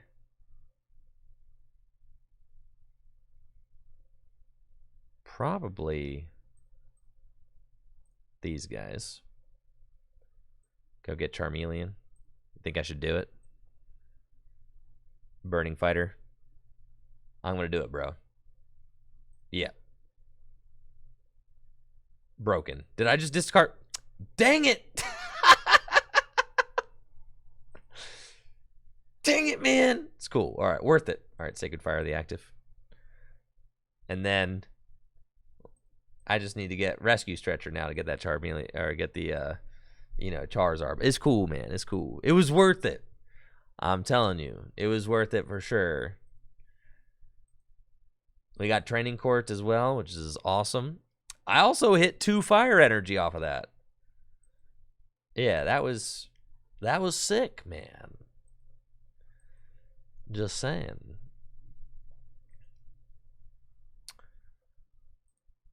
They've got Professor's Letter. But do they have a Raihan in hand to be able to revenge? They can draw 2 cards with Scorched Earth.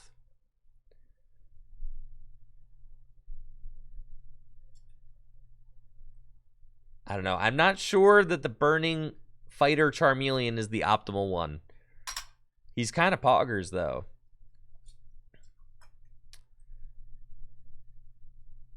It's poggers. I mean, Charizard attack. Sometimes, if you can get an energy or 2 here, and you could stack it with Magcargo, so you can guarantee 1 fire on the Charmeleon. Sometimes cheesing an extra fire energy, I mean, it could win you the game. Definitely. Like building up an extra attacker for free. It could certainly win you the game. Weeder's got Mysterious Treasure. That's cool. We'll discard Dragonites. And finds Gibble. But no special energy in sight yet. Wishful Baton. Yeah, fire energy kind of just has to pass. It's not ideal. Wow, I find Scorched Earth with fire energy. It's quite good. Let's see. So we can Scorched Earth first. Draw 2. Then we get Training Court. And I can bring the fire back. And then I just take this knockout for sure. I mean, I guess is cool, man. I smooth over, roast reveal. I've already used the fire crystal. Yeah, you don't want to waste it. So we'll just smooth over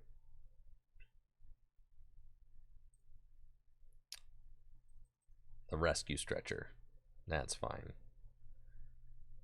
And just say, alright, take this knockout, Fire Blast. Next turn we got Charizard coming out. Thank you, Marks My Soul, for the Prime sub in 11 months. Magma Basin off the prizes, very good. We've got all 3 of our stadiums now. Free retreats with the cast form. Love that. Axew coming out. Could be an Ultra Evolution. You guys think that Axew is going to be Ultra Evolving? Pod Helmet. Flip of Heads. Oh, yeah. Haxorus. The grind up Haxorus. Yo. I love it. Absolutely love it. All right, we got Rescue Stretcher. So let's grab the Zard. And Zard can do 170. But I need to do a little bit more than that, which I can't. So I'm going to Sacred Fire the Gibble first, I think. Let's Training Courts. What do I want to do? All I want to do. Let's smooth over. What am I going to stack? Fury Belt doesn't help. Floatstone doesn't help.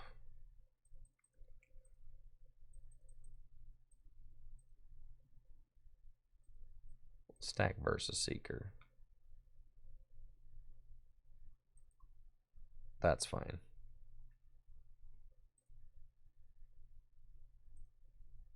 Roast Reveal. Cool. Just got options. Play that. Just to burn it. We can do this. Magma Basin to the cast form. I guess actually, all right, so cast form does 150 plus the Fury Belt plus the Moltres. Man, I'm still 10 short. That's nuts. All right, we're going to Sacred Fire. I don't think it's worth it to play any of these supporters this turn. Blacksmith's kind of cool. But does it actually matter? How many energy do I got in the discard pile? Only 1. No, it doesn't matter. All right, Sacred Fire. Let's pop that Gibble. I think... Is my Field Blower down? That's the question. If Field Blower is still in the deck, no, it's down. Okay. So I can't remove that Pot Helmets. Grind Up does what? Yeah, GG's. GG's, Weeder. All right, Yoshi, you're up. Thanks for humoring me, Weeder. I appreciate it. I know. Apparently that end was... the end to end all ends. I'm definitely liking the flow of the fire deck now. It's feeling better. Really, Yoshi? This is what we're doing? This is what it is. The fairy deck. You're going to make all these people here, all these lovely people, think that they can play fairy type in Gym Leader Challenge? You're going to give them hope, Yoshi. That's what you're trying to do? Yeah, now for those of you that don't know, fairy type Pokemon stopped getting printed in the Sword and Shield era, so there are only 2 blocks of fairy Pokemon to work with in Gym Leader Challenge formats. You have the X and Y block and the Sun and Moon block, and that's it. So you literally only have half of the card pool to play from playing fairy than any other type. That being said, there are still some brave souls out there who insist on playing fairy Pokemon. Yeah, that's your call. I'm going to attach fire energy to my Ho-Oh, and I am going to bench Entei and pass. And then we'll see what Yoshi's fairy deck has got in store for us.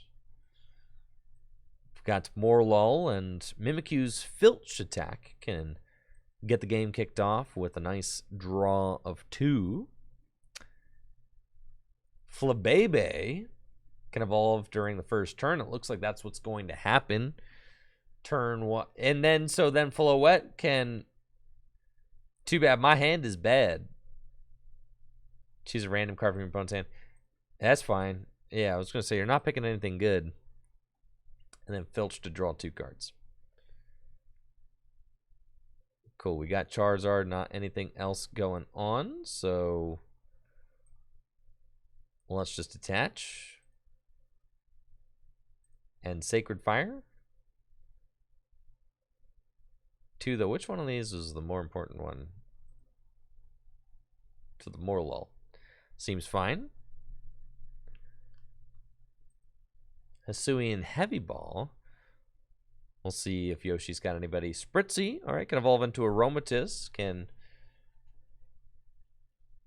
move the fairy energy around, which is certainly quite good. I use Sacred Fire, so Copycat can copy Sacred Fire this turn if that's what Yoshi wants to do. I will have the opportunity to potentially take out the Morlul. Also, this thing's only got 50 hit points, so I can just pop that straight away. Which is probably why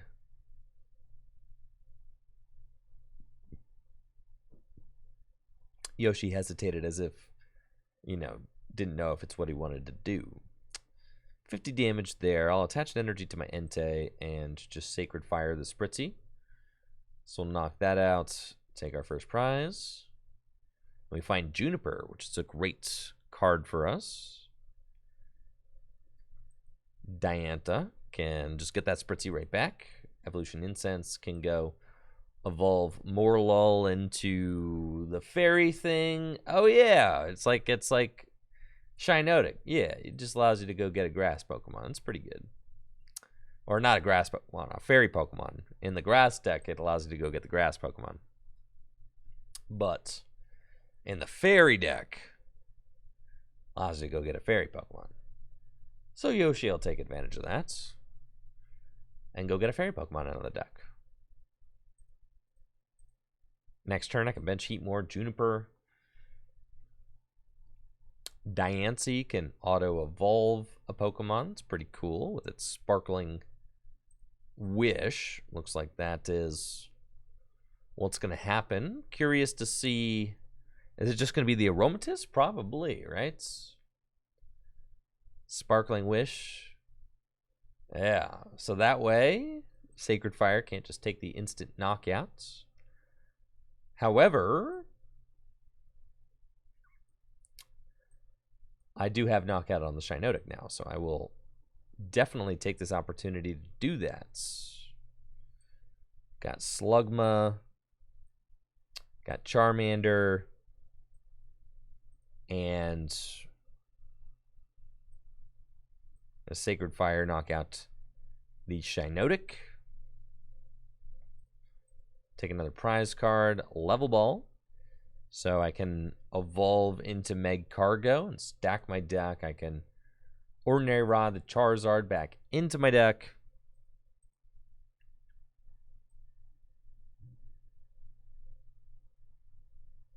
And we're kind of chilling.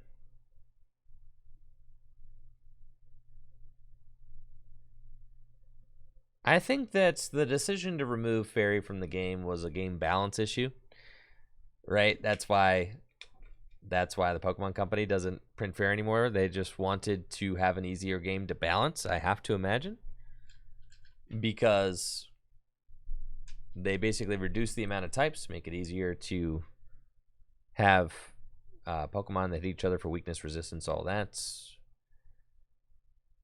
And I can respect that. Heatmore or Entei. I feel like it's... Or Charmander. Or Slugma. All of these feel bad. I guess it's Heatmore. Well, whether or not you think that the Pokemon Company has been successful at balancing the game, you know, that's a different topic, but I think the idea of having less types, you know,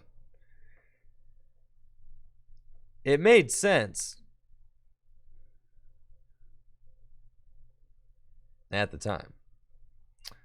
Now I think Yoshi has got Florges in play. Each of your Pokemon's attacks cost 1 fairy less. Only 110 hit points on that thing.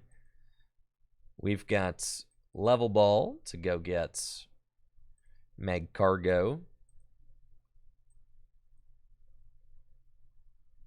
And then Evo Soda to go get Charmeleon. It's fine. I'm not going to proc its ability. Got Training Quartz. We're going to use Smooth Over to stack a, you know, some sort of draw supporter, something like that. Seems good. Well, let's do Culver's. Potentially. That seems fine. And then grab a Fire Energy, attach it to the Ho-Oh, Fury Belts, and let's Fire Blast for the knockouts. Go down to 3 prizes. We find Salandit, so that's good.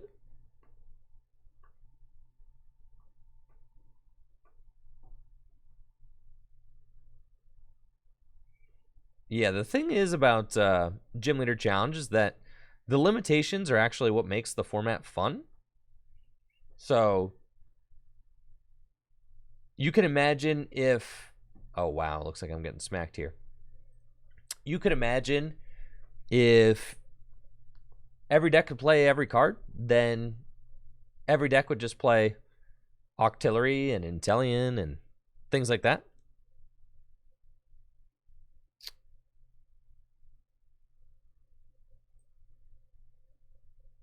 Because what makes Gym Leader Challenge so fun is the variety in cards that see play.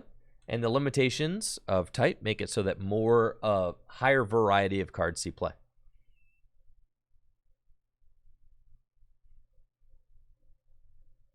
Nah, I don't think that weakness plays nearly as big of a deal in Gym Leader Challenge as it does in standard formats. Weakness is a far bigger hindrance in standard than it is in Gym Leader Challenge.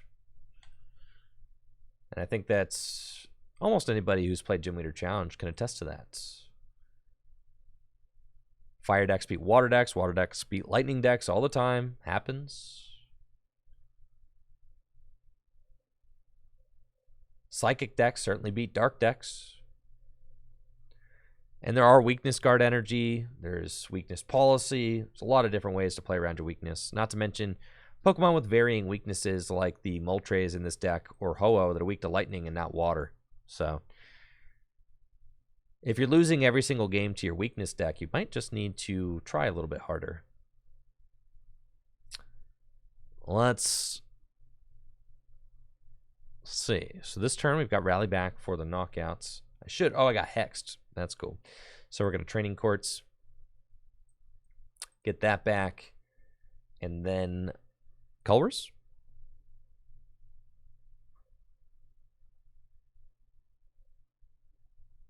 And we're going to Rally Back for the knockout on the Mimikyu. Yeah, so basically, if you're losing to the deck you're weak to every time, get good is what that's the biggest. It's simply a skill issue.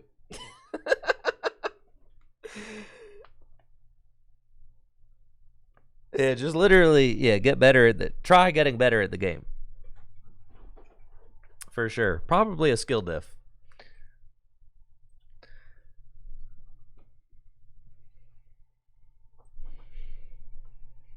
There's just more variety in the games. Yeah, in general.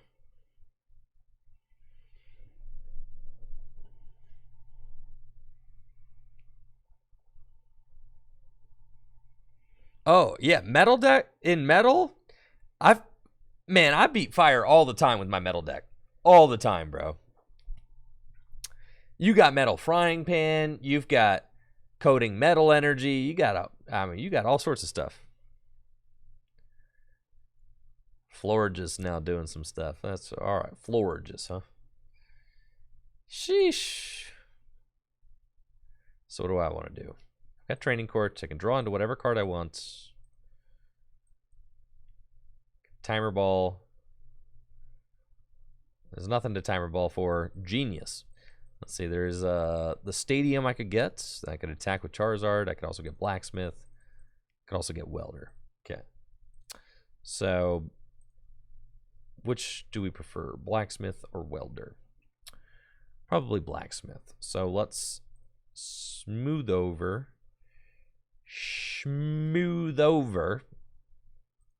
and we're gonna go get blacksmith, and then we're gonna roast reveal and find the blacksmith. I can use town map. Not that I really need to, but it's cool. Then we can put the floater onto the Entei. And I can Ultra Ball for some, let's see, it's Ordinary Rod first. Let's do both. We're going to put in, Heatmore. I feel like I'm so close to taking a double knockout with Heatmore, but I'm not quite there. No, I'm not, am I? Sad. It's fine. We're going to put back in the Ho-Oh. And the Heatmore. Sure. We'll put back in 2 energies. And then we are going to Ultra Ball away Bridget, the fire energy. And we're going to go get Ho-Oh. I guess I could go Volcanion. It's kind of crazy. Volcanion technically doing 110. I'll go Ho-Oh. Ho-Oh, blacksmith. Retreats. And with Charizard, we are using Fire Blast for just 2 fire energy. Only have to discard 1. And off the prize, we will certainly take the fire energy. And Ho-Oh should be able to get in there with a Fire Blast. I could have used Heatmore, but it would not have taken a knockout on the Florges. I would have needed the Moltres as well. And a Fury Belt.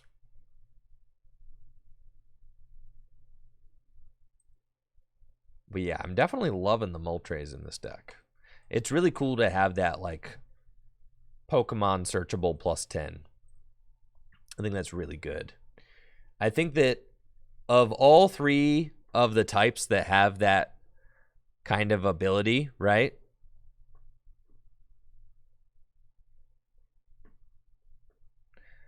I think that the fire type one is like the best one for the deck anyways. Like water type, there's a lot of, you have like Wailord, right? So you don't necessarily need like a +10 in the water deck, especially since your attackers scale, right? In Lightning, the other Zapdos is just like way better, so you're never gonna play it in Lightning. But in Fire, it like actually makes a lot of difference with like a lot of your guys. Yo, GG's, Yoshi, GG's.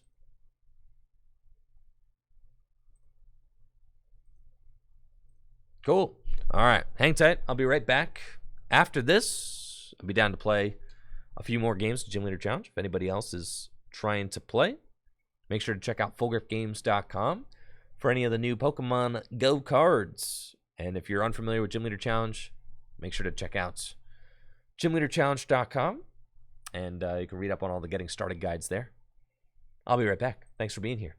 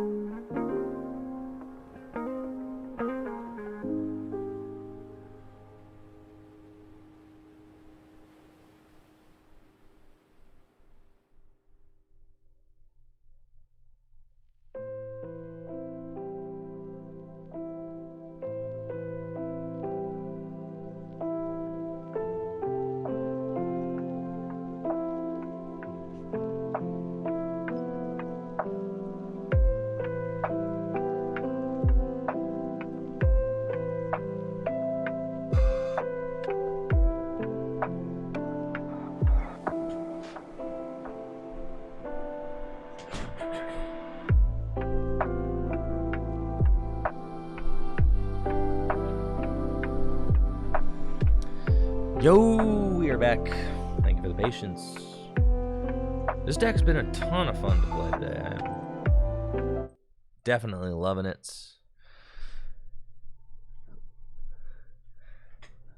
Now let's take a look at some of the cards and see if there's anything that I felt like I have used or anything I felt like I have not used in our game so far.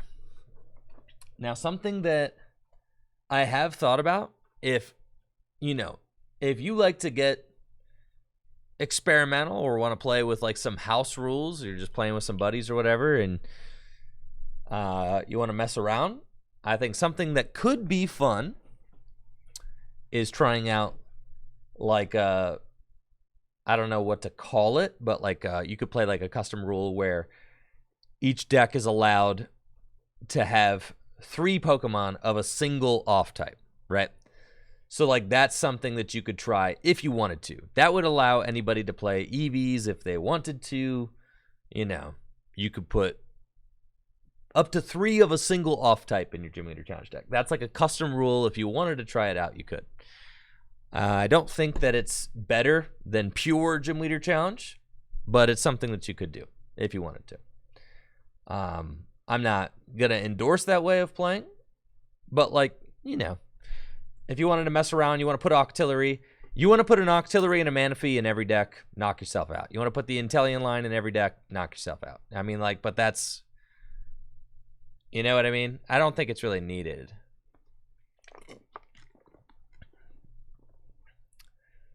Nah.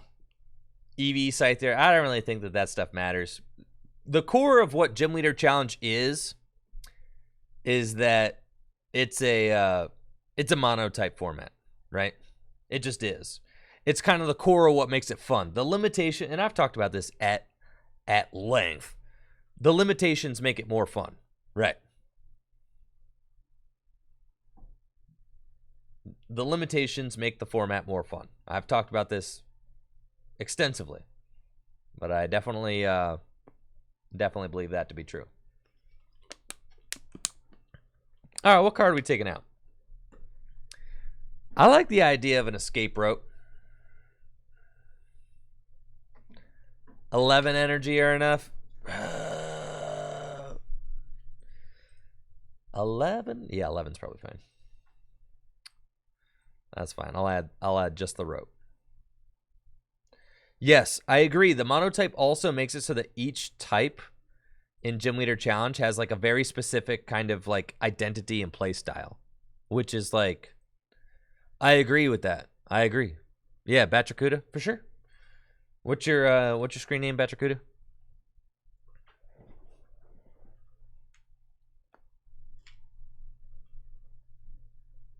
Batracuda, cool.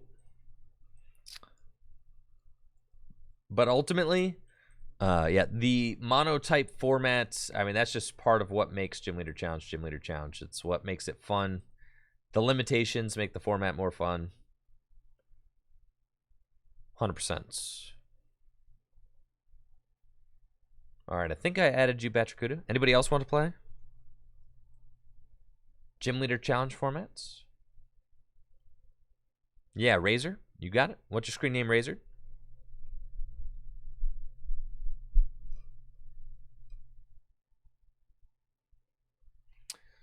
No, no one has played grass against me yet. Xena? Cool. What's your Razor? What's your screen name? Razor 2. Sure.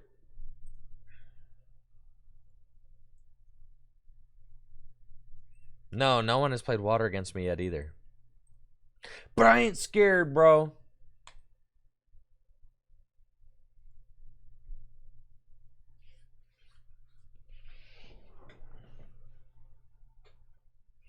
Oh, X Factor? Cool. All right.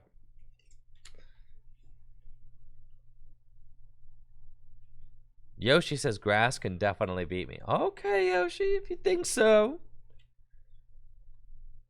If you think so. I'd love to see it.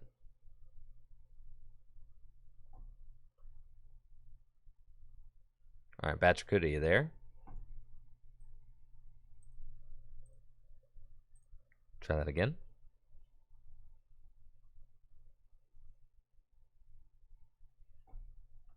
Grass is one of the strongest decks in Gym Leader Challenge. It doesn't have a lot of natural ways to protect its weakness, though, and most players aren't really considering the fire deck when they're building their grass deck. Yoshi reminding me of the time that they beat me 6-0. They beat my water deck 6-0 with fire. I don't recall.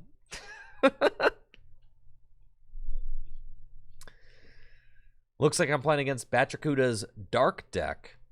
And you know what? I'm really thankful that we have this escape rope in the list right now, as the escape rope will allow me to play around the Galarian Wheezing. Thank you, Energy Pants, for the Prime sub and the 6 months. Appreciate you, Energy Pants. Thank you. Batracuda going to go for the Purloin. Purloin can evolve into Liepard, which has the trade ability. Welder double fire to get things kicked off. I think I want to just Welder 1 energy to the Charmander, though. And we find Level Ball. So what I can do is I can Level Ball, and we can go get Salandit. Or I could go get... I could go get Salandit, and then I can use Salandit to go call for, somebody bigger like, Heatmore or Entei or Ho-Oh or something. Which could be cool. I want to do that because I could Float Stone the Charmander, go into Salandit, attach the fire, and then go into somebody else. They evolve into Wheezing. They shut my abilities down. I go Escape Rope. Or I just get the Cast Form. I think the Cast Form's cool. Just get the Cast Form. That's fine. Cast Form. Attach the Fire Energy. And collect. That's cool. Draw an extra card. We get Raihan. So I'm assuming that next turn, if I could top deck a Fire Energy, I need to top deck a Fire Energy. I need to top deck Giant Hearth. That would be broken. Because if I could top deck Giant Hearth, then I could fulfill the energy requirements and Stadium for Cast Form's Pressure Blast attack. What's interesting... Yeah, no, actually, yeah, that's just the case. Yes. So I've got Juniper next turn, or a Wally, right? Wally into the Charizard is certainly very cool. I like that. Ascension is going to get the Wheezing set up. Wheezing's neutralizing gas ability makes it so that all of my abilities stop working, which is fine because we're going to use Escape Rope. So Escape Rope. Yo, what if we just go for the... We hit 1 Fire Energy, right? And don't discard my Charizard. What do you think? For sure, right? Yeah. We let it rip. Definitely. Yes. Dang it! we got rid of a lot of cards there, unfortunately. So that's fine. We'll go here, and then I think there's really no point in using the Wally. We're just going to research. And then we've got... Huh, you don't say. That thing could do like 60 damage. That's kind of scary.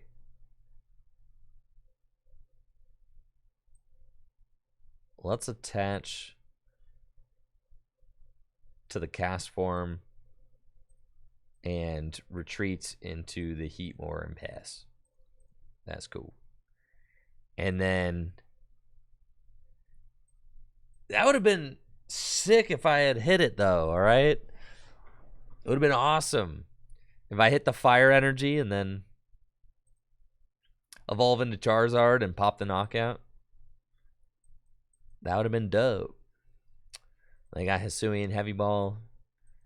It's fine. I'm cool. I've got everything I need right here, except for, you know, the Salazzle and the Slugma are both in the discard pile. But other than that, I've got everything I need. Smooth sailing.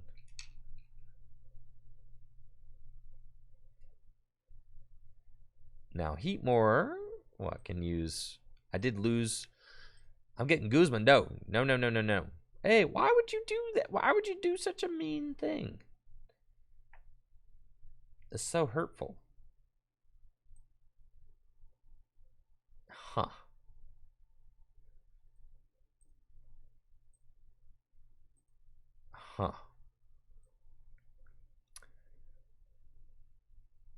This is fine. Rally back Entei. Feel like I'm using Giant Hearth. Get rid of this. And then, I mean, I could Guzma take a knockout if that's what I want to do with the cast form. Is it worth it? Or I could try to just like, yeah, probably. But then I'm just like inviting the Hoopa to just knock out my cast form, you know? So it's like, we might not want to give them the switch. That makes sense. Might just want to slow it down a little bit more. That's Ordinary Rod. And then we're going to just put the Charmander Charmeleon back into the deck. And we're going to Flame Cloak. And start accelerating energy onto my Heatmore. Easy mode.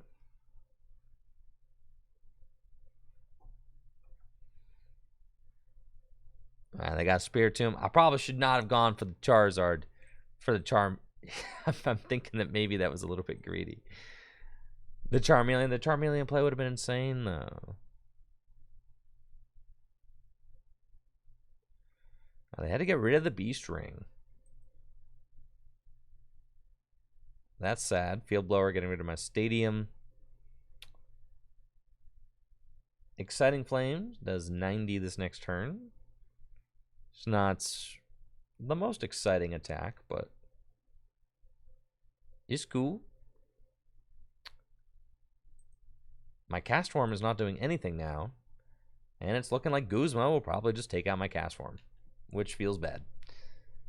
That Hoopa is going to eat good. There goes cast form. We'll send up Heatmore.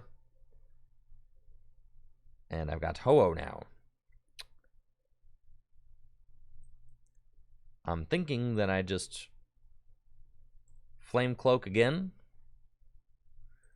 And we eventually start working towards an exciting flame for 9180. I'm definitely feeling like I've not had the best setup this game.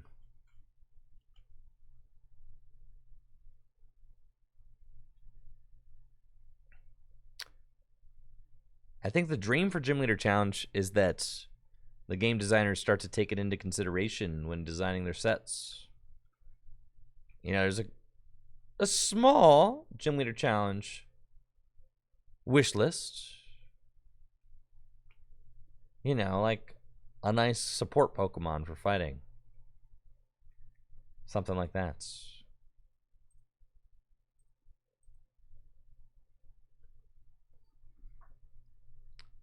We'll see what Batracuda's got with the quick ball. Saw them trade away that N. Why would you do that? Cast form's cool. It's another way to retreat into your Volcanion on turn 1. Volcanion's about to... Our fighting's about to get a 300 hit point Machamp, though, so that's pretty cool.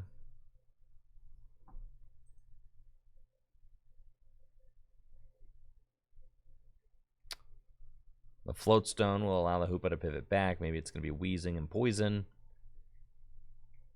Something like that. I do need a little bit of help off the top of the deck. Yeah. That's for sure. I am feeling like I am probably just in over my head in this match with my board states in hand. It's not great. Dang. Yeah, not good.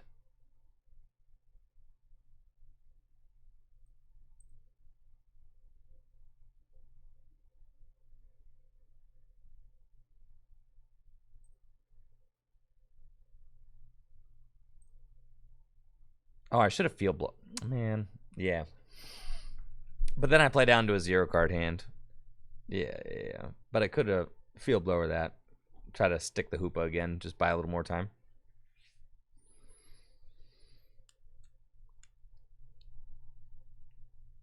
Wow, trade away the teammates. Batracuda doesn't think I'm taking a knockout anytime soon.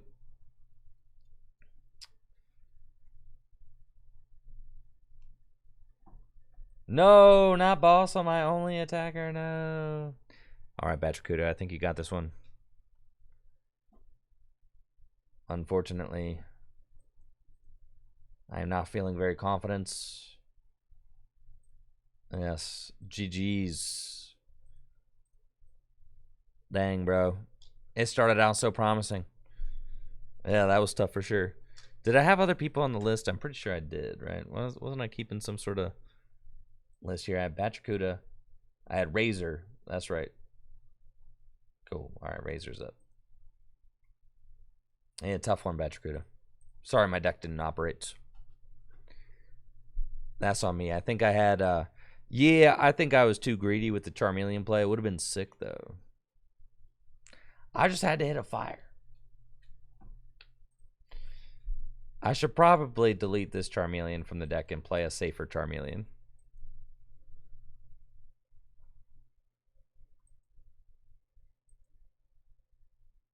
All right, cool. We're going first. It's fine. Not the strongest opening hand, but I could high pressure blast on turn 2. What's up, Charles? Sure. Yeah, honestly, I forget who's on the queue. Let's see. I got Razor. Who else did I say I would play?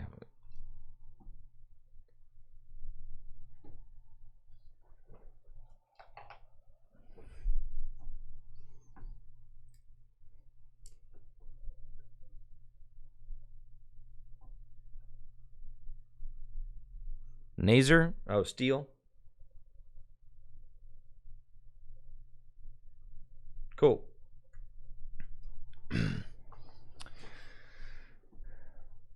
Looks like I'm going first against a water deck. Could be a tough matchup, but I'm feeling confident in my fire deck's abilities.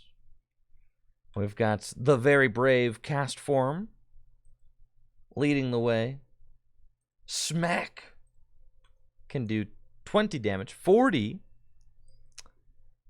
with the weakness, but not quite a knockout. If they have Lapras and a water, oh my goodness. If they have Lapras water, they win. And I'm dunked. So sad, bro. Nah, they ain't got it. Yeah, we're chilling. I guess the water energy is on that. They schmacking. Okay. Well, now it's like I would love to welder double fire, but I also would love to not lose. So,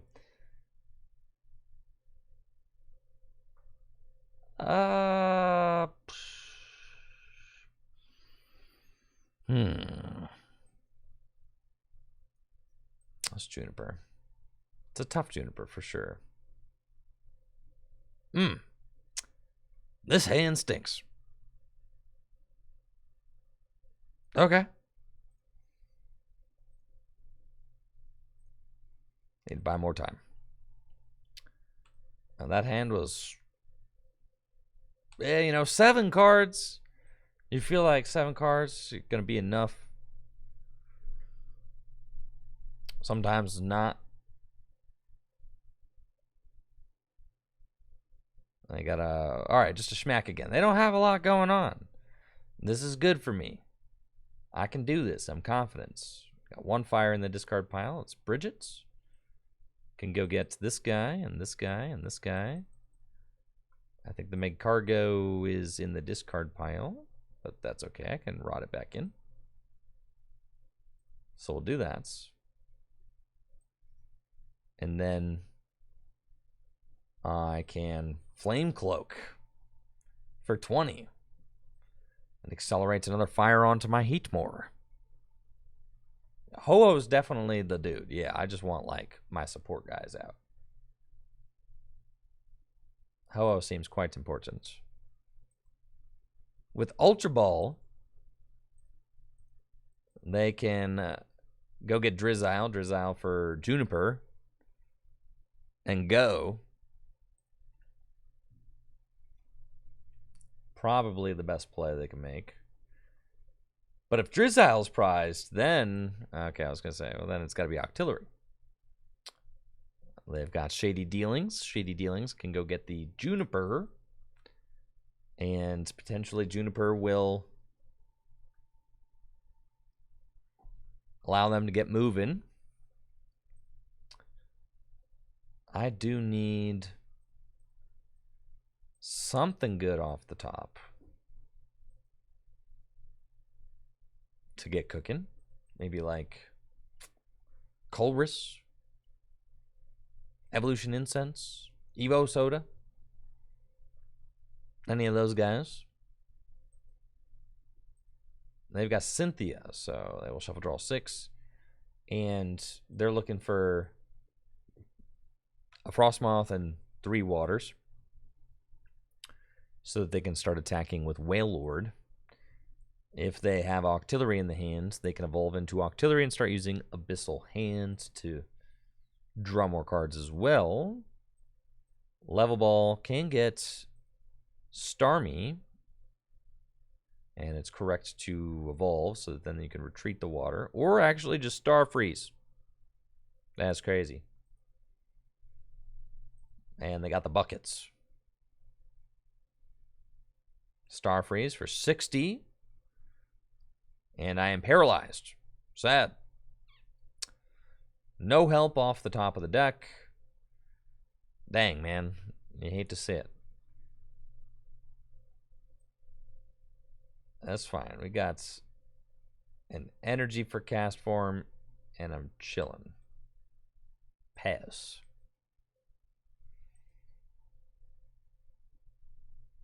Starmie getting in there with Star Freeze. Intellion, pretty much guaranteed that Razor gets what they need this next turn.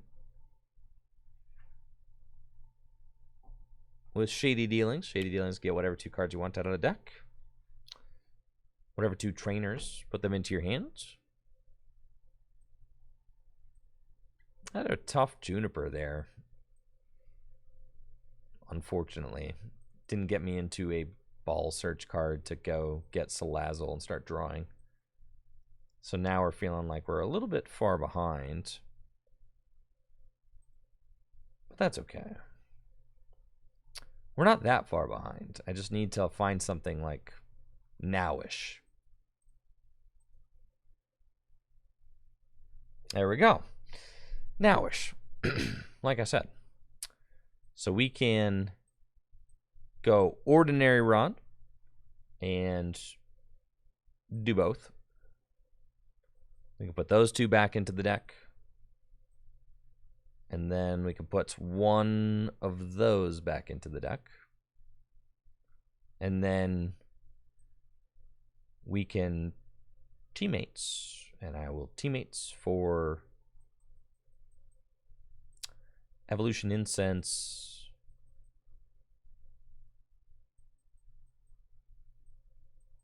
Colress, probably.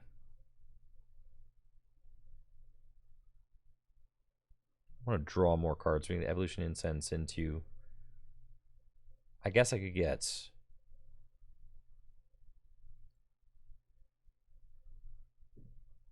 It's probably correct to get Evolution Incense and... Is it ever correct to get Timer Ball? Evo Soda. Probably Evo Soda. All right, we'll do that. We Evolution Incense, and we go get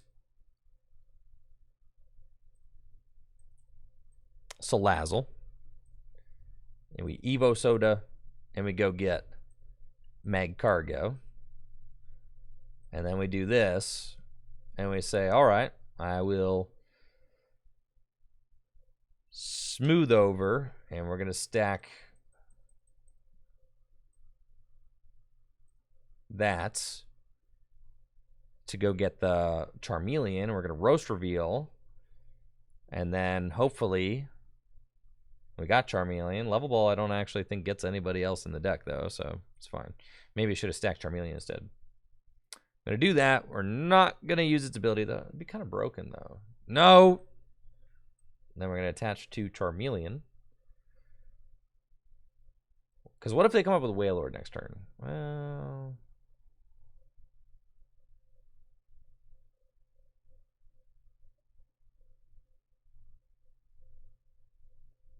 certainly sad. Okay, I'll put that down. Get the energy back. And High Pressure Blast for the knockouts, which is cool. So do that. We get Rally Back Entei, which is quite good. So if my Muscle Band is not down yet, which it's not, I do 120, 140, 150. Ah, we're short. Dang. Thank you, Callman, for the Prime sub and the 5 months. Appreciate you, Callman. Cool, so they take that knockouts and damage my Charmeleon. So, for me this turn, they still do not have Frostmaw set up, which could be an opportunity for me. Promote Salazzle. We've got Ho-Oh off the top, which is incredible. Do base 120. I could also just knock out the Snom, which I think seems better. So let's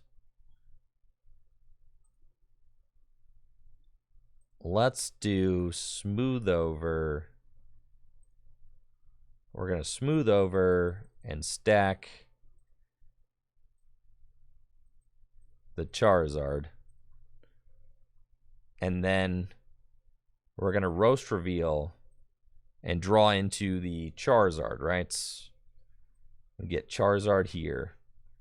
And then now I've got Fire Crystal, 3 Fire Energy back into the deck, attach an energy to Ho-Oh, Entei down, and I can retreat into Ho-Oh and Cynthia. See a few more cards. It's really good.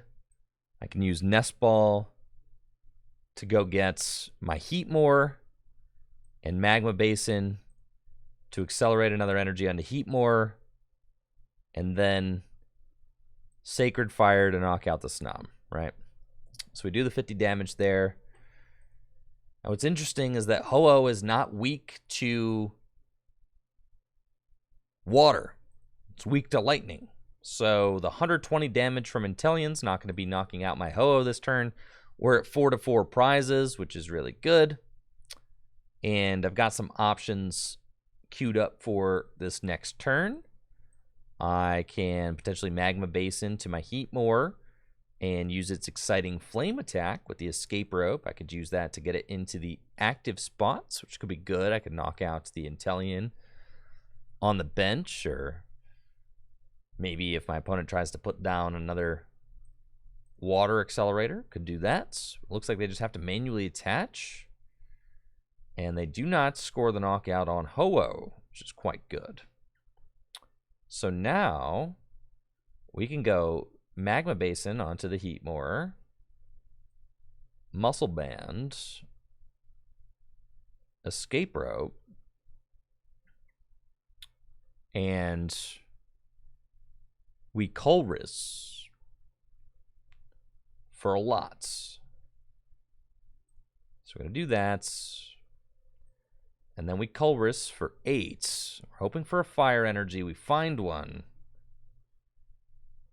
And now I can use... Let's see. We've got, like, everything that we want, really. So let's attach this here. And I'll smooth over.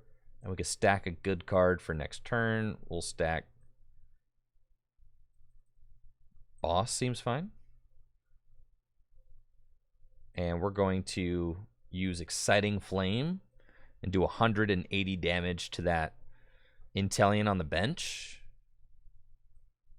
Take our prize. Now the Wishy-Washy goes back into the deck, so that was definitely a heads-up call by my opponent, promoting that so that it doesn't get knocked out. But Heatmore is able to use Exciting Flame for 90 to the active, 110 to the active with the Muscle Band, and 180 to the bench right now because of Charizard's Burn Brightly ability, which is making all of the fire energy count as double fire energy. And now, I just have to contend with one Wailord. The thing is, though, that Heatmore is coming in to use Exciting Flame for another 90 damage on the Octillery, and 180 to the Wailord. So if Razor doesn't get a Manaphy out to protect it or something like that, then Heatmore is going to be able to wreak some havoc this next turn. Letter can get 2 water energies. That's fine.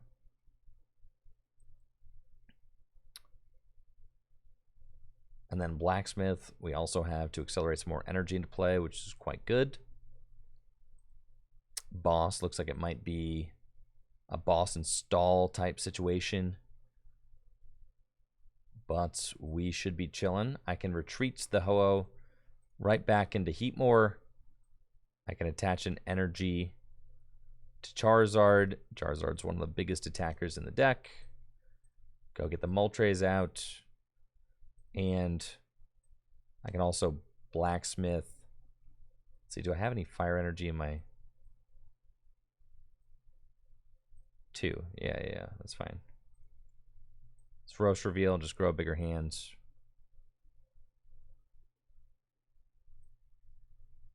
Fury Belt onto Entei. Blacksmith, Blacksmith to Entei. And then smooth over whatever we want on top of our deck. It definitely feels like once you get Magcargo up and cooking, it feels like you just have unlimited power with the fire deck. You have so much control over your deck and your resources, and it definitely is a very fun deck to play, especially with the new Charizard. I'm loving that. If this Lapras was not prized, then I think Razor may have missed an opportunity to donk my fella at the beginning of the game.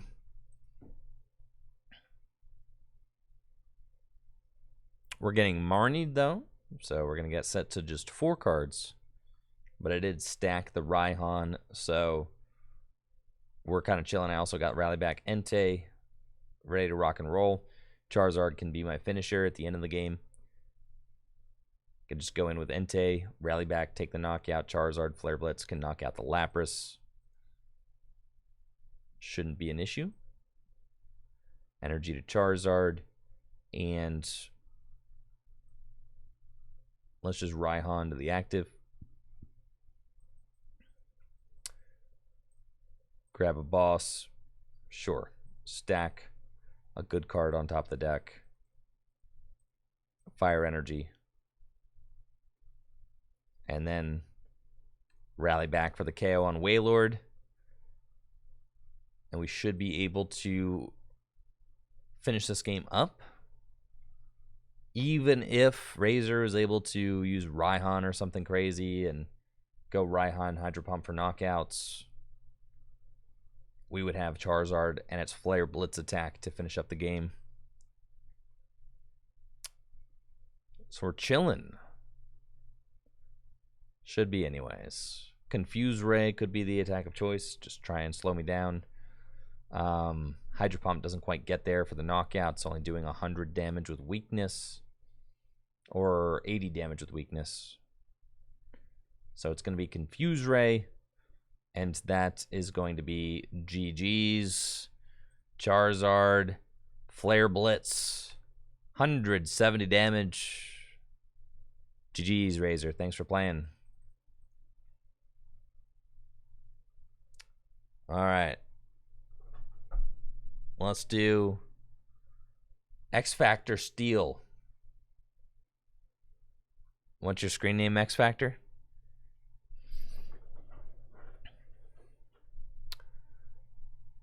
Of course, Razor. Thank you for playing.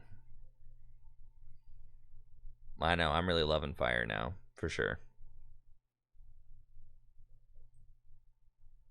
It's got its own thing going on. X Factor _ Steel. Okay. X Factor. Cool. Good luck, X Factor.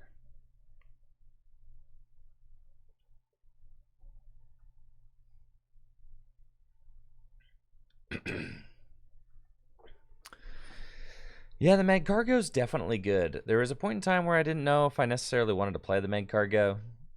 But yeah, the more I play with it, I'm like, it's busted. Dang, man. Going first, but I start Volcanion, so. Playing against X Factor, you know X Factor Steel is playing the metal deck, as is their namesake. I'm pretty sure X Factor Steel's last name is actually Steel, so, you know, gotta stay in character. X Factor Steel kicking off the game with a Magearna. I just had to go Fire Energy Pass with my Volcanion. They can use Overhaul on the first turn of the game, shuffle their hand into their deck and draw 6 cards. So a good way to get the game started. However, X Factor, no. If you do not have another Pokemon,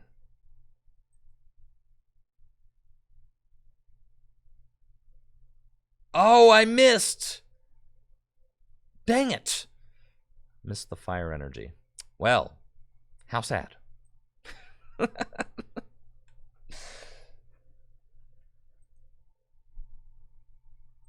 You may live this time, X Factor. You won't be so lucky next time. Yeah. There's the Bronzor. And Gloria. It always feels so bad to get donked when you have, like, when you have a Gloria or Bridget in your hand. You're like, dang, I just, you know, got benched, man. Feels bad. There they go. They got Heatran. That's pretty sick. Iron Hammer. If you have any Fire Energy, it does 80 more, so you can do 160. There's the Fire Energy right there. And X Factor's got a lot of really cool metal Pokemon in this deck. I know they're a big fan of the Bisharp. The Bisharp can do a nice chunk of damage for just 1 energy if it doesn't have any damage counters on it. We've got a Fire Energy off the top of the deck. we can just attach that to Ho-Oh. I think the Fury Belt on the Volcanian's fine. And then let's save the Moltres, and we'll end. I don't know if X Factor's playing parallel or anything like that, but could be kind of annoying if I can get my dudes removed by overbenching. So I'm going to try not to do that. We'll High Heat Blast, and then we've got Gloria in our hand we can use to go get Charmander. I could also Wally the Salandit into a Salazzle and then start drawing cards if I want to. Not terrible. The Wally's better for getting the Charmeleon instantly evolved up into the Charizard. Thank you, MIB Nation, for that Prime sub in the 36 months. 3 years. Dang, 3 years. Thank you, MIB. Pawnyard going in. They've got Heavy Ball, but a fail on the Heavy Ball. Does that mean that Bronzong is either in the hand or prized? As Bronzong has a retreat cost of 3. Would have been a nice grab. Also could use the Metal Link's ability to charge up any of these bench Pokemon like Heatran. It's possible that if X Factor had a way to pivot the Pawnyard, Bronzong, and a Metal Energy, they could get 160 damage Iron Hammer attack going on this turn. It looks like that's not going to be an option. They do have to figure out how to deal with the Volcanion, though, as the Volcanion has an effective 160 hit points. They've got the Saucer and Evolution Roar. I've got Boss in my hand, though. So if it's just to power up the Heatran and pass situation, I can neutralize that by attaching another Fire Energy, Boss, knock out the Heatran in 1 hit. A Heatran being weak to fire just feels wrong. Heatran is fire. Why is it weak to fire? How is that which is fire also weak to fire? Oh no, man. Just asking the questions. So it's between Guzma and Boss. Or even Gloria. Gapejaw. Put more damage on my guys. And it's just going to be a Sword Stance. Yeah, that's definitely not the turn that you want to have. I think I'm okay if I just continue setting up. Actually. Even though gusting the Heatran's like broken, I think that's... I'm probably chilling if I just go get these guys. You know, and then next turn, I'm looking to have a very strong turn. I can just attach to Ho-Oh and go High Heat Blast. Next turn, I go Charmeleon, Wally into Charizard. Since these Pokemon came from the deck, the Gapejaw Bog won't hit them, which is nice. We are expecting the Volcanion to go down this turn, but that's fine because Ho-Oh should be able to respond to it. But this could be the Frying Pan turn. Maybe the Heatran gets equipped with Metal Frying Pan, and I don't get to one-hit KO it so easily. Could be what we see. X Factor's got the Pawnyard coming back with the Gapejaw. Metal Frying Pan on the active, so in order for me to knock it out, I would need to do 170 damage or find a Field Blower. The Bronzor is not evolved, so I could just Sacred Fire and knock it out, which is certainly something to consider. We do find Raihan, though, which is quite good. So what I can do... I'm chilling, bro. Yeah. I always appreciate you asking, Charmeleon, but I'll probably never use that ability. We're looking at Raihan. Raihan to the Ho-Oh. And then go get Field Blower. which is not in my deck. Okay, I should have known that. I should have known. Dang it. I should have known it was prized. That's cool, man. I still got escape rope, so we'll do that instead. And I will attach an energy to Charmeleon. And, well, to cast form, also pretty good.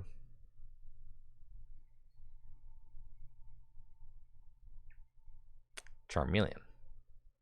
Cast form. Cast form. All right, we'll escape rope.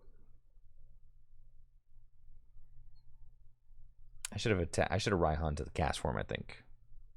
No? I guess it's fine. Yeah, we'll rope. We'll force X Factor to send up somebody else. Yeah, it's Bronzor. That's fine. We send up Ho-Oh. And we go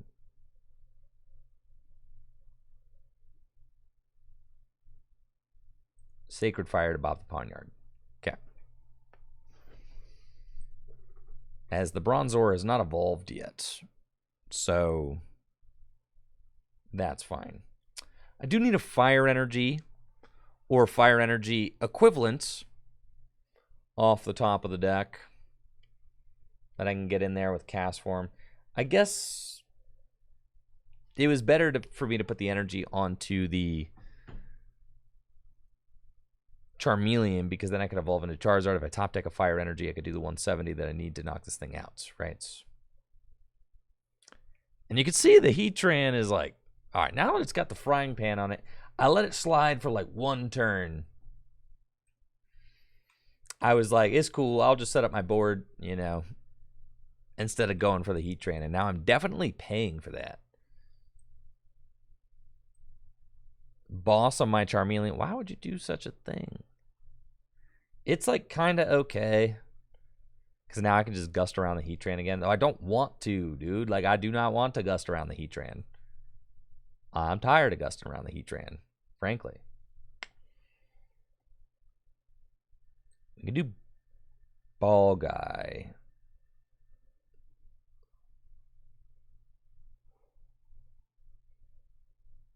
Okay, so we're going to do Ball Guy. We get Level Ball, Timer Ball, and other basic Pokemon I got in that deck. Entei. Nest Ball. Cool. So we're going to do that. Timer Ball. It's cool, man. It's cool, bro. I ain't even mad, man. It's fine. I'm not even terribly upset. It's all good, bro. It's all good. It's all good in the hood for sure, man. No sweat, brother. Okay. We've got move over. And we're going to get Fire Crystal. That's cool. And then we're going to retreat and use Sacred Fire to bop that Bronzor. Okay. And then we find Town Map, which is fine. Next turn, I got Fire Crystal coming off the top of the deck. I got Wally. I can go get Salazzle, and then I'll have Magcargo and Salazzle set up. The problem is that my Field Blower is prized. It's the primary issue here. But it's cool because I got a plan. I have to go get that Field Blower, which thankfully I actually have the town map now, so I can do that. Fire Crystal. We'll get 3 of these guys. And then town map. There it is. 3 prizes left for my opponent. So I think that actually I kind of goofed here. If I'm hitting for 150. It's all right. If I'm hitting for 160 minus 30, it's still not enough. Okay, so I need to put this guy down, and then I need to. Sure, we're just going to Wally. We're going to Wally. We're going to get Salazzle, and I've got Muscle Band in the deck. If I hit Muscle Band, I'm doing 180. That's actually a lot. So I need to hit. I can knock it out, but I have to hit my Stadium, and I have to hit the Muscle Band, but I can only stack one. Yeah, thank you so much, Reptar, for the 100 bits. I'm glad you're liking the Lunatone Soul Rock deck. That's what's up. Thank you, just getting in there for that Prime sub as well. So I think we're stacking the Magma Basin because it's just the better card. And then we're going to Roast Reveal into it. The weakness is turned off because of the Metal Frying Pan, which is tough. So we're going to put that down.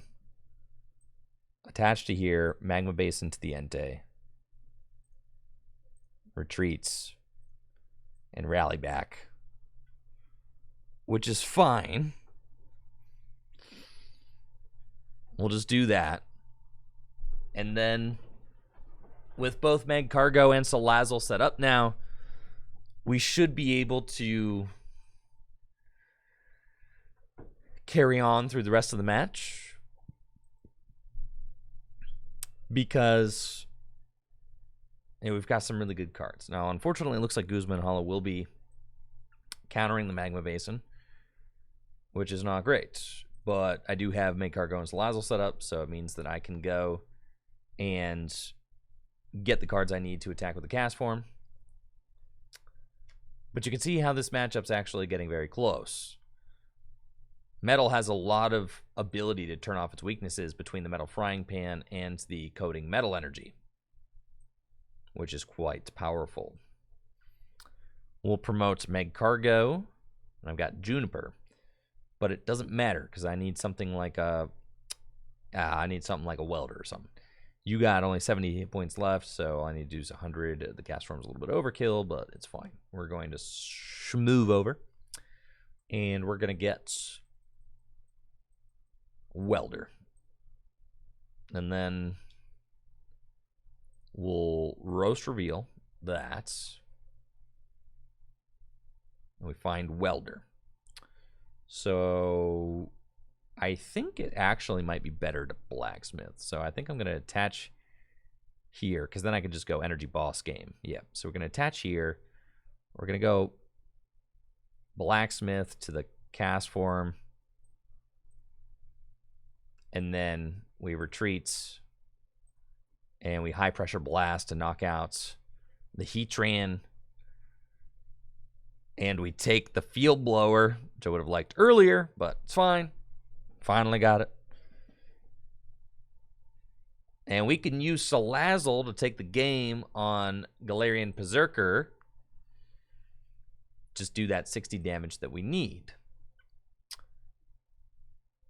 But this is a close one. It's going to be 1-to-1 prizes, a metal deck versus a fire deck. I've said before that weakness makes a bigger difference in standard than it does in Gym Leader Challenge, and I think that that is evident. As you can see here, X Factor put up quite a good fight against the fire deck, and may have had it too if it wasn't for, oh, I guess, yeah. Combustion. GG's. I was like, do I have to gust? Yes, I do, because of the Coating Metal Energy, right? Turns off the weakness. Yeah, that was a real close one for sure. You can definitely use Maxie's Hidden Ball Trick. All right, let me make sure I didn't have anybody else. I think I did. I had Charles on the list, and I had N something. I can't read my own handwriting. Nero or something. Yo, GG's X Factor. I've got, yeah, Charles. Charles. Nicer. That's it. Let's play against Nicer.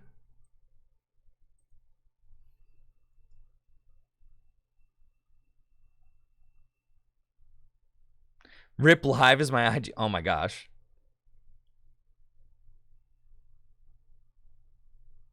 I was going to say, I thought you were on live.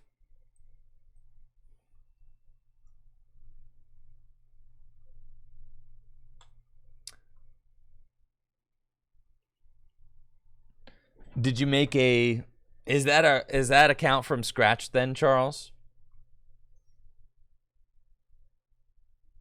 All right, Nacer. You built GLC back. Nice. Worth it, honestly. I've heard and seen that live is in a pretty tough spot right now. Thank you, player one. Oh, there's only one. Okay.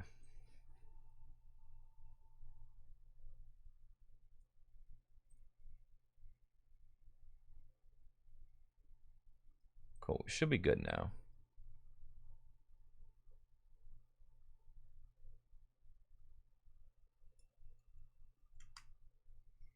Cool. We're friends. Excellent. Good luck. And also have fun.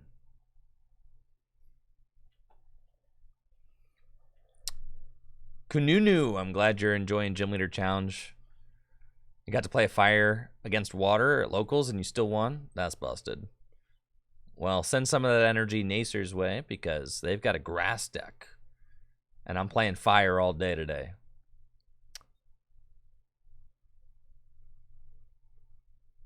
We're going first. Unfortunately, I do not have a very good opening hand. Looks like it's just going to be a pass back. Going first against Nacer's grass deck with my fire deck. Unfortunately, I do not have any energy in the opening hand. As you can see, I prized 3. So I just have to pass it on over. Next turn, I can N. I love the supporter N. I do wish that N was a card in standard format. I don't think that it will be because they just printed the... Yo, what kind of fossil sauce do we got going on? Are there any? Is it like Lilligant? Bro. That's crazy. I think I kind of have to go ball guy here. As much as I want to N, I feel like ball guy to just guarantee myself the basics is quite good. So let's do that. We'll ball guy. And we're going to go get nest ball, quick ball, and level ball. That seems fine. So let's get all these guys out. Level ball. Go get Charmander. Nest ball. And go get Slugma. And quick ball. And it's fine. We'll kick this Wally. And go get another good basic Pokemon like Entei. It's fine. And then research. Ah, dang it. No fossils. What the heck? This is sick, though. Nacer's got some... Yeah, I'm trying to see this. Who's Laleep evolve into? I'm sure we're going to see momentarily. Doesn't it have something that like goes and gets stage 2 Pokemon or something? Like it just springs a bunch of evolution. Like I don't even know what I'm up against. I don't even know what I'm about to see. It's Cradily. Yeah, isn't there some sort of crazy Cradily card? Cradily? Cradily. Cradily? Cradily? I don't know. Here we go. Laleep to Confuse Ray. Dang, that wasn't the explosive, crazy turn that I was getting prepped for. That's cool though. I'm thinking that's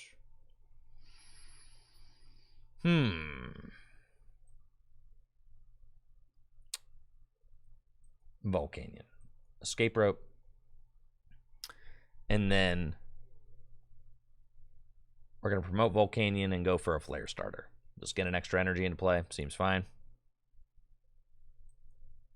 And just need a Fire Energy. I did prize 3, but we find some fires. So that's cool. And it looks like we've got a pretty solid hand situation now. Digging its Giant Hearth in the deck a little bit more. And we will use Flare Starter, put a Fire Energy from my deck onto the Entei, and we're chilling. Right? Maybe it should have been Ho-Oh. I could use Sacred Fire and pop that Cherubi if it doesn't evolve. I'm going to look up Cradily, because now I'm curious.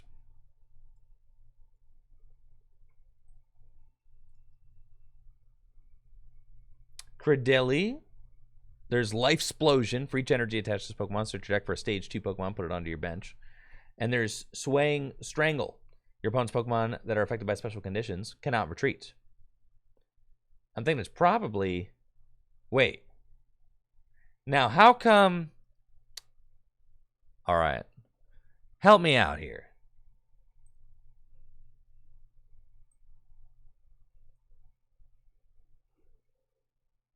How come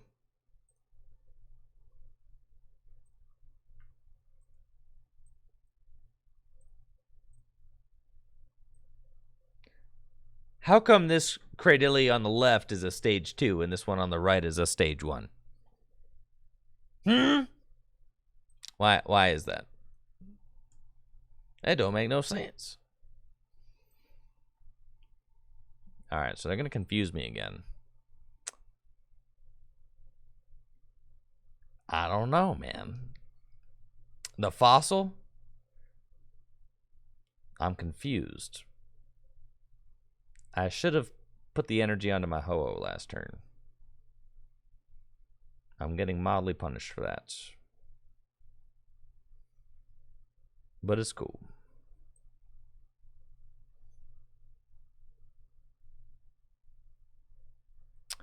My energy's all over the place.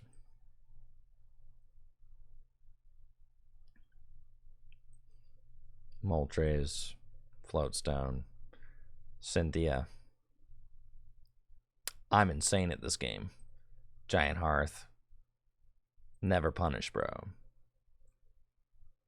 Charmeleon. No, I'm chilling, bro. Evo Soda. Meg Cargo.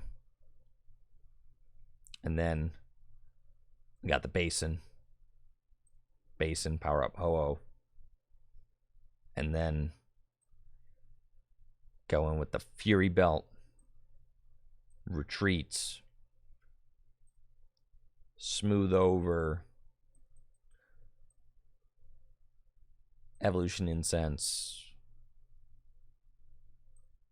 No Sacred Fire. Get rid of the Cherubi over there. And take Raihan. It's fine. Is it a controlled grass deck? I do not know. But I'm trying to see. Oh, here's the Peonia. Let's go, dude. I'm trying to see the Cradily in action. It's going to be Poggers. What stage 2 Pokemon are they going to get? You're going to spring some crazy stage 2s into play? Hopefully they hit it. They did. All right. Yeah, it's the Life Explosion one. So there we go. Life Explosion. They get to go get 2 stage 2 Pokemon. And just put them straight into play.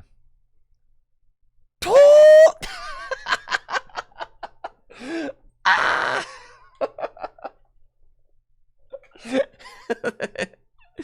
So now they have put Vileplume straight into play, and I cannot play item cards now. So, well, you know, I kind of got bodied there, that's for sure.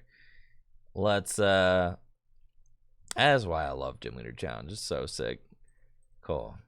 Yeah, I definitely want to knock this fella out. That's for sure. And I want a Magma Basin to my Entei. Is cool. And then I'm going to try this again. Smooth over and go get just actually Charizard this time.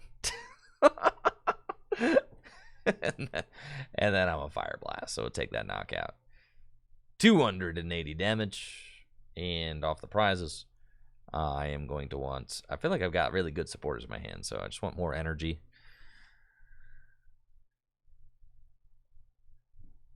You got to put some respect on this crazy deck, though. Ace Trainer. Dude. Set me to just 3 cards, and they're all items. What the... Jungle Totem. Yeah, that's crazy.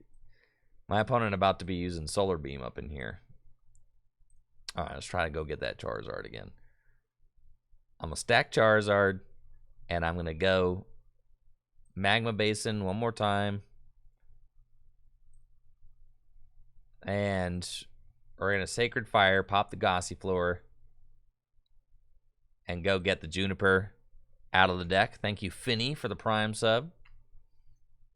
Appreciate you, Finny. They can do 90 damage with the Venusaur now, but this thing has got a Fury Belt on it, which is pretty good. Oh, you gotta love that Professor's Research. Awesome.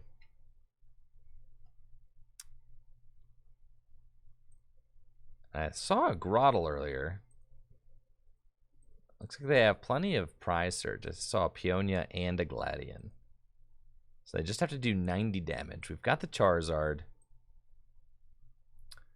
And now I can stack. Just Fire Energy is probably all I want. Well, let's get a boss or something. Guzma or something. Stack Guzma. And then draw into it so that I can go take out that Vileplume if I care to. Probably should have stacked the actual Fire Energy so I can guarantee knock out the Venusaur, but it's cool. We got it. And then Fire Blast. We'll take that KO. I didn't need to attach it because of the Burn Brightly. That's right. It's cool. We're chilling.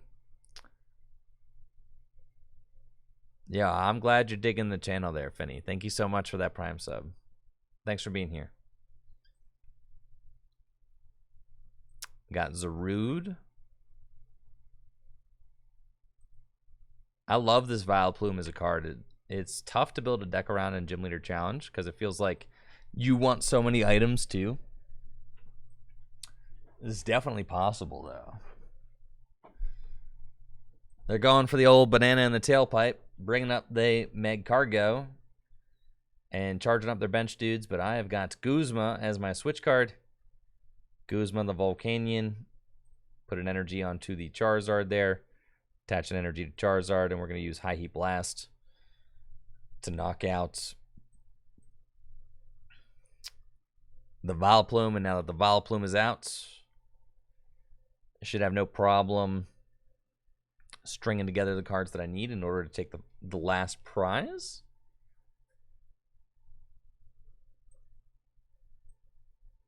Right? So we've got Fire Crystal.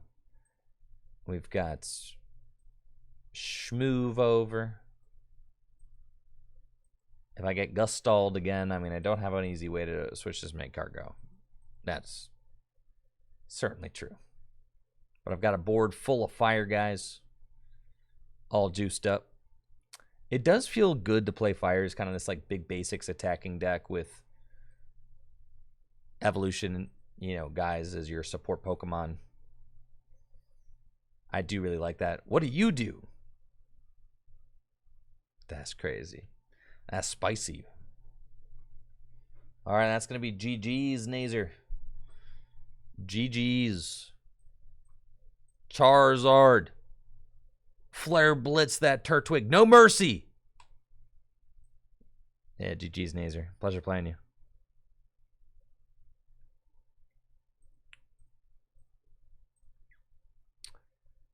Charles. Let's go, Charles. Best of luck. We got to show off the Charizard. It's all about the content, you feel me? GG's, Nazer. You had a very cool deck. I'm glad you're having fun with it.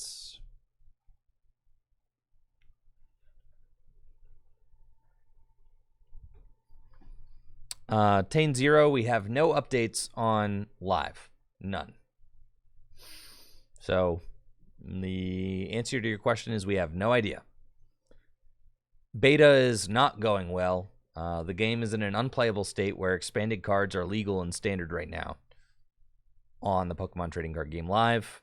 And there's a game-breaking bug that allows you to insta-win a game if you're playing a deck full of expanded cards in standard format. So it's not in a great spot, unfortunately.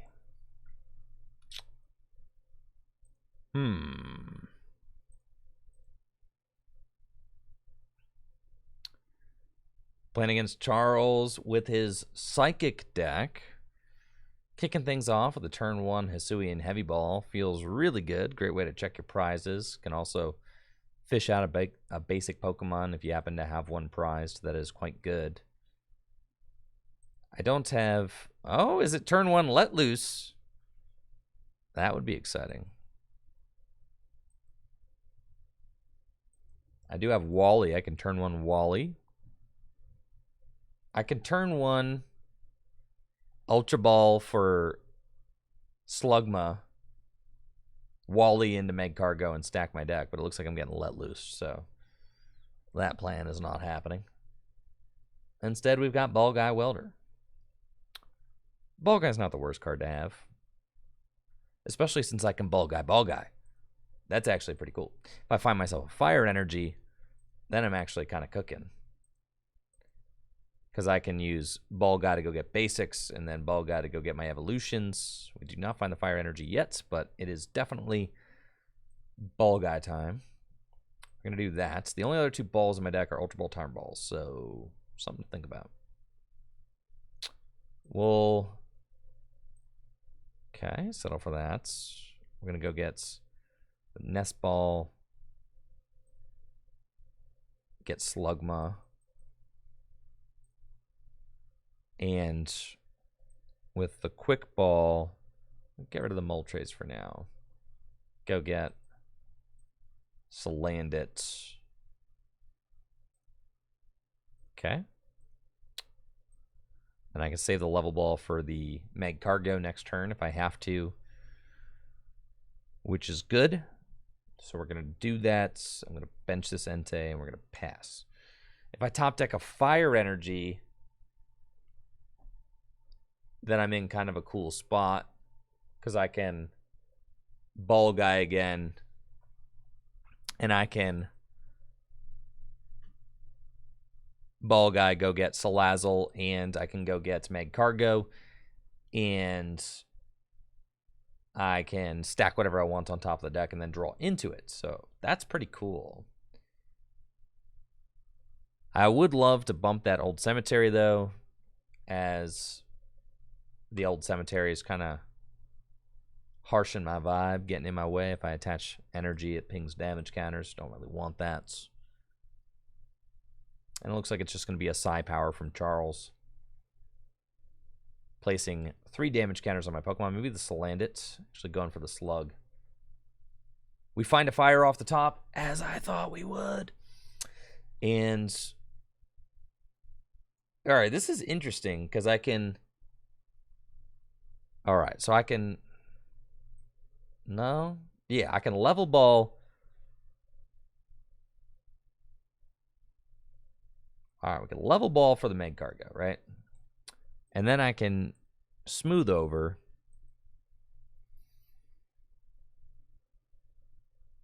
And stack whatever I want.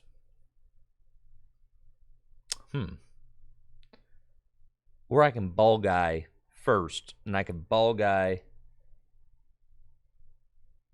It's fine. I think I'm going to smooth over, and we're going to stack the Evo Soda. Maybe the Giant Hearth could even be good. Yeah, that'd be cool. Is that Horror Psychic Energy? It's kind of yikes, but that's fine. Giant Heart's cool. A little bit greedy.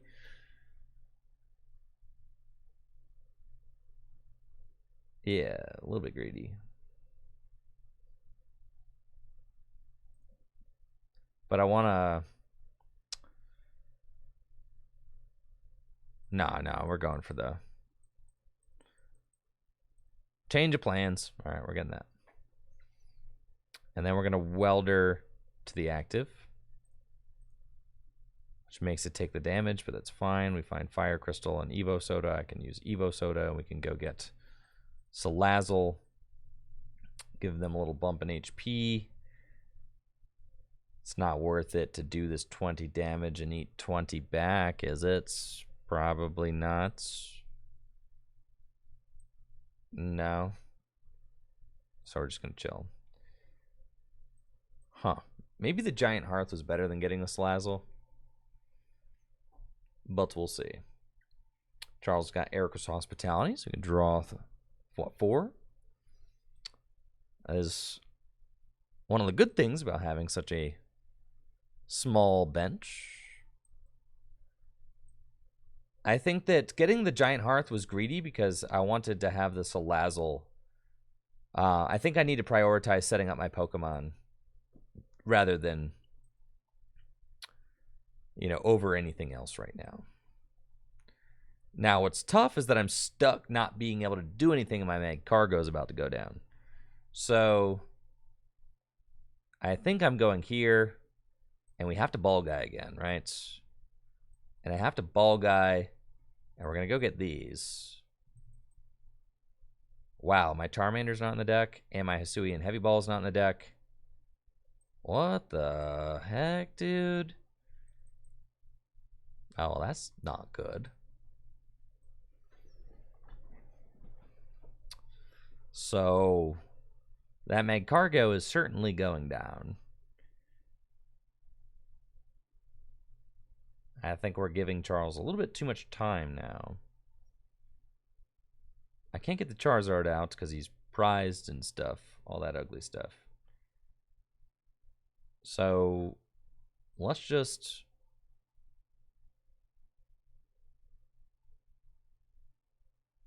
smooth over.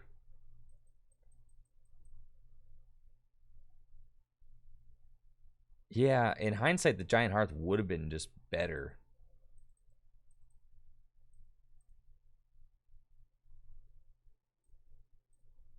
Teammates. Fire in the stadium. All right, that's fine. We'll stack teammates. Okay. And pass. And then, yeah, the Salazzle grab obviously was like good if I find more fire energies, but I don't. So now I'm like weirdly kind of spinning my wheels with this Heatmore active while Charles sets up. Charles is going to be able to take out my Mag Cargo, which is definitely like a great support Pokemon for me. At least we have Salazzle, though, and my board state's not bad. Having the... I think I literally have Hisuian Heavy Ball, Charmander, and Charmeleon prized, which is not good.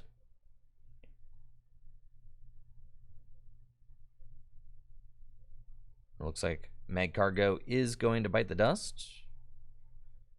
So now, what do we got? So we've got teammates. So I can teammates for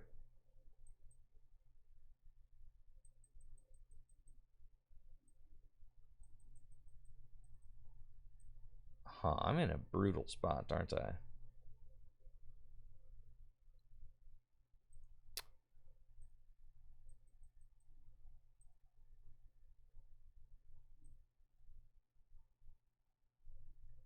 Because I just... Oh, I have a fire energy in my discard pile now. So I can do... No, I don't. No fire energy in my discard pile. So...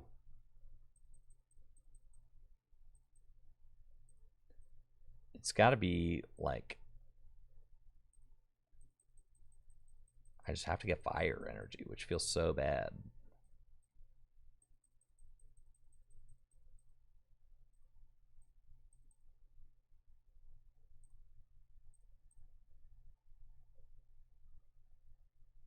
Does feel quite bad, but I think that's... I kind of need to find Tau Map as well. So it's fine. We have to just start channeling energy into play. So we can Giant Hearth and get rid of the Timer Ball and go get those. And then we can Tau Map and at least go take a look at where my situation here, which is terrible. And then we can Roast Reveal, which is fine. Now that I've got the energy flowing at least a little bit, I can attach a fire energy to Entei. And I can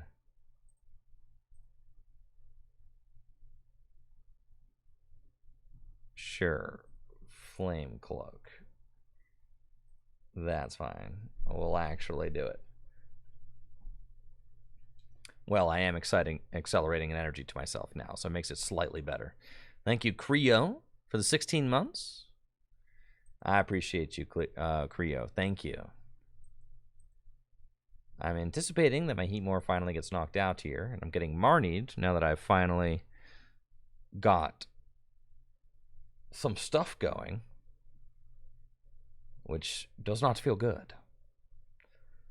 Of course, I have got no fire energy in my hand. Because why would I?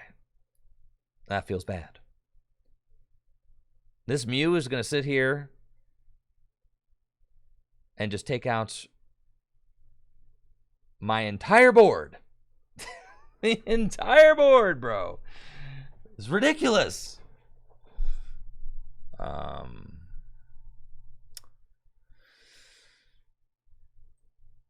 Sure. Not great.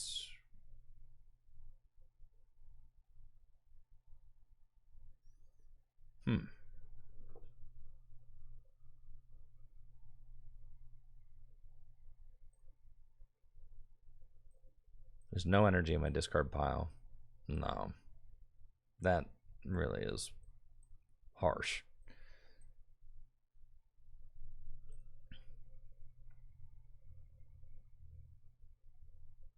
Dang, man, I'm straight up having a terrible time out here. This does not feel good.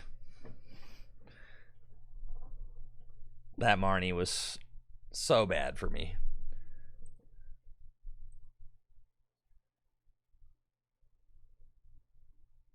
Verse Seeker, Cynthia, and Caitlyn, it's fine. So I have to assume that I guess Necrozma could take the knockouts. Gonna grab another Marnie, it's fine. I should have probably just popped down this Magma Basin over the D Valley, but it's okay. Yeah, there's Dragapult. I'm not loving this situation that I'm in at all. These prizes are really, really bad. Even like the heavy ball, like, bro, if the heavy ball was just not in there, I could at least go get the Charmander, but that is harsh. Rope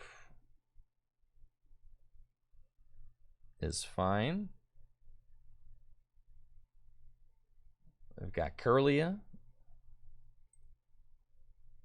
And it's going to be more Psi Power with Mew. Dang it. All right, can I top deck a fire energy?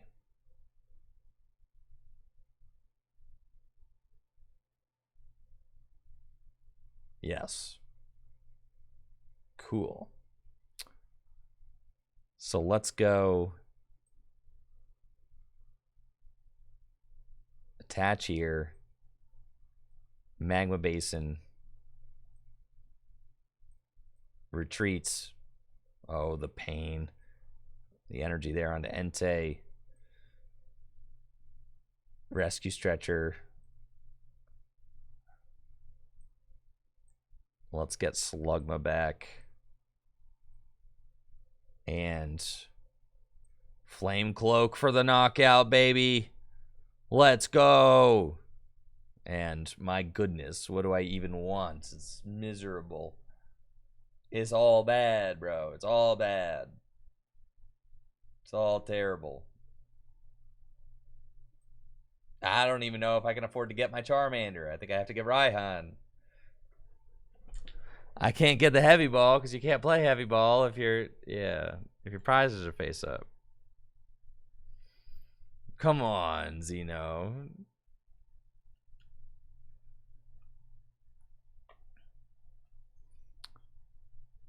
Wakestorm, you can play EVs in Gym Leader Challenge. You can play EVs in the colorless deck, and you can play each of the evolutions in their respective color. Yes, and you can use Dream Ball to get your evolutions into play. Just like some cards are not as good in standard format as they are in Gym Leader Challenge, some cards are not as good in Gym Leader Challenge as they might be in standard format. So obviously you cannot evolve an evolution from, EV in the formats.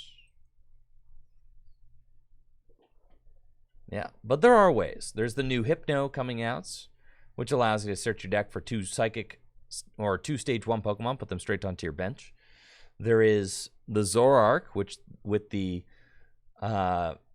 transformation ability, which allows you to transform into a Stage 1 in your discard pile. You can get Umbreon into play that way.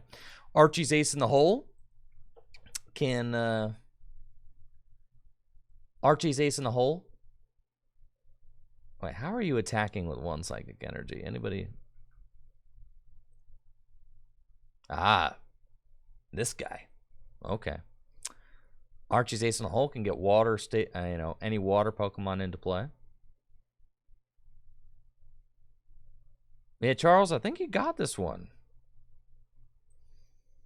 I think so, but anything's possible, I guess.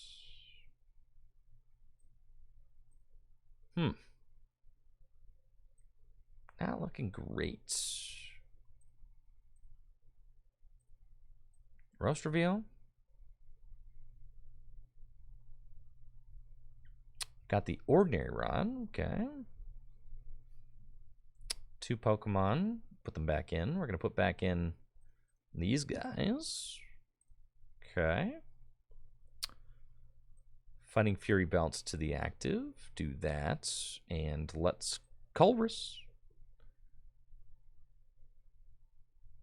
And then we've got Magcargo. I can...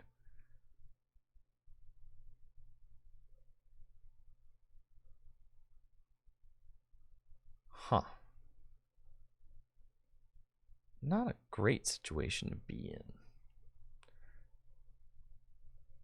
No, it's not, is it? Ultra Ball away these guys.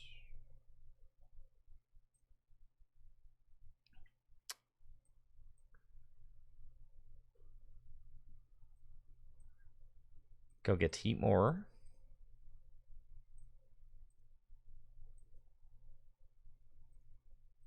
Magma Basin. Smooth over.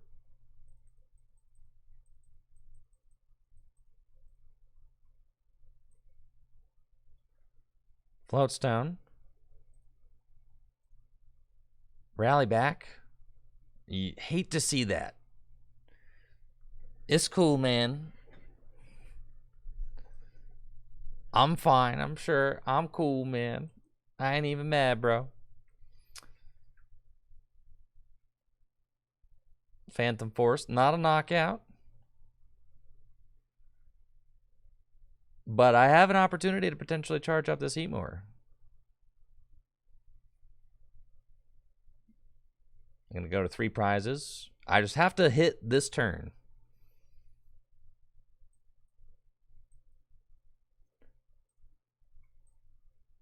I have to hit this turn. Have to. So I can Raihan to the Heatmore. How many energy do I have in the discard pile? 3?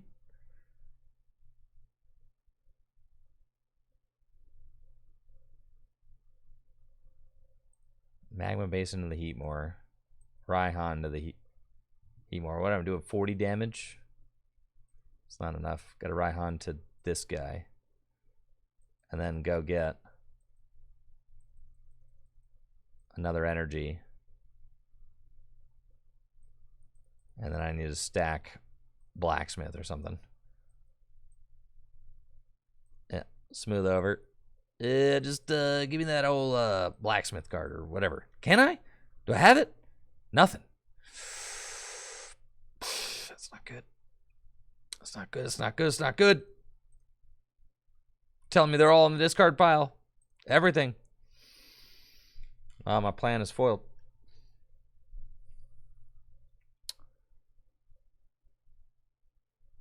Oh, I am ruined for sure.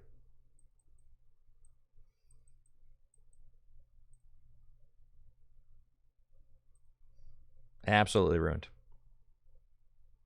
Okay, so we're going to fire main. There we go. Cool. 110. It's fine. And then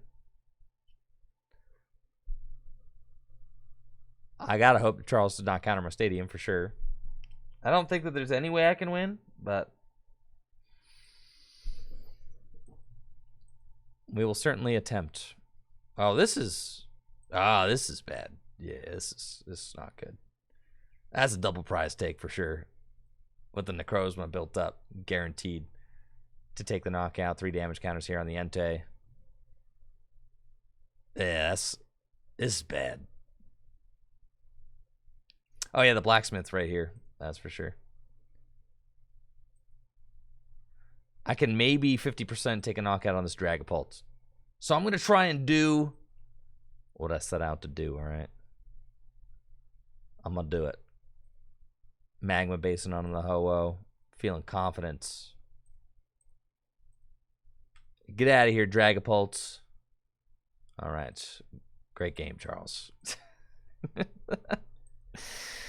GG's, man. Yeah, that one got away from me just a little bit. My cargo with Trek and Choose pickaxe is fine. You could play with the stadium too. That draws cards. Scorched Earth. That's fine. It's fine. I think that game, the thing that was terrible for me was having the whole Charmeleon, the Charizard line was just basically non-existent. So I was not able to get that set up. Without the Charizard, I mean, the Charizard is definitely like, I feel like one of the strongest parts about the deck now.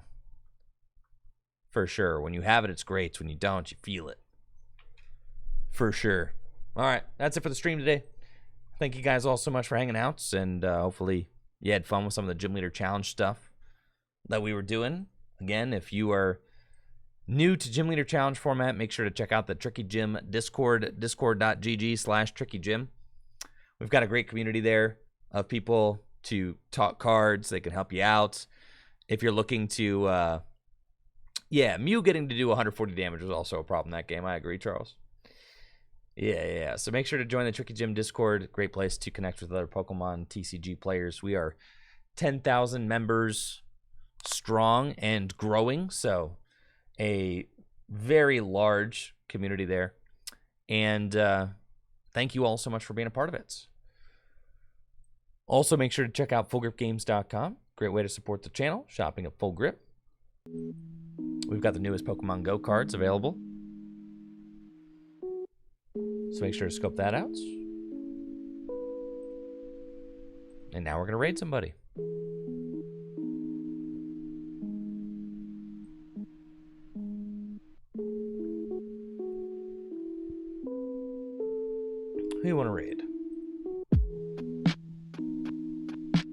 let's raid Omnipug.